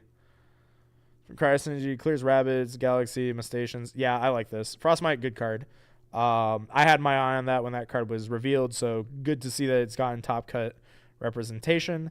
Looks like a solid rune lineup, 3-3-3. No shield is interesting in the main. We are siding it, though, I assume, for Drakking. I expected there to be a lot of Drakking, which there was, which is why I would not have fully boarded shield. But, overall, this looks very solid. maybe just find space for the shields in the main deck, and I like it. Spirit deck seems 368. Yep, 368 for 4. That seems good. 1 for the Cryo Scorch. That seems good. 2 for the rabbits. That seems fine. But we're hitting the sub-optimization again with the spirits even in Top Cut. We could have just found space for the Zaptor in the main deck. It could have just been a Flare Mine. That's fine. It also could have been a Leviathan technically, and done 3/3/1. But it's probably like fine to cut a Flare Mine since most of these are expendable anyway. Also, again, this is the comfort ratio of 2 Owloons to 3 Dense Fog. It could have been 3/1 because this is a rune and not a Spectrus, so the math is not the same. It is not the same requirement. And then we do have the Keon Catarant. I think that this makes a little bit more sense. Like the Catarants make sense, at least in the side deck for time. Maining it is a little excessive. Keon I don't think is super necessary. I think this card kind of sucks. Can Keon add back Rhinosect though? No, even still, even if it could, I don't think it's worth it. I think that Keon is only ever good if you're playing Infrostics. There's no Infrostics in this deck, so Keon's not very good. And I don't know. I think that we could have cut the Keons, but cool to see that it's in there. Cool. Like it. Congrats, Hunter. I hate you for beating me, by the way, but it's fine. Kiss, kiss. Love, love. 1 cost only? Primarily for heal stall? Yeah. Same. That tracks. Okay, so now Morlith, the lith decks. So lith had 100% conversion. Every Morlith that entered did convert. I would kind of disagree with calling this an archetype, though. Like Morlith as an archetype, I think Law called it an archetype. But I think he was just trying to make the point that everyone who ran Morlith topped, which is very funny. So actually let me walk back before I talk about Dimax's deck. Here's the theory with Morlith. Like a couple nights before the webcam tourney, I was sitting in a VC and I just had kind of this crazy thought, and I said, I think Morlith is the best lith now, because why was Morlith bad before? Like let's ask ourselves this. And I built a couple deck lists with Josh like a week or two ago around this Morlith idea, and we couldn't agree on anything as always. But we did kind of agree that there was something to the idea of Morlith, right? Because why was Morlith bad before? Morlith was bad because you can't out big dudes. You could out big dudes. Like, why would you invest into putting a 6/4 on the board on turn 1? Like, if it's just going to get earthquaked or laurels or whatever, right? Why would you invest into doing that? It doesn't make any sense. Laurels and Earthquake are now at 1 each. And as we saw from a lot of the Swiss decks, a lot of people chose not to include them in their deck as well. A lot of people either boarded it or didn't run it at all. So, this makes sense why Morlith would perform. Because what is Morlith but like a big dude who can come out on turn 1? How do you get Morlith on the board? Well, you have more dudes in your graveyard than your opponent. And it's interesting that Morlith is that I possess more dudes than my opponent, not vice versa. Not like if your opponent has more dudes, then you play Morlith. That, to me, would be like the way that I would design Morlith, is based on what the opponent has, but it's based on what you have. So, Morlith, in conjunction with something like Amp Up or Morfrost, lets you just play a 6/4 on turn 1 and say, deal with it. Another interesting quirk of Morlith is that it mills 5 cards. So if you're playing a Morlith mirror match, the first person to play Morlith effectively resolves Waylance for Morlith against their opponent, because there is no way the opponent will ever catch up to the number of dudes that is now in their opponent's graveyard. which means that they just can't play their Moralists for free. They have to, it turns their Moralists into Ascensions instead of just dudes, which makes Morlith very scary. So that's the idea on Morlith, is that he is, why would you play a 5 when you can play a 6, right? A 6 that also mills your deck, which can then create synergies for cards like Keon or Rise from the Ashes, which I think is exactly what we saw with Dimax. So I guess the lore, to my understanding, and I think both Dimax and Josh are in chat, so they can fill me in, because I wasn't in the Discords or whatever for like a couple days or whatever. But after we kind of had this like Morlith theory session, I guess Josh went and tested the Morlith deck, to my understanding, and I guess went 10 or something like double digit with this deck, his variant of it, and said, yeah, the deck's bad. You know, like goes double digit win streak with the deck, says it's bad, and moves on. That's my first understanding of the lore. Second understanding is that then Dimax sees this, takes it, I think, to a locals, I think wins the locals or does really well at the locals with this deck, and says, that's Morlith actually is kind of good. And, you know, the long running thread with Dimax is that very early on, when Dimax was like getting into the game, I started pilling him on like Avalanche Solar, where you were like first light Avalanche rise from to turbo out Celestlio, just because like I needed just like I did with San Sally and the 15s deck, I needed a Canary in the Gold Mine to test stuff that I didn't have time to test for some of my other crackhead deck lists that I was like pumping out like at 5 decks a day or whatever, like 5 decks an hour. Okay, hold on. We have the fill-in. Dimax asked about Waylands for a different deck. Then I made a first iteration of this deck, and I had no idea Josh played the deck. Oh, okay. So the timelines are converging. More K-Liberation. No. I didn't know. Like this is where I needed you guys to fill me in. Waylands, because I was getting to the Waylands because I had no idea how the Waylands got in here. Specifically came about was I was half jokingly suggesting transformative boarding into Waylance in Chronodile. Okay. So there's some, the Waylance came about, I guess, for the Chronodile meme. At the same time, there's this other thread of me and Josh saying, hey, Morlith seems really strong. Somehow theories have converged within the Discord or within the testing circles, whatever. And we end up with this deck. And I think this deck is super cool. I love what's going on in this deck, frankly, because it marries all of the ideas. It is playing the Morfrost cards, not because Morfrost is good, because like you can see, like we're not running Morfrost. It's just playing it so that you can just summon Morlith on turn 1 and you mill 5 cards. And okay, I've milled 5 cards. But all the cards in the graveyard are good because we're playing Rise from the Ashes. So, oh, look, I hit a Waylance. Okay, I'm going to special summon Waylance. And now you have 2 big shitters swinging at you. Waylance has a crazy effect, but like good luck getting it on the field.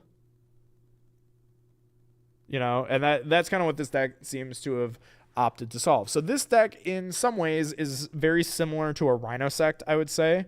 Very similar, but not quite the same, but both, interestingly, ice decks. So you have multiple ice decks running these big dumb attackers because they have the best big dumb attackers. And the removal options are just not there for those cards. So ice, or frost rather, has gained a lot from the ban list, I would say. I think the biggest winner, what we can say from the ban list, is Frost. Because Frost, you know, has all these big dumb guys that were just getting outed left and right, and now these cards are crazy. Like, now these cards are actually good, and now they're actually having an impact on the metagame, which is what you want to see out of a ban list. If you have new cards that are introduced and you expect them to be crazy and then they don't do anything, and you're like, oh, well, that's disappointing. And then they reemerge, that means that somewhere along the line we had a ban list that affected something. That's awesome. We love that. As for the main deck, no real comments. We have double Infrostics, which makes sense because we can search it off Narpoon. No Keon, but that's fine because I don't think Keon's that good. The Catarants make sense, keep up with the healing because you're playing more Frost cards, you're playing Waylands, you're playing Rise From. All that makes sense. Counter Rune lineup's a little bit light, but, we're fitting in a lot of dudes. Makes sense. Seems good to me. Side deck, you know what I'm going to say about double Dense Fog. I don't think this is the first time I've seen double Dense Fog, double Owloon. But I think that this one gets a little bit more of a slide because we're also playing Rock in a Hard Place. So I can let that one slide. Like, that one seems fine. But, like, again, it's you run into these issues where it's like, well, unless you're siding in both the Dense Fogs and the Rock in a Hard Places at the same time, you don't need double Owloon to support that. So potentially that's a place where we could have trimmed a card there. But other than that, everything looks fine. Numbers all look good. Sluggle, I think, is nice to give yourself sustain into heal stall. I think a lot of people were prepped for heal stall, and then, like, I don't think anybody ran it. Rock goes away, and we go to one Owloon. They got the list wrong on the post. I see. There also wasn't a lot that felt worth siding. Yeah, that's fair. That makes sense. I think the only thing that I would side in that other slot is just the third boom bat. He got use out of Rock in a Hard Place. Yeah, Dimax. Do we have confirmation on that? Basically, the side and spirit deck completely unoptimized because this deck had no testing. Ran this because it was fun and didn't test it nearly enough. LOL. Yeah, I mean, I think that's awesome though. Like, that's awesome that this topped with, like, no testing. And this is the second time that we have seen, funnily enough, the second time we've seen, like, part of the Trish prophecies either top or almost top on literally zero testing. It's the marriage of Trish prophecy plus no testing that is producing results, which is hilarious. Allegedly, Rock was ass. That, I could believe that. I could believe that. I think that we would want to be playing Earthquake somewhere. I think that is the one differentiator. So, like, maybe instead of the Owloons, we put in Earth Spirits, and maybe instead of, like, Rock, we play Earthquake, and, maybe we just cut Dense Fog. I think that there's, like, there's room to clean up the side deck, but, like, for an untested deck, this did very well, and it does align with the prophecy, so that makes me happy. So A+ from me. A+. Thank you for fulfilling my prophecy. Let's see what Houdat did, because this is completely independent of at least my testing circle, as far as I'm aware. But it's the same conclusion, it seems, where it is just playing a little bit of Morfrost and Lith. And it also produced a top 8 result. And just taking a look at this kind of looks like the Unkalith deck or the Monarch deck that I had somehow pilled Swolax on for the previous tournament. Like, sorry, Swole. I'm sorry that deck kind of sucked, but, like, it was cool though. There was theory there, and the theory is paying dividends. But this is just like ice. This is ice monarchs basically, and I think that that's about what I had in mind when I envisioned this deck. The main deck, the dudes, as far as I can tell, this is very similar as a deck where, like, Dimax's is a little bit more aggro with, like, the combo of Rise Lance. And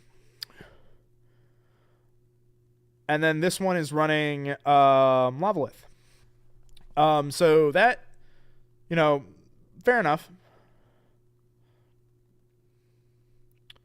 Hold on 1 second.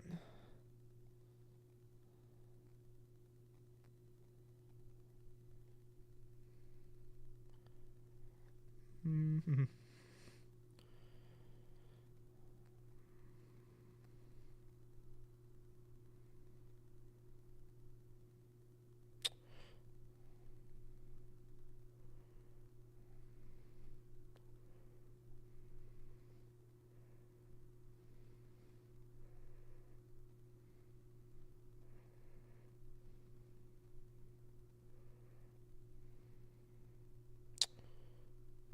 Sorry, chat.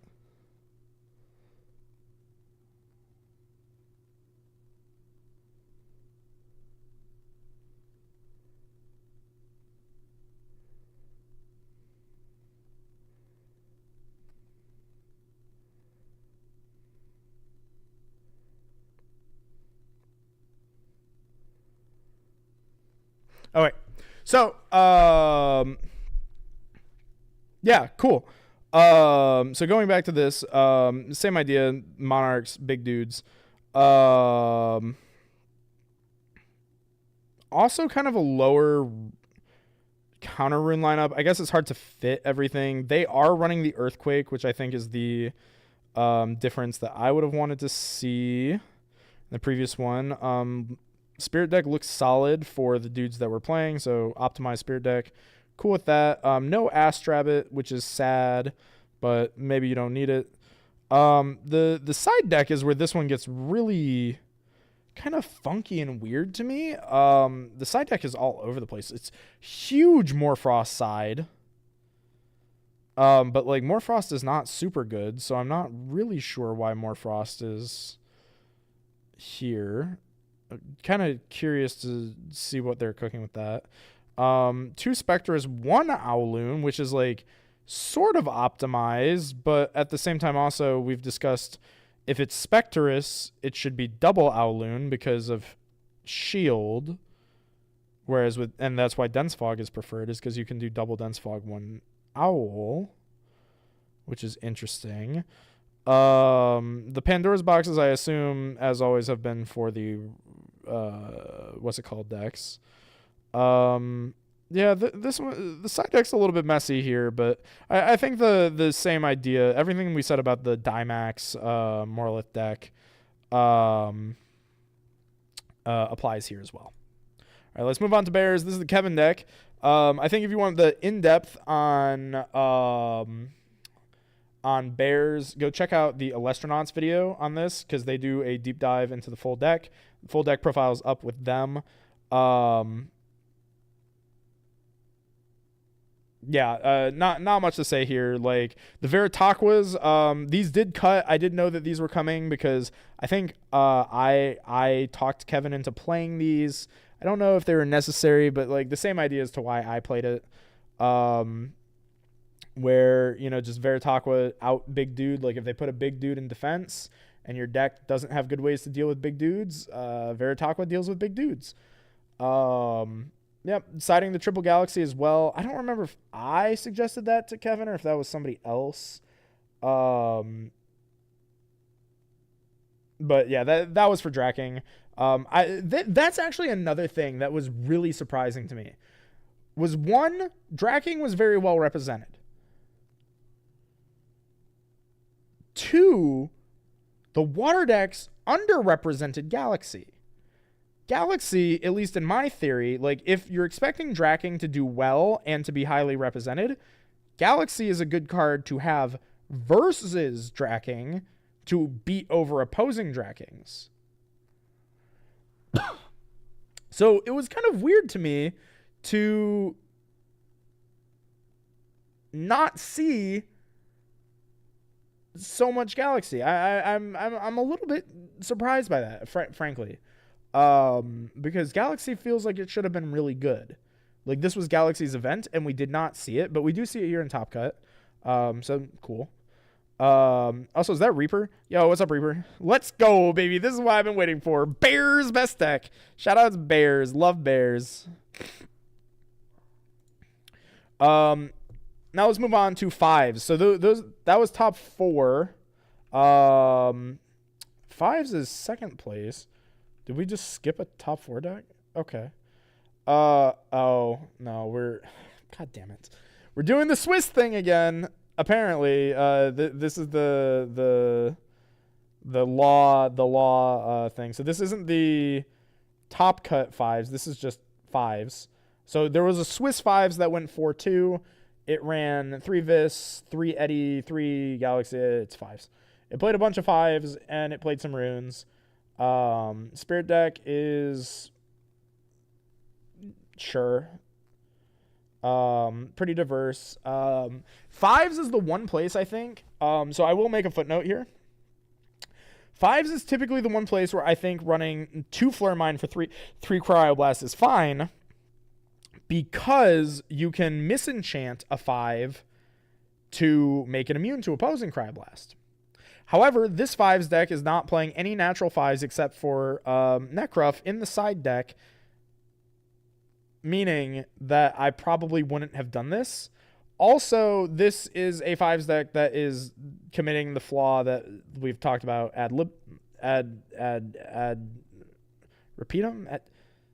we've talked about it a lot. We've talked about it a lot. It's 6 spirits. Too many spirits. Too many spirits. We're literally just siding 3 play sets of cards, and the rest are spirits. Like, this is hardly a side deck. But it did do well. So the fact that, you know, you can still do well with it in Swiss, 4-2 bubble, and just jam it. And then it also got second place, undefeated in Swiss, I think tells us everything we need to know about how 5s is and maybe how effective the ban list was. Ad nauseum. Thank you. Ad nauseum. Thank you. Thank you, guys. So this was the Jayak deck. This was kind of an interesting 5s deck because it's kind of 5s and kind of not 5s. I would describe this as Elestriad 5s. So if you followed Elestriad Season 2, there was a development somewhere in the midway through, like about 3 or 4 weeks in, where we all sort of kind of started playing 5s. And at least, like, if you look at my Elestriad Season 2 deck, it was Thunder 5s, where I was playing Zeus and, like, Spark It and stuff with, like, Galaxy, Small Tuga, etc., like a 5s engine. And that's kind of what this is. This is, like, not Small Tuga, Necruff, but Mustache Galaxy, plus a small Earth package of Demeter Equilings with Elichick, because Elichick is effectively a 5, like it's a 7 with Demeter. So this is basically a 5, but this sticks around and makes all of these dudes bigger 5, so they can all get over the Rhino Sex that are in the format. We have the tsunamis, just standard, all the good counter runes. Nothing really to say here. The only interesting one is no resting on your laurels. But I guess if you're expecting fewer divine runes, that makes sense. Oh, no, never mind. I was wrong. It's right there. No. Everything here makes perfect sense. Spirit deck is a little light on the Zaptors, but to me, that is an optimization. We're that good deck building there, where we have the low count of the Zaptors and a decently high count of the Thunder dudes. This is just good spirit management. That's all that is. Same thing with the Earth is a little bit heavy, but that's because that's our flavor package. And then water because it's good. Sure, and we're playing lots of water dudes. There's siding heal stall cards, which makes sense. That's both the anti-heal side in. It's the time side in. It's also the anti-5 side in, so that makes sense. The 3/2 of Cryoblast Flare Mine is again, I would call that suboptimal. That's too comfy. And like we are playing 5s, so we could enchant a dude with Frost to play around Cryoblast, but none of these are natural 5s. Actually, funnily enough, the 5s deck is not running any natural 5s. So I don't even know if we can really call this 5s technically. But it's kind of a 5s. Like it's a good stuff. And then this part of the side deck's a little bit weird. The just random extra 1-ofs. The Boom Bat makes sense, but the other 3 don't really. Maybe for an Earth Mirror, maybe I could see it. I'd be interested to know like what exactly these are for. Like this deck building philosophy is out of Thunder, he'll simply just stop drawing Thunder cards. Very logical. Yeah. Can we call them 4+1s? Yeah, sure. We can call them 4+1s. Zoo, Yeah, it's basically a zoo deck. Now we are down to... Oh, right. We still have Thunder. So we do have Thunder, and we're going to have to talk about more Swiss decks, aren't we?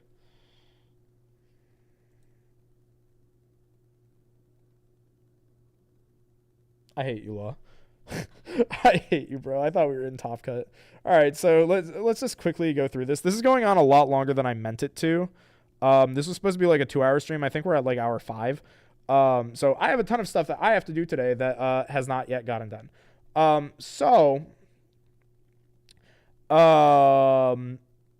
We have Sonic Core Thunder and Arcalith Thunder at 0-2. Very, very cool. 3 Eddy, 2 Arcalith, 3 Rabbit, 2 Boombat, 3 Quackle, 3 Jolton, 2 Sonic Core, 2 Toxion, some Crowd Blasts. Nothing really too crazy here, except for maybe Rise is weird. Lots of Thunder. Again, comfy ratio. We've been over this. They were also on the Veritaqua. Interesting to see this. It didn't pop up too often, but it was a side deck card. And I think this is the first low finish that played Veritaqua. Arcalith Thunder is 1-3. Okay. This one played 4 Earth for 1 Earthquake. Oh, hold on. There's Mudlet. Okay, that's again probably too much. They're playing Riceros. It's just another Riceros. Oh. Yeah. And then here's the interesting one. They are playing Lumaru just as the best 5, as a Thunder 5. I like that. Still 1-3, but again, I think we see the patterns here. I'm gonna kind of skim through these a little bit, just because I've gone on too long and I do need to do other things. 2 Eddy, 2 Arcalith. La. Okay, this one's playing Platypulse in the side. Sure. This one is 3-3, so this one did okay. This one played 3 Zeus, 2 Olympus, blah, blah, blah. Usual suspects. A lot of them are main decking the Quackles. That's interesting. Maybe that's an adaptation out of the Heal Stall. Here we see the Galaxies, so the side deck Galaxies. So this was probably the Drakking side that I was expecting and didn't see very often. Interesting to see that the deck that won, even in the middling decks, when it's the deck that won, the theory seemed a little bit better for the Galaxy. So maybe some of the better players were on like certain archetypes, and that explains certain things that we saw and didn't see. That makes sense. Here's a Vol Tempest Thunder that went 4-2. This is a bubble. We have pretty straightforward 3 Rabbit, 3 Boombat, 2 Elechick, 2 Griffuse, 2 Quackle again. That's another interesting development. Sorlet as a Thunder 5, similar to what I did with the Solar 5. This one's playing Circle the Sky, though. Shoutouts to Elestriad Season 2. For Vol Tempest. Oh, hold on. No. The Sorlet makes sense because it's playing Wind. Sorry. Okay. And then they're siding the 1 Rise from. Not really sure what the Circle the Skies are here for. Like I get it because Elestriad, but not really sure on that one, frankly. When you're already playing Griffuse. Okay. And then we're siding into Race to the Top. I feel like if you're going to be playing Thunder, you probably should be maining Race to the Top. That, to me, feels like it. But also from playing Race to the Top, I kind of hate that card. Okay. All right. Here we've gotten to the top 8. The JT Speed Vol Tempest Thunder. So let's take a look at this. This is playing our usual suspects. So 3 Rabbit, 3 Elechick, 2 Griffuse. A lot of Griffuse all of a sudden. Like, I get that Griffuse immediately gets into the Vol Tempest, but very surprising to see this card go from, like, no play to suddenly being played. And then the Joltons, the Quackles, the Toxion, the Tsunamis, sure. Interesting that they're playing Helios. Not sure what the Helios is there for. The other interesting note is that they're main decking Mustation. They're also side decking the Galaxies. I would have flipped these. But I guess that this is just to get over dudes. Like, I would have had this for the Drakking plus like just generally being a better dude.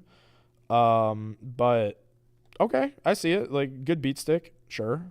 Down for it. I mean, these are like some of the best aggressive minions in the game, so sure. Quackles makes sense. Race to top in the main makes sense. Playing only 2 race to top also makes sense. I think 3 is excessive with that card. I'm gonna go on record for that one. We got the comfy ratio of 3-2, but top cut, they're not siding a ton of spirits. Makes sense. Side deck the shields for the Drakids, or for the Drakkings, makes sense.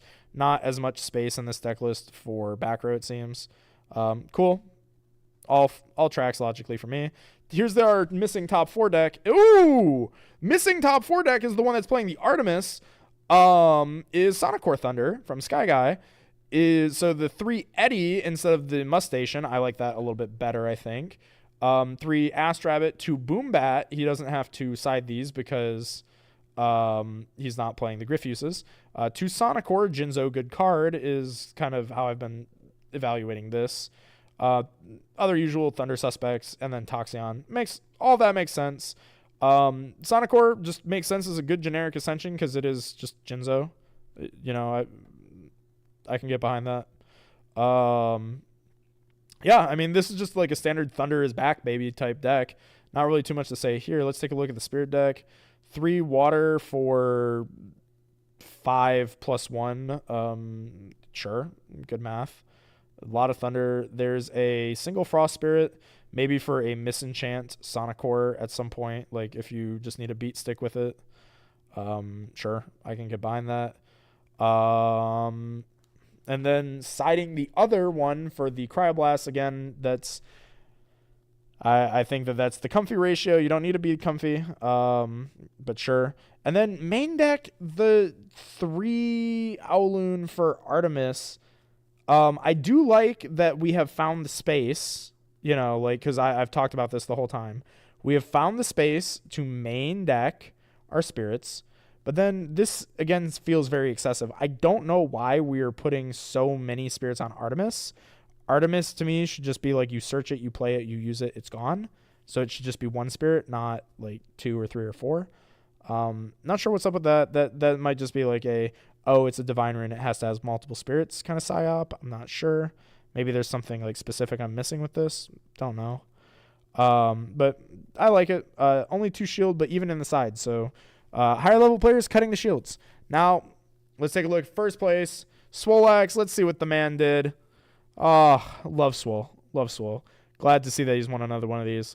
So again, we see the Eddies as our water dude. Makes sense. I think that's the best water splash. He played Arcolith because Oncolith, good card, big dude. He goes in, he swings for game. Makes sense. He can re-enchant your rabbits. He can re-enchant your Zeus, whatever. Sure. Down for that. Rabbit, Elichick, Jolton, usual suspects. He also main decked the Quackles. So just more of that efficiency theory that we saw in Heal Stall and 5's pre-ban list. Down for that. I get it. 3 race to the top. Race to the top. Good card. Pops dudes. 2 Zeus. I think that's optimal. 3. You don't need 3 because same theory as Demeter that we established with Earth. The ones that play 2, that's just better deck building math. So it's 5. So it's like 5 Olympus and 5 Zeuses. Makes sense.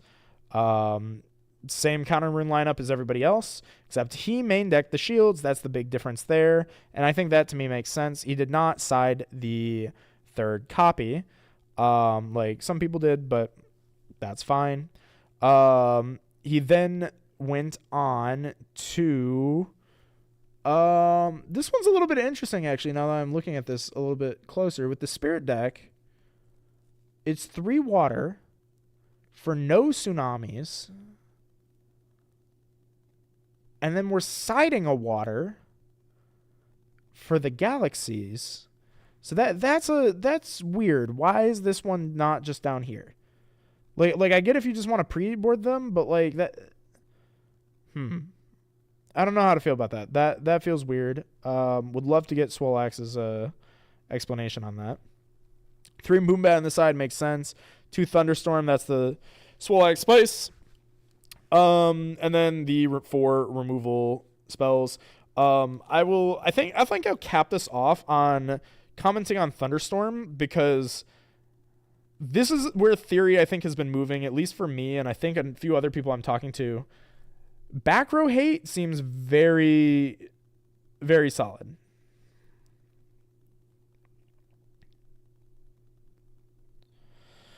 The back row, why am I questioning the champion, Trish? I always question Swolax. I love questioning him.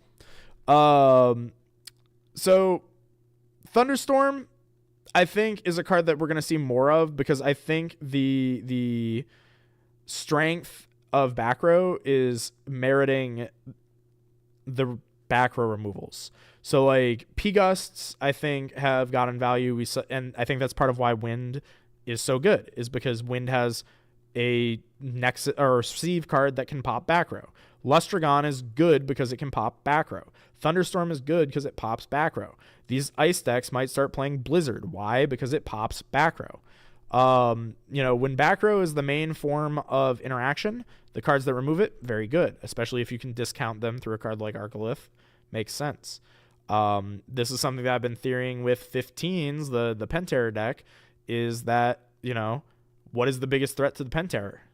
Well, it's not removal, it's shield. So how are we going to stop that? We pop the back row. So I think that's kind of my closing thoughts. Also, he did side the galaxies for the Drakking, by the way. So that was the other. We didn't really see the galaxy sideboard until we hit Top Cut, but once we did hit Top Cut, we started seeing it more, which is why I think it was absent before, because they all topped. Tornado almost sounds viable at this point. I've genuinely heard arguments for playing Tornado this format, like straight up. I have heard that. So I think that's the development that we'll see. So keep your eye on that. If you followed all the way through, remember, drop a like, etc. Subscribe if you haven't already.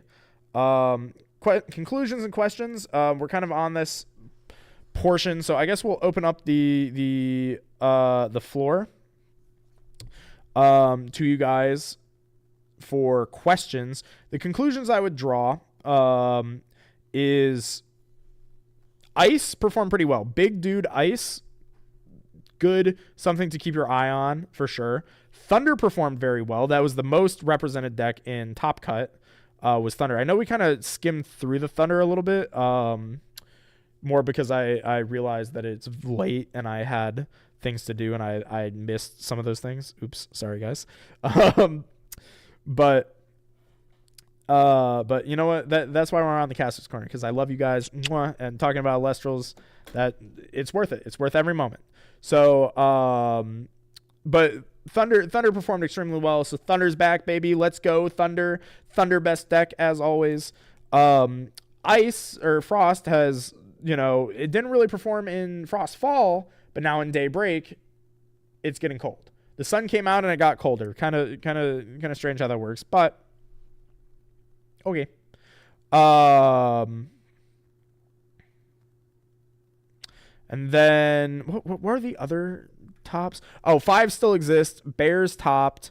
I think Rhinosect is really the standout, but also we saw that Solar bubbled a lot. So while Solar didn't top, Solar still did do well. It's doing better than it was doing before. And I think with a little bit more refinement, we'll start to see Solar top a little bit more consistently. And that's something I'm working on. We have the underperformer in Drakking, which defies expectations. I think Drakking is good, but it needs more focused deck building. And so that's going to be a video that's on the table. Same thing with Chronodile, video on the table. With that cool Chronodile or 15s deck building theory kind of merging maybe. We saw that Spirit Management seems to be a thing that not a ton of players have grasped. Maybe side deck building is not something that a ton of players have grasped. And that doesn't seem like a specific call out either. I think that most players are not super experienced with that element of deck building yet. And that as a community is something we need to work on. So that is the place for the content creators, the top players, to start trickling down that bit of knowledge to the rest of the community. So that's, I think, where we head with that. But yeah, so let's open up to questions. First question I see: thoughts on heal stall and zero representation. That to me was weird. I think we did see heal stall, sort of. Heal stall as an archetype, in the way that we saw in the app tournament, did not appear. However, we do see in all these topping Thunder decks, we see Quackle, no Quackle, Quackle. And in like most of the Thunder deck lists in Swiss played Quackle. So Thunder kind of became our heal stall deck a little bit. We saw Jayak 5s, siding heal stall. That got second. We saw the Drat summer deck, the solar water deck that seemed very out of place. But if you think about that, that's just 3 Dratagua, 3 Jatara. That's heal stall. That's like high concept heal stall.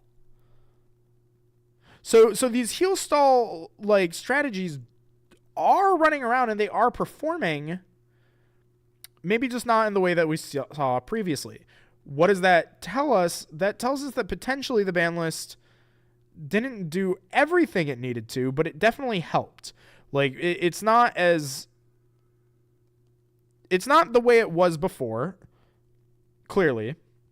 However, some of the same motifs are playing out. And I think that that's an okay place to be in, where, like, the good cards are still going to be the good cards. The good strategies are still the good strategies. However, they're not as extreme as they were in previous iterations.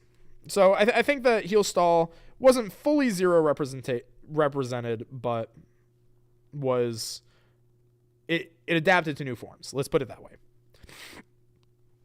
Do you think any general rule of thumb for balancing ratios and utility and consistency? I think that is a note that I made for videos to make. I would say generally, though, the rule is you kind of want, I would say at least in this metagame, like 17-ish dudes, and like somewhere between 16 and 18 dudes. So I'm going to call that 17, but don't count the big drops, right? Don't count the big dudes. So like the Swolax list, for example, this is 16 little dudes and 2 big dude.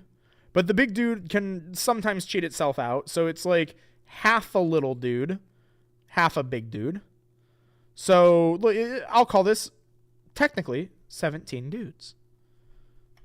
Let's look at the other deck list. This is 19 little dudes, 2 big dudes, 17 dudes. Let's look at this deck list. This is 18 dudes, 3 big dudes, so 15 dudes. Sure. However, we're siding into more dudes. So I have a feeling that post-side, we would be hitting 17 dudes. So I think that 17 dudes is kind of the sweet spot. One interesting thing is Tsunami has kind of disappeared to some degree, either completely or being relegated to sideboard for a lot of decks. We've seen Altar of the Stars come back because we've seen Divine Runes come back, and Altar traditionally being the best rune in the game. We've seen Stadiums perform pretty well. A lot of decks that did well were running Stadiums at least somewhere in their decks, so Stadiums seem good. I would say that a breakdown is like 17 dudes-ish, around 11 to 12 back row, 3 Ambrosia. So that's, what is that, 22? And then 8 rune flavor / flex. So I think that's about the breakdown, somewhere in there. And that's in line with classic Yu-Gi-Oh! As well. Like if you played like a lot of retro Yu-Gi-Oh! Formats, those numbers should sound familiar to you, because if you're building a 40-card deck and you have that kind of splits on like how those cards kind of function, that's going to be about the optimal numbers to play. So that all makes sense. Any more questions? Do we have more questions from the chat?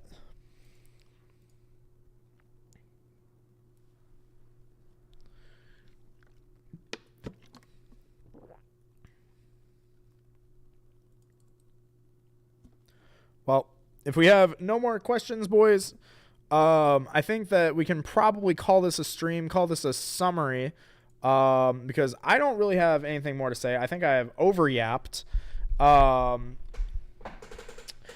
going to double check because I have noticed occasionally that that the YouTube stream does not like update the chat in the same ways I'd want it to. But yeah. Okay, so boys, we can't rate out on YouTube, so I'm just gonna call this a stream. Thank you guys for watching. Remember to like the stream, subscribe if you haven't already, and keep your eye out for more of for some of these videos that I guess we've discussed. So we can call this a Drat Summer. Yeah, and shout out specifically to Drat Summer. Whoever that maniac was, God bless your soul, because that was awesome. But yeah, so that's going to call it a stream, and yeah.